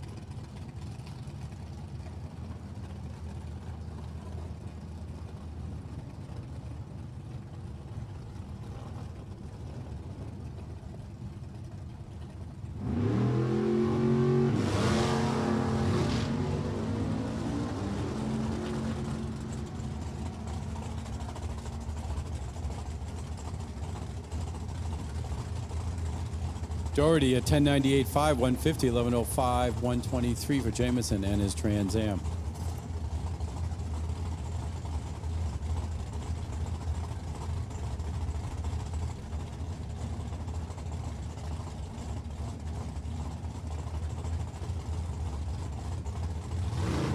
Marco Glue coming up right now. Staten Island, New York, 69 Camaro. Look left and right. You got 69s left and right. Two different philosophies when it comes to paint schemes. Taking on Robert Ladder out of Boothbay Harbor, Maine.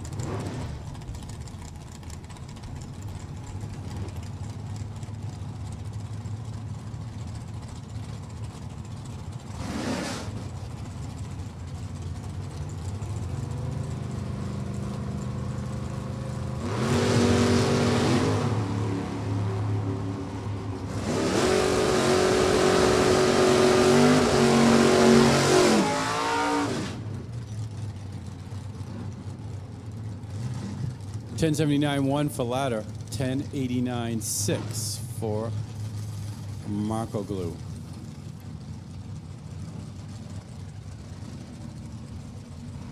Next pair, Larry Pulver, 67 Chevy Camaro, 406 power plant, out of Palmyra, New York, taking on Corey Prindle out of Turner, Maine, the 83 Camaro, sporting a 434 Chevrolet power plant.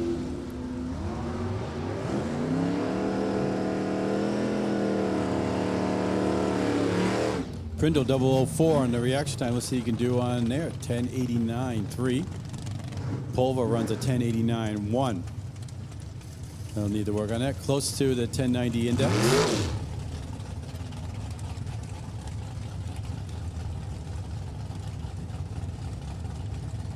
Doug Busa coming up right now. The Busa Orchards Racing 67 Camaro taking on George Correa.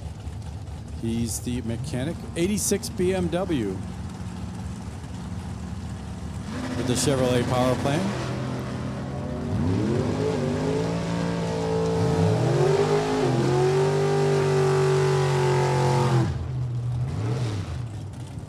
Super Comp, we need you to the lanes, please. Super Comp, to the staging lanes, please. Super Comp, to the staging lanes, please.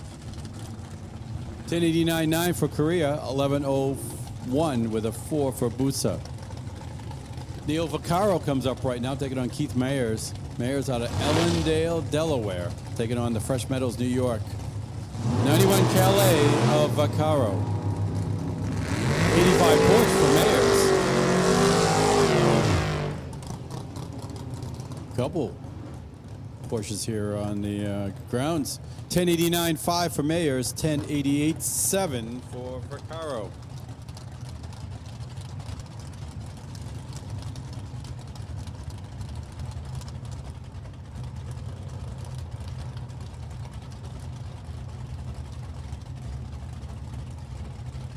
Andrew Johnson comes up right now out of Ashroy, Rhode Island. The 85 Thunderbird taking on Mike Falcone.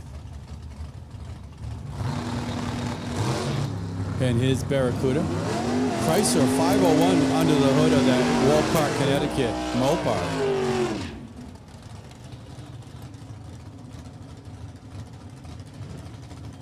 $10.97 for Johnson, $10.94 for Falcone. Wayne Seavey comes up right now.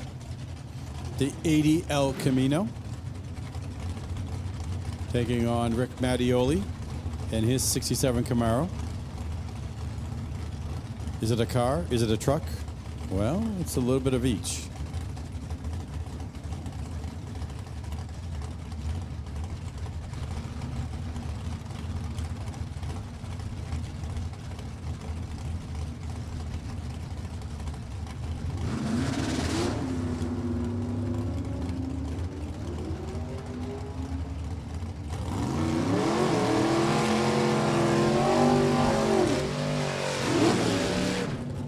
CV 1078, 138, 1089, 4 for Mattioli at 140.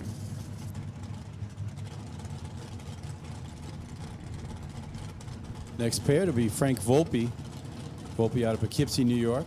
The 20-year-old plumber with his 85 Camaro taking on Paul Laurenti. Laurenti, the 67 Camaro. He's out of Andover, Mass.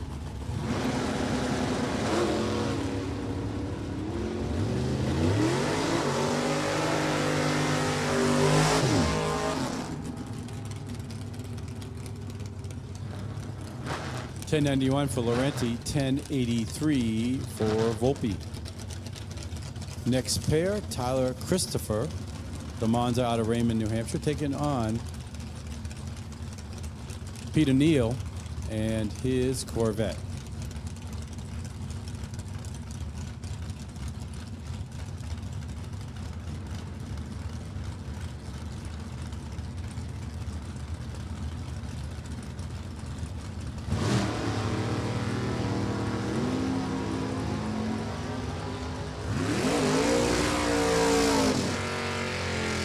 Corvette will not get a time here as he left before the tree was activated.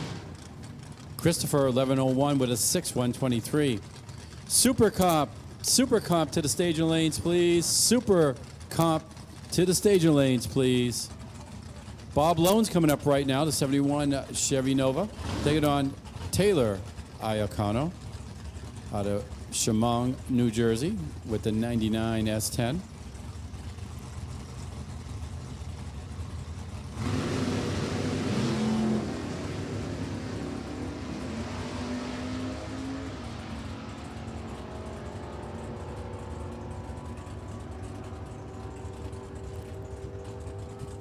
$10.88 for Iacano. Loans a $10.97 with a 7.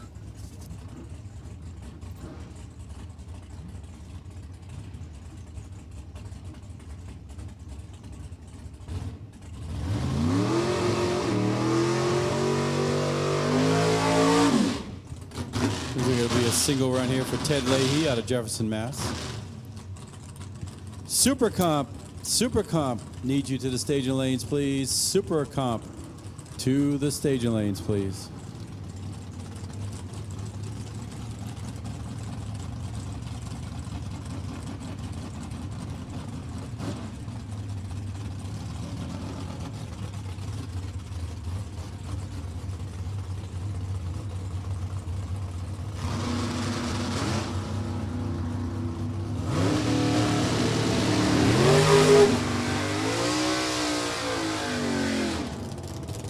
Oh, 12 on the reaction time there for Leahy. Let's see if we can do 10:97.7, 151.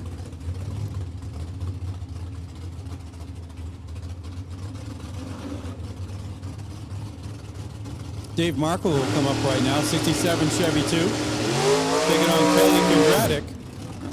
Kondratic out of Harrisburg, PA, with the 87 Monte Carlo.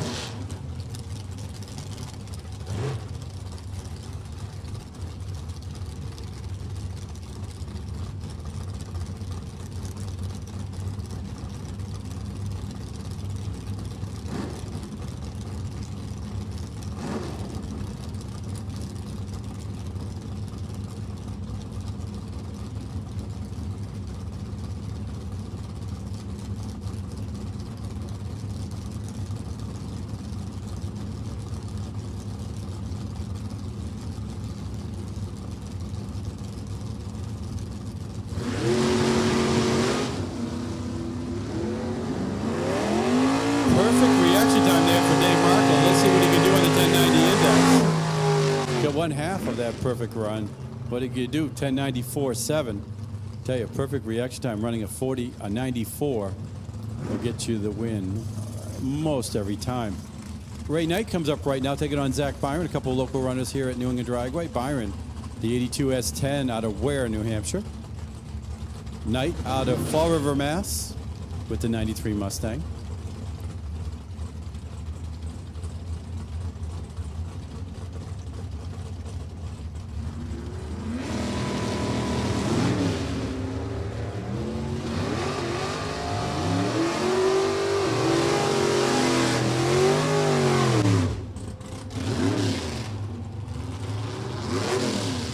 Knight at 10:91.1, Byron at 10:97.9.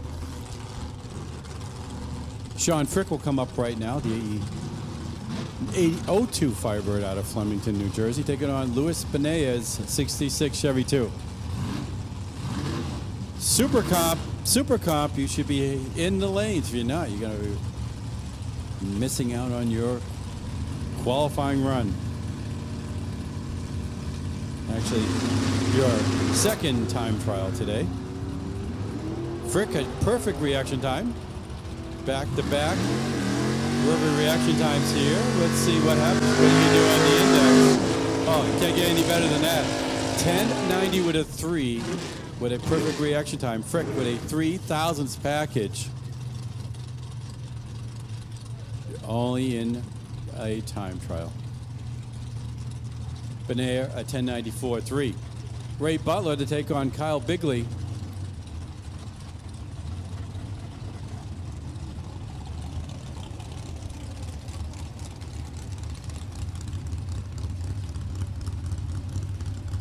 Butler out of Enfield, Connecticut with the 80 Malibu. Taking on Bigley's 2000. Actually, his Firebird there.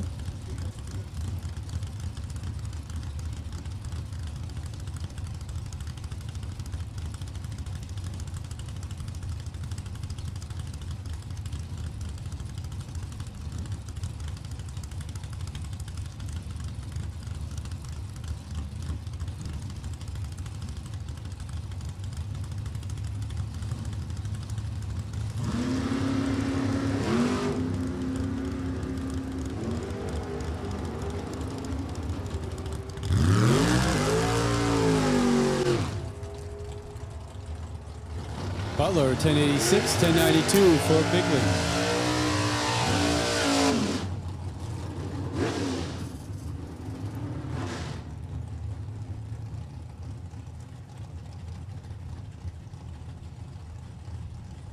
Eric Corey coming up right now in the pickup truck. He's going to take on Brian Sawyer. 67, the Sudden Impact 1 out of Lunenburg, Mass.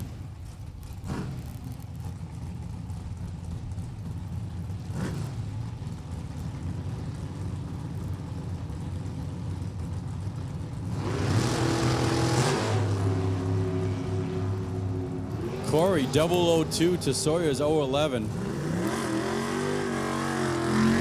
We've seen the 2000s package so far. Let's see what we can do here. 1088.6 for Sawyer, 1088.3 for Corey. And our last runner here in Super Street will be Jason Mazzata, his 68 Chevy 2, big block 454.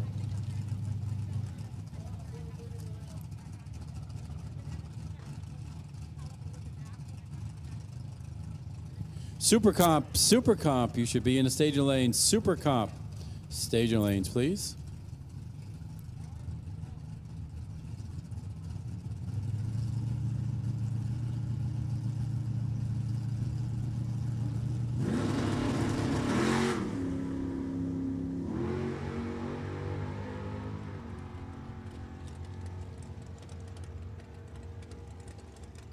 .003 reaction time. 1090 with a 1. 4,000s package there for Mazzata.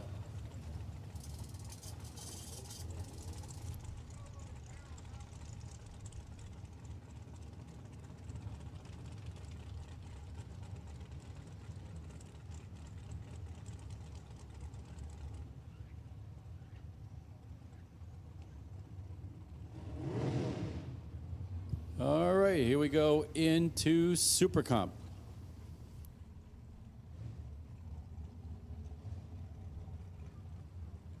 After a little starting line prep.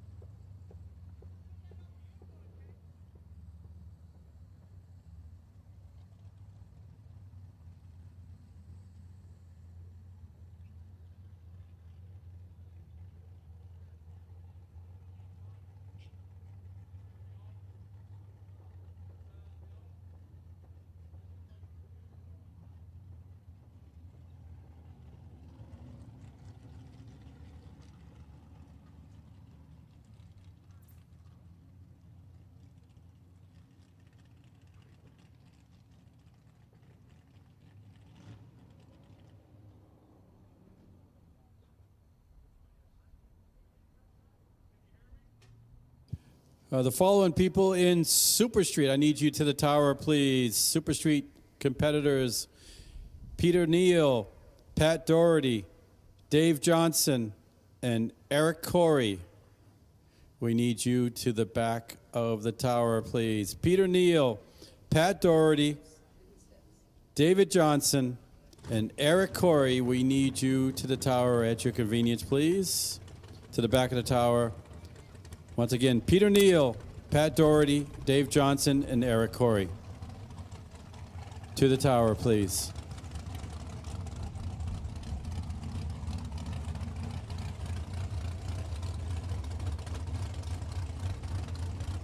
Okay, here we go. First pair coming right now in Super Comp. And we'll turn it back over to Mr. Alan Reinhart for Super Comp.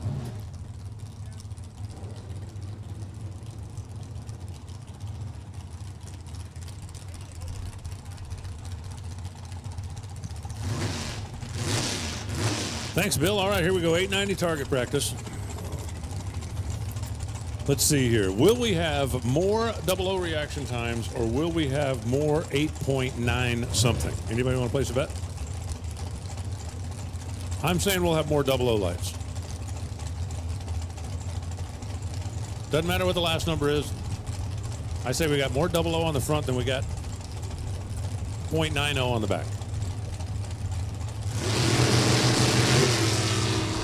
Well, let's just go ahead and mark down the first. Chris Ladia goes 002 and then 884. Kathy Smulligan also runs 884 with an 016 bulb. 16 is not a bad reaction time unless the person in the other lane is 00. This is such a right place at the right time kind of sport. I love watching it throughout the course of the day when one guy will be 010 and gets it handed to him, and 5 pairs later, the guy is 045 and holding 6. I mean, it's just ridiculous. But that's what makes it fun. Wow. Wow, wow, wow. Philip French was in there and on the converter a long time, even before Bill got fully staged. Trip 8's at $1.72 for Phil. Bill goes 889 at 167 miles per. Now it's Tiana Zarella. How many Zarella Racing family members are there?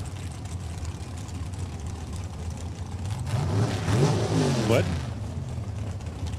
So there's only 2?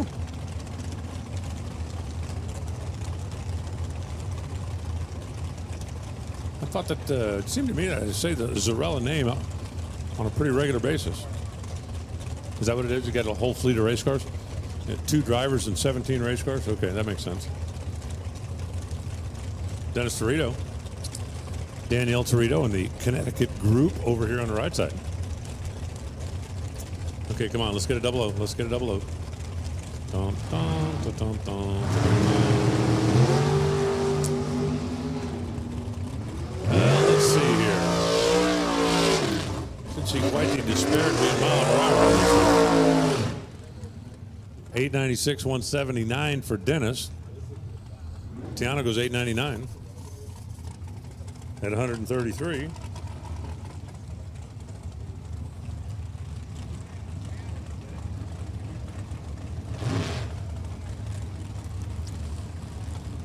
And so far, 00 out scores 9-0 by 1. Tom Slater, the excavator, and Jimmy DiTucci. DiTucci Petroleum Carriers. Man, I don't know about you, but if I got a lot of petroleum to carry, I'm getting a hand truck or something.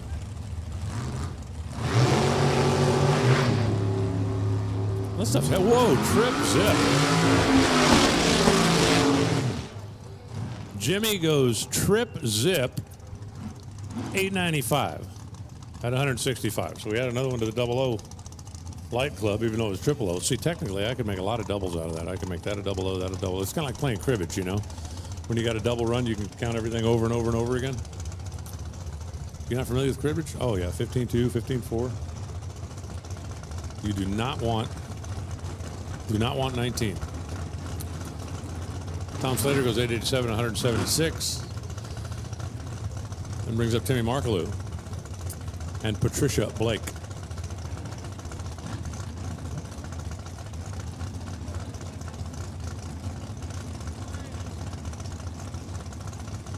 I do like Markaloo's car. I think he sent that to the graphics guy and just said, have at it. I mean, there's no way you can describe that, right? Patricia jumped before the tree. That distracted Timmy, so he was way late. Of course, if that happens in eliminations, Timmy will be the automatic winner. But when it happens in time runs, Timmy basically loses the practice run. 885, 182.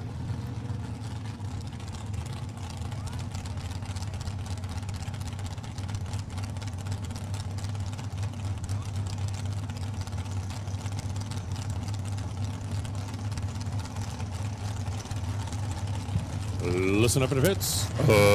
Attention in the pits. Super stock. I need you lanes, please. Super stock. Come on down for Q number 2.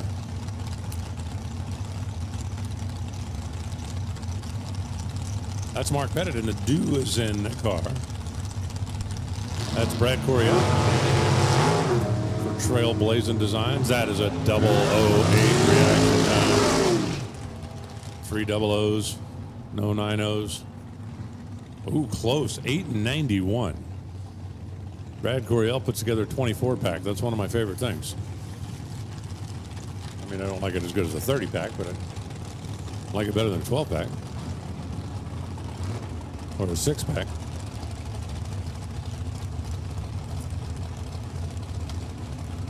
James Blake. Team Dream and Emily LeBlanc. Team Bolts. Emily with a small block, just 406 cubic inches. In a category where 500 is normal and 600 plus certainly isn't normal. But you don't need all those big stinking cubic inches. Small blocks just fine, thank you. 884, 156 to an 887. For Blake at 174 miles per hour.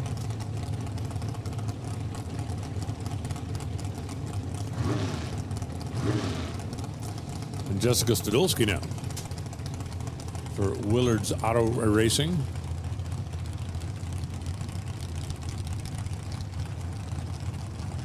Leominster, is that right, or is that a typo? Leominster. Ah, okay, it's a typo. I was going to say, I didn't think I'd ever seen that before.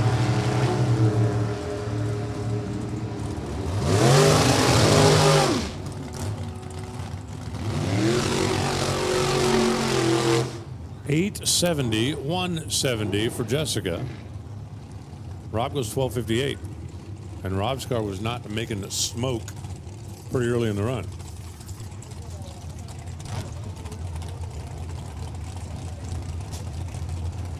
Making smoke, that's a diesel term. You gonna make smoke today? Comes Mike McIntyre.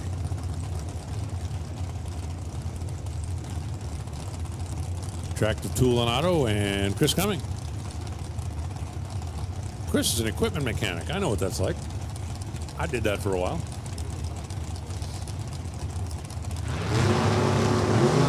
Got broken equipment? Give me a call. Now let's see. Could I count 060 as a 00 light? I mean, there are two O's up there. No? Okay, you're probably right. 898 for Chris, 176, 897, 148 for Mike.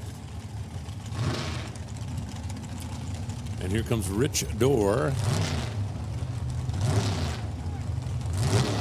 in the left side. Thomas Korcher. Make that Kocher. There's no R in there. Tried to give him an extra R. I mean, there is one R, but there's not two R's.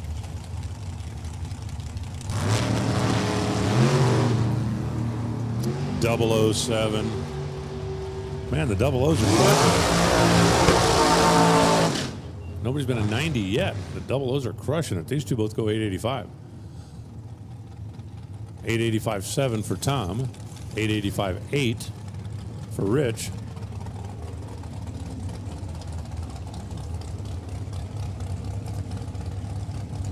That's a pretty good run down the racetrack, even though, I mean, it's practice, it's not racing, but still. 7th thou apart at the stripe. It had been a race. It come down to a 1 thou double breakout. I think both of them are probably going to be happy with that. That's Joey Cambria in the airlift car. And that's Ray Fredericks in the Ray Fredericks car. Works perfectly when the guy who owns the car is driving it.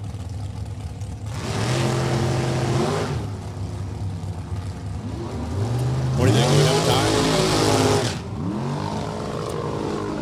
Identical reaction times. Tie. No, 893, 174. 895, 180 miles an hour for Ray Fredericks. And now it's Chris Garrison. This will not be a tie. Definitely not a speed tie. Trust me on that. And Craig Rice.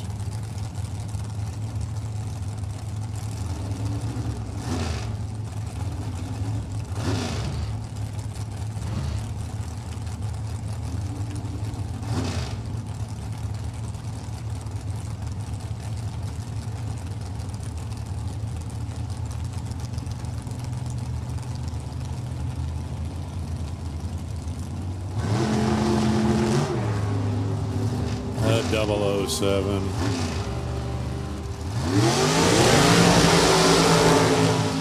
Keep racking up the double O's. We still have not had an 8.9. 896, 128 miles an hour for Garrison with the top end throttle stop. 891, 166 for Craig Rice. I think Don Milson gets the award for rolling the farthest after the burnout. He was a long way down there for a super comp car.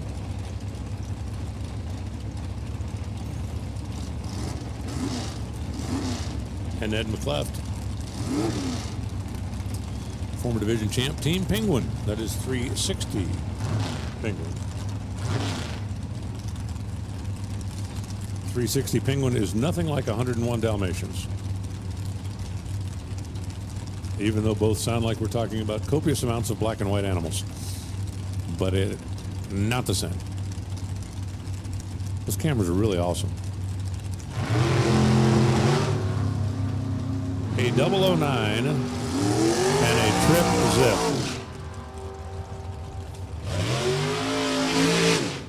From the These Guys Are Getting Serious file.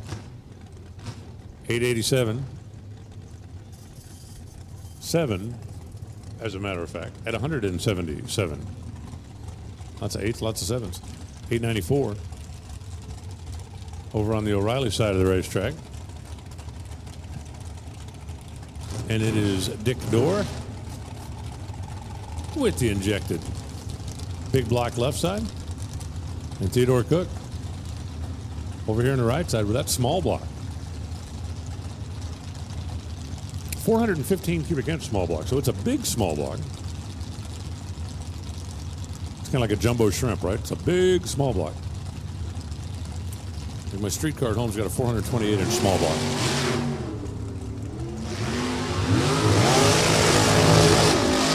I love when I tell people that and they go, all right, have it your way. I don't feel like arguing.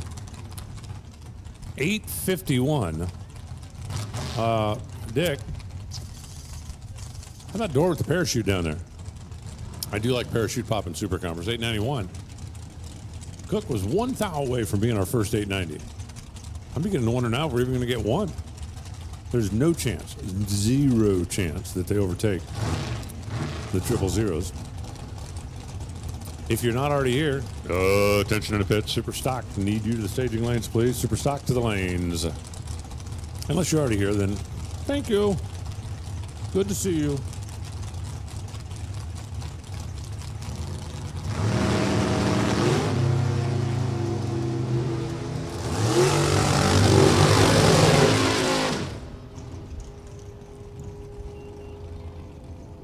Hey, 8.906 for Dennis LeBlanc. We got our first 90. See, it was a reverse psychology thing. I said, I don't think we're ever going to get one. Yep. Bing.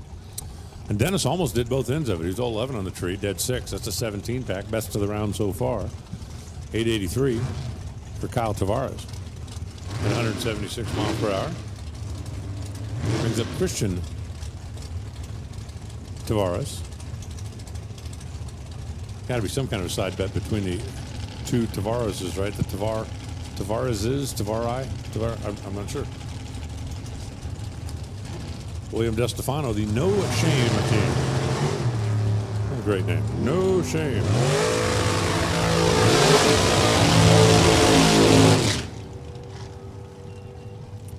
Have you no shame? For anybody that thinks I have shame, you should see what I texted Lewis Bloom. I have no shame. I don't need it. It just gets in the way. 891, 171 miles an hour for Christian.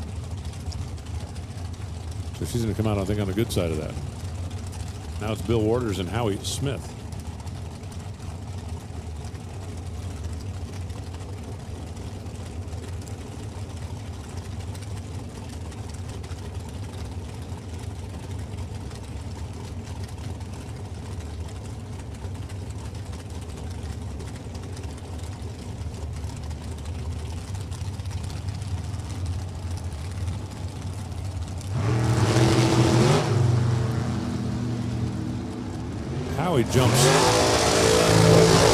Howie jumps early. Bill Waters actually sat on a little bit. 889. Make that 8889. Not 2 8s and a 9, 3 8s and a 9. It's only really important if it comes down to double breakout math. 891, 171 for Bill. So they're both close to the 90, but neither one of them tags it. Bill missed by 16 thou. Howie missed by 11 thou. And there's Mike Bodnar in the left side.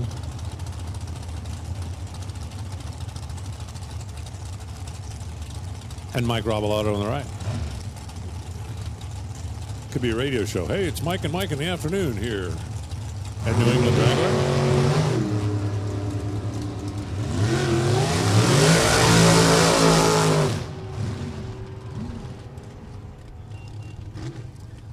$881, 171.71. Unless you read right to left, then it's 171.71. 886, 179 for Robalato. So Robalato was a tick better on the bulb and closer to the numbers. Bodnar was way under. Robalato was a little under. Here comes Dave Rowe. Team Blue Chip in the left side. And Steve Logan. Northeast Motorsports. Northeastern Mechanical.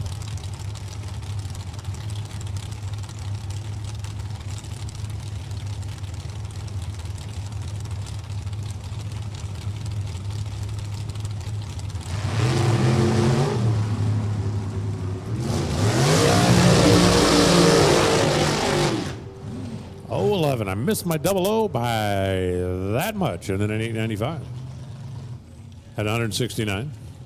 Dave Rowe was late and quick. Yeah, that's one you want to make darn sure you get finished with before we get into eliminations.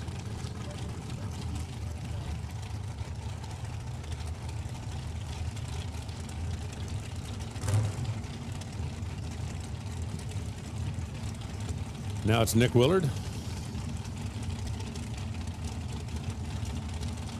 And Phil Molichella. Phil's 55 and retired. How do you swing that? I couldn't make that work. What's that? Oh, he was productive. Okay.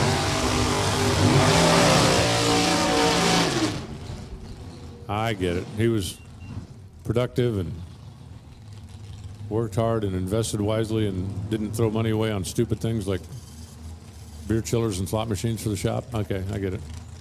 If somebody would have explained it to me before, but anyway, Nick Willard goes 887.3. Phil Molichella goes 887.4. Difference in ETs, 1,000. Difference in speed, 25 miles an hour. Chuck Rapella now on the left side. And Mr. Happy,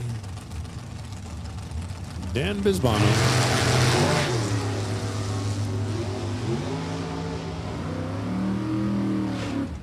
Hey, Dan, you look happy. That's Mr. Happy to you, pal. I'm sorry, Mr. Happy. 881, 171 for Dan. Chuck goes 885 at 186.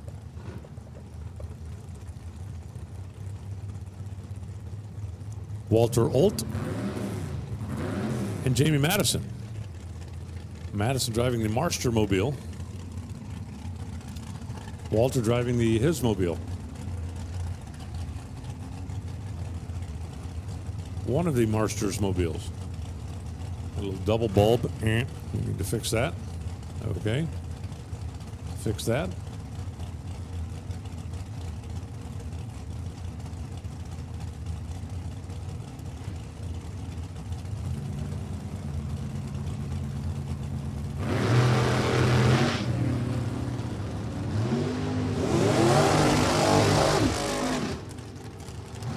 How about a 008 reaction time? And an 883 at 185. 889, 164 for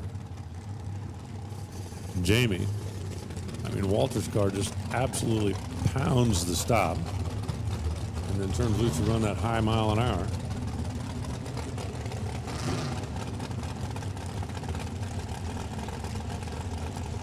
I bring up Doug Marsters and Miranda Marsters.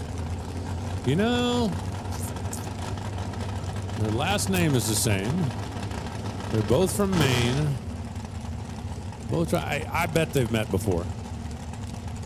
Pretty sure of it.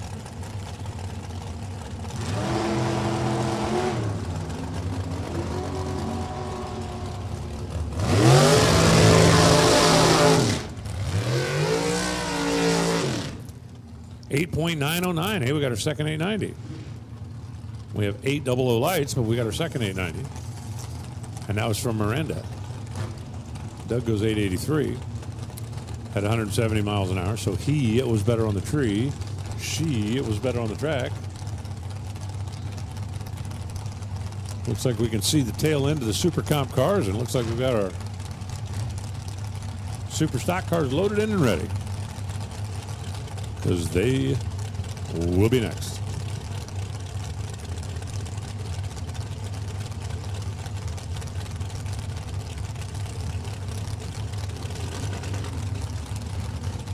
Now it's Jason Kenny and David Markle.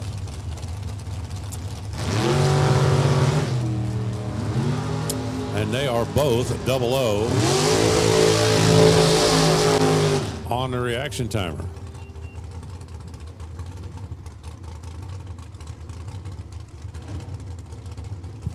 .004 for Dave Markle. 006 for Jason Kenny.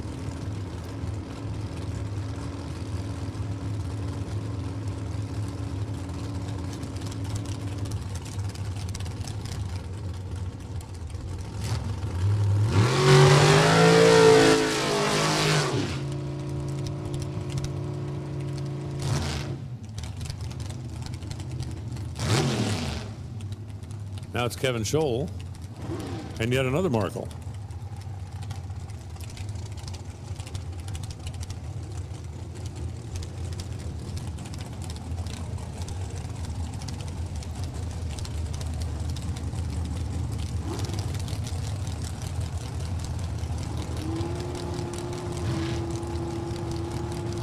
Hook Daddy Motorsports. That's a great name. Hook Daddy. What's your racing team? Hook Daddy Motorsports.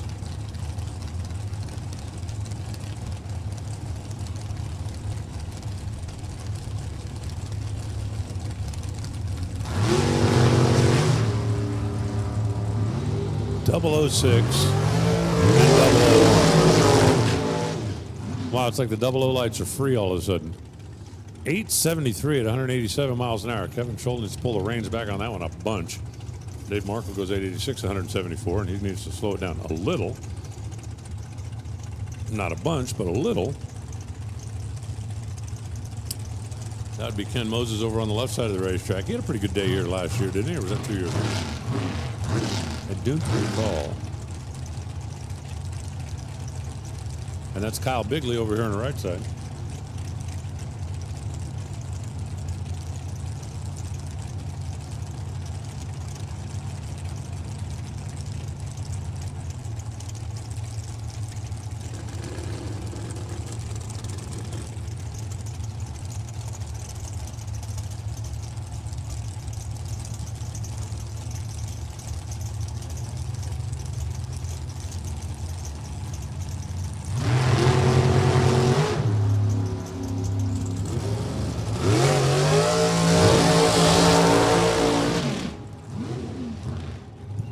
Mike Bodnar, we need to see you in the tower, please. Mike Bodnar, come on down. Moses goes 886. Bigley goes 886. Moses goes 191 miles an hour. Bigley goes 166. Brings up Mike Anders for Nitro Fish and Accelerated. Now, this is interesting. Both cars get a little help from Accelerated Travel. I wonder who Jackie likes best. Well, that seems like a legitimate question, doesn't it? Yeah, well, I know that she's married to the guy in the right lane, but, you know, with all this lockdown stuff going on, that doesn't mean she likes him best. Just saying. What are you guys doing back there in the water box? What are they doing? Yeah. Trip zip perfect for Sean Frick.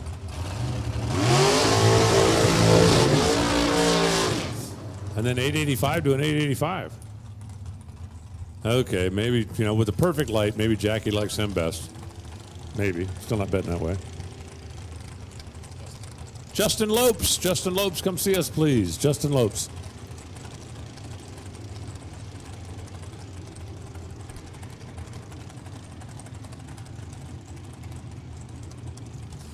All right, now what's going on here? Jeff Kondratik on the left side, Tom Stahlman on the right side. Now, these are a couple of Division I standouts.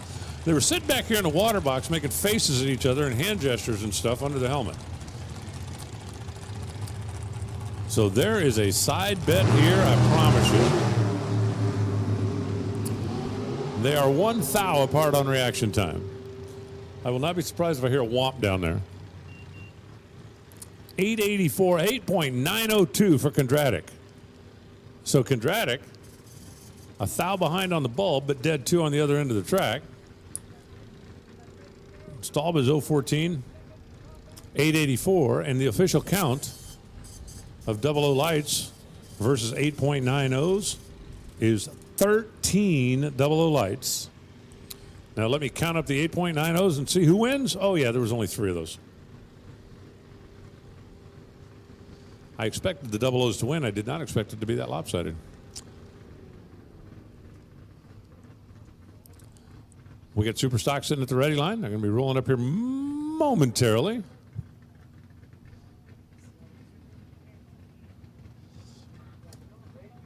I still have Scott Gove unofficially sitting in the number 1 spot, unofficially. Well, we got a long way to go before we make the ladder. We'll be right back.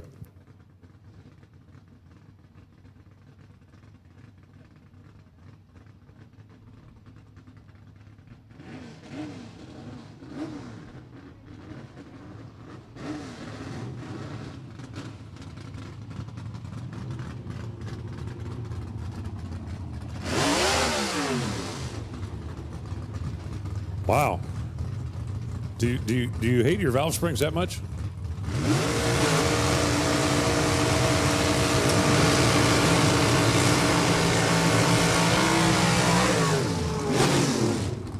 I do like small block square clutch cars. A lot. Tony Filippone in a Chevy 2. 6.6 II, 283 and a 4-speed. Angelo Lombardi in the Cavalier, the B modified stocker, and that is getting the cut sign because it has got stuff pouring out of it. Pouring out of it.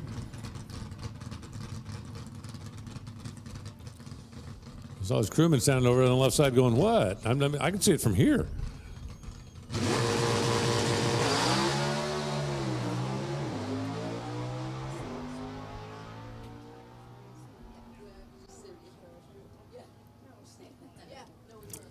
One, two, three, four. 1094 at 126 miles an hour. And for Angelo, this looks like a big old puddle of water down there. The good news is it's just water. It should clean up pretty quick. But you sure wouldn't want to stage with all that running underneath the right side tire track. So we'll have to get that cleaned up and mopped up and dried up. Shouldn't take long as warm as it is. We're just getting started with Superstock. I don't even have a side bet for Superstock. Let me think about that. I'll get back to you.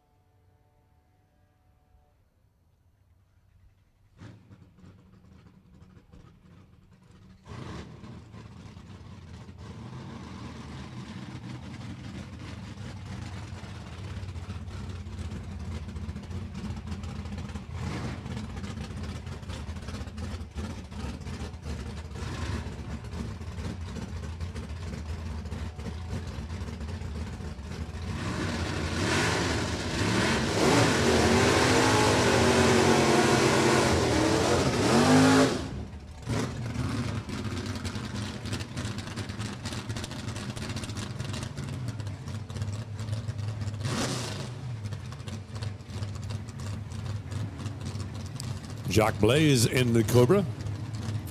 Scott Giordano and the Little Red Chevrolet. GTJ automatic and the GTI automatic. Neither car running with the powertrain combination that it left the factory with.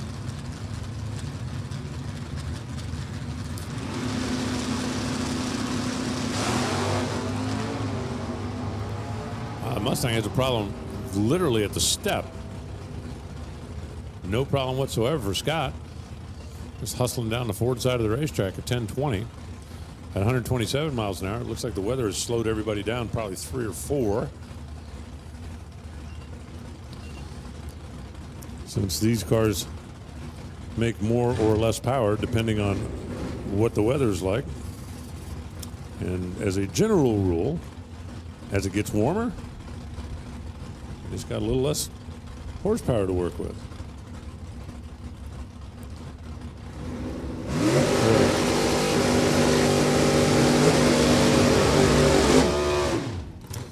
Checking in right now, just under 2,700 feet.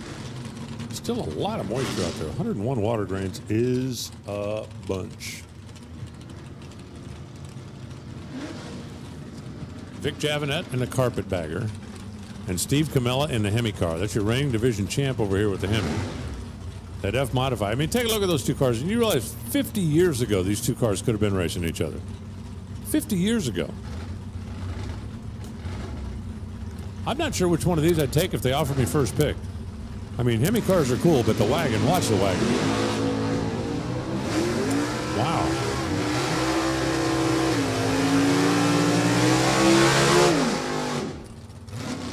Javanette's car stood up and then slammed back down, kind of like a hiccup out there a little bit.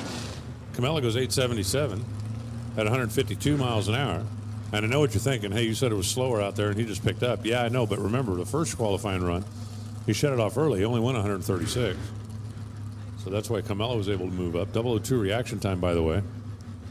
That Hemi car's tough. Jim Reed in the Corvette and Eddie Bloom.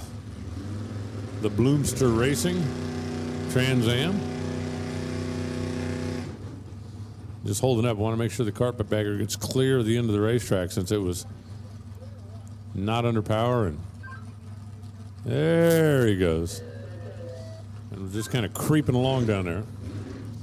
Just want to make sure you don't run somebody up his tailpipe, if you know what I'm saying.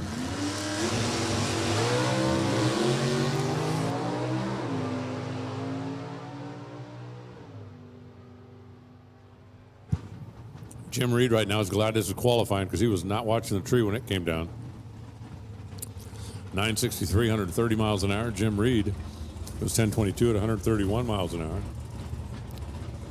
And from the, in case there's just not enough bad things going on in the world right now, did you see the Alex Zanardi news?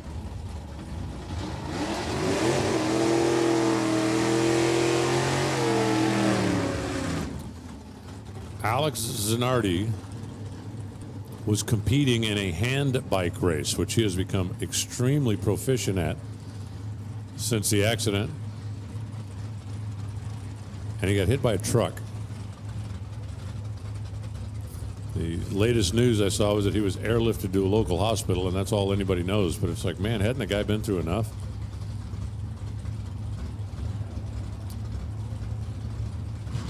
Hey, Super Gas. Attention in a bit.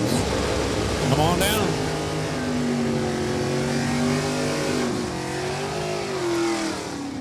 Super Gas to the lanes, please. That was a fun little run down there. Jeff Roll in the 92 Mustang Super Stocker. And Steve Zupka in the 18 Camaro. 910 for Zupka, 148, 943 for Jeff at 143. And we go back in time to a couple of cars that were built to compete with each other on the showroom floor, not necessarily on a racetrack. The classic personal transportation machine. Richard K., 69 Valiant. Greg Sutherland, 66 Chevy 2. They look eerily similar, don't they? Whoa. Rafi, where are you going? Richard K.'s car knocked the tire off of it, and he's just going to idle it down the racetrack. 10:04, 130 miles an hour for Greg Sutherland.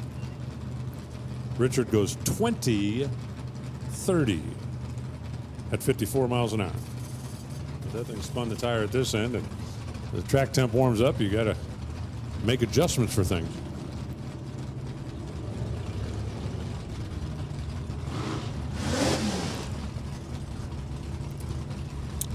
I'm going to bring up Scott Gove, who I have unofficially as the #1 qualifier right now.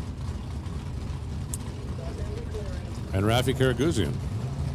And that beautiful show car quality 66 Nova. They call this the last minute racing. I don't know about you, but for me, if it wasn't for the last minute, nothing would ever get done.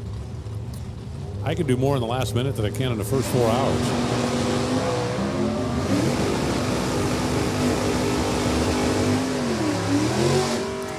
Gove's car is just ridiculous, isn't it? 803 at 170 miles an hour. Not better than earlier, but again, it's warmer out there. The density altitude's 500 feet worse. Rafi goes 1108 at 117 miles an hour. I think he might be playing the ladder game a little bit with that Nova down there.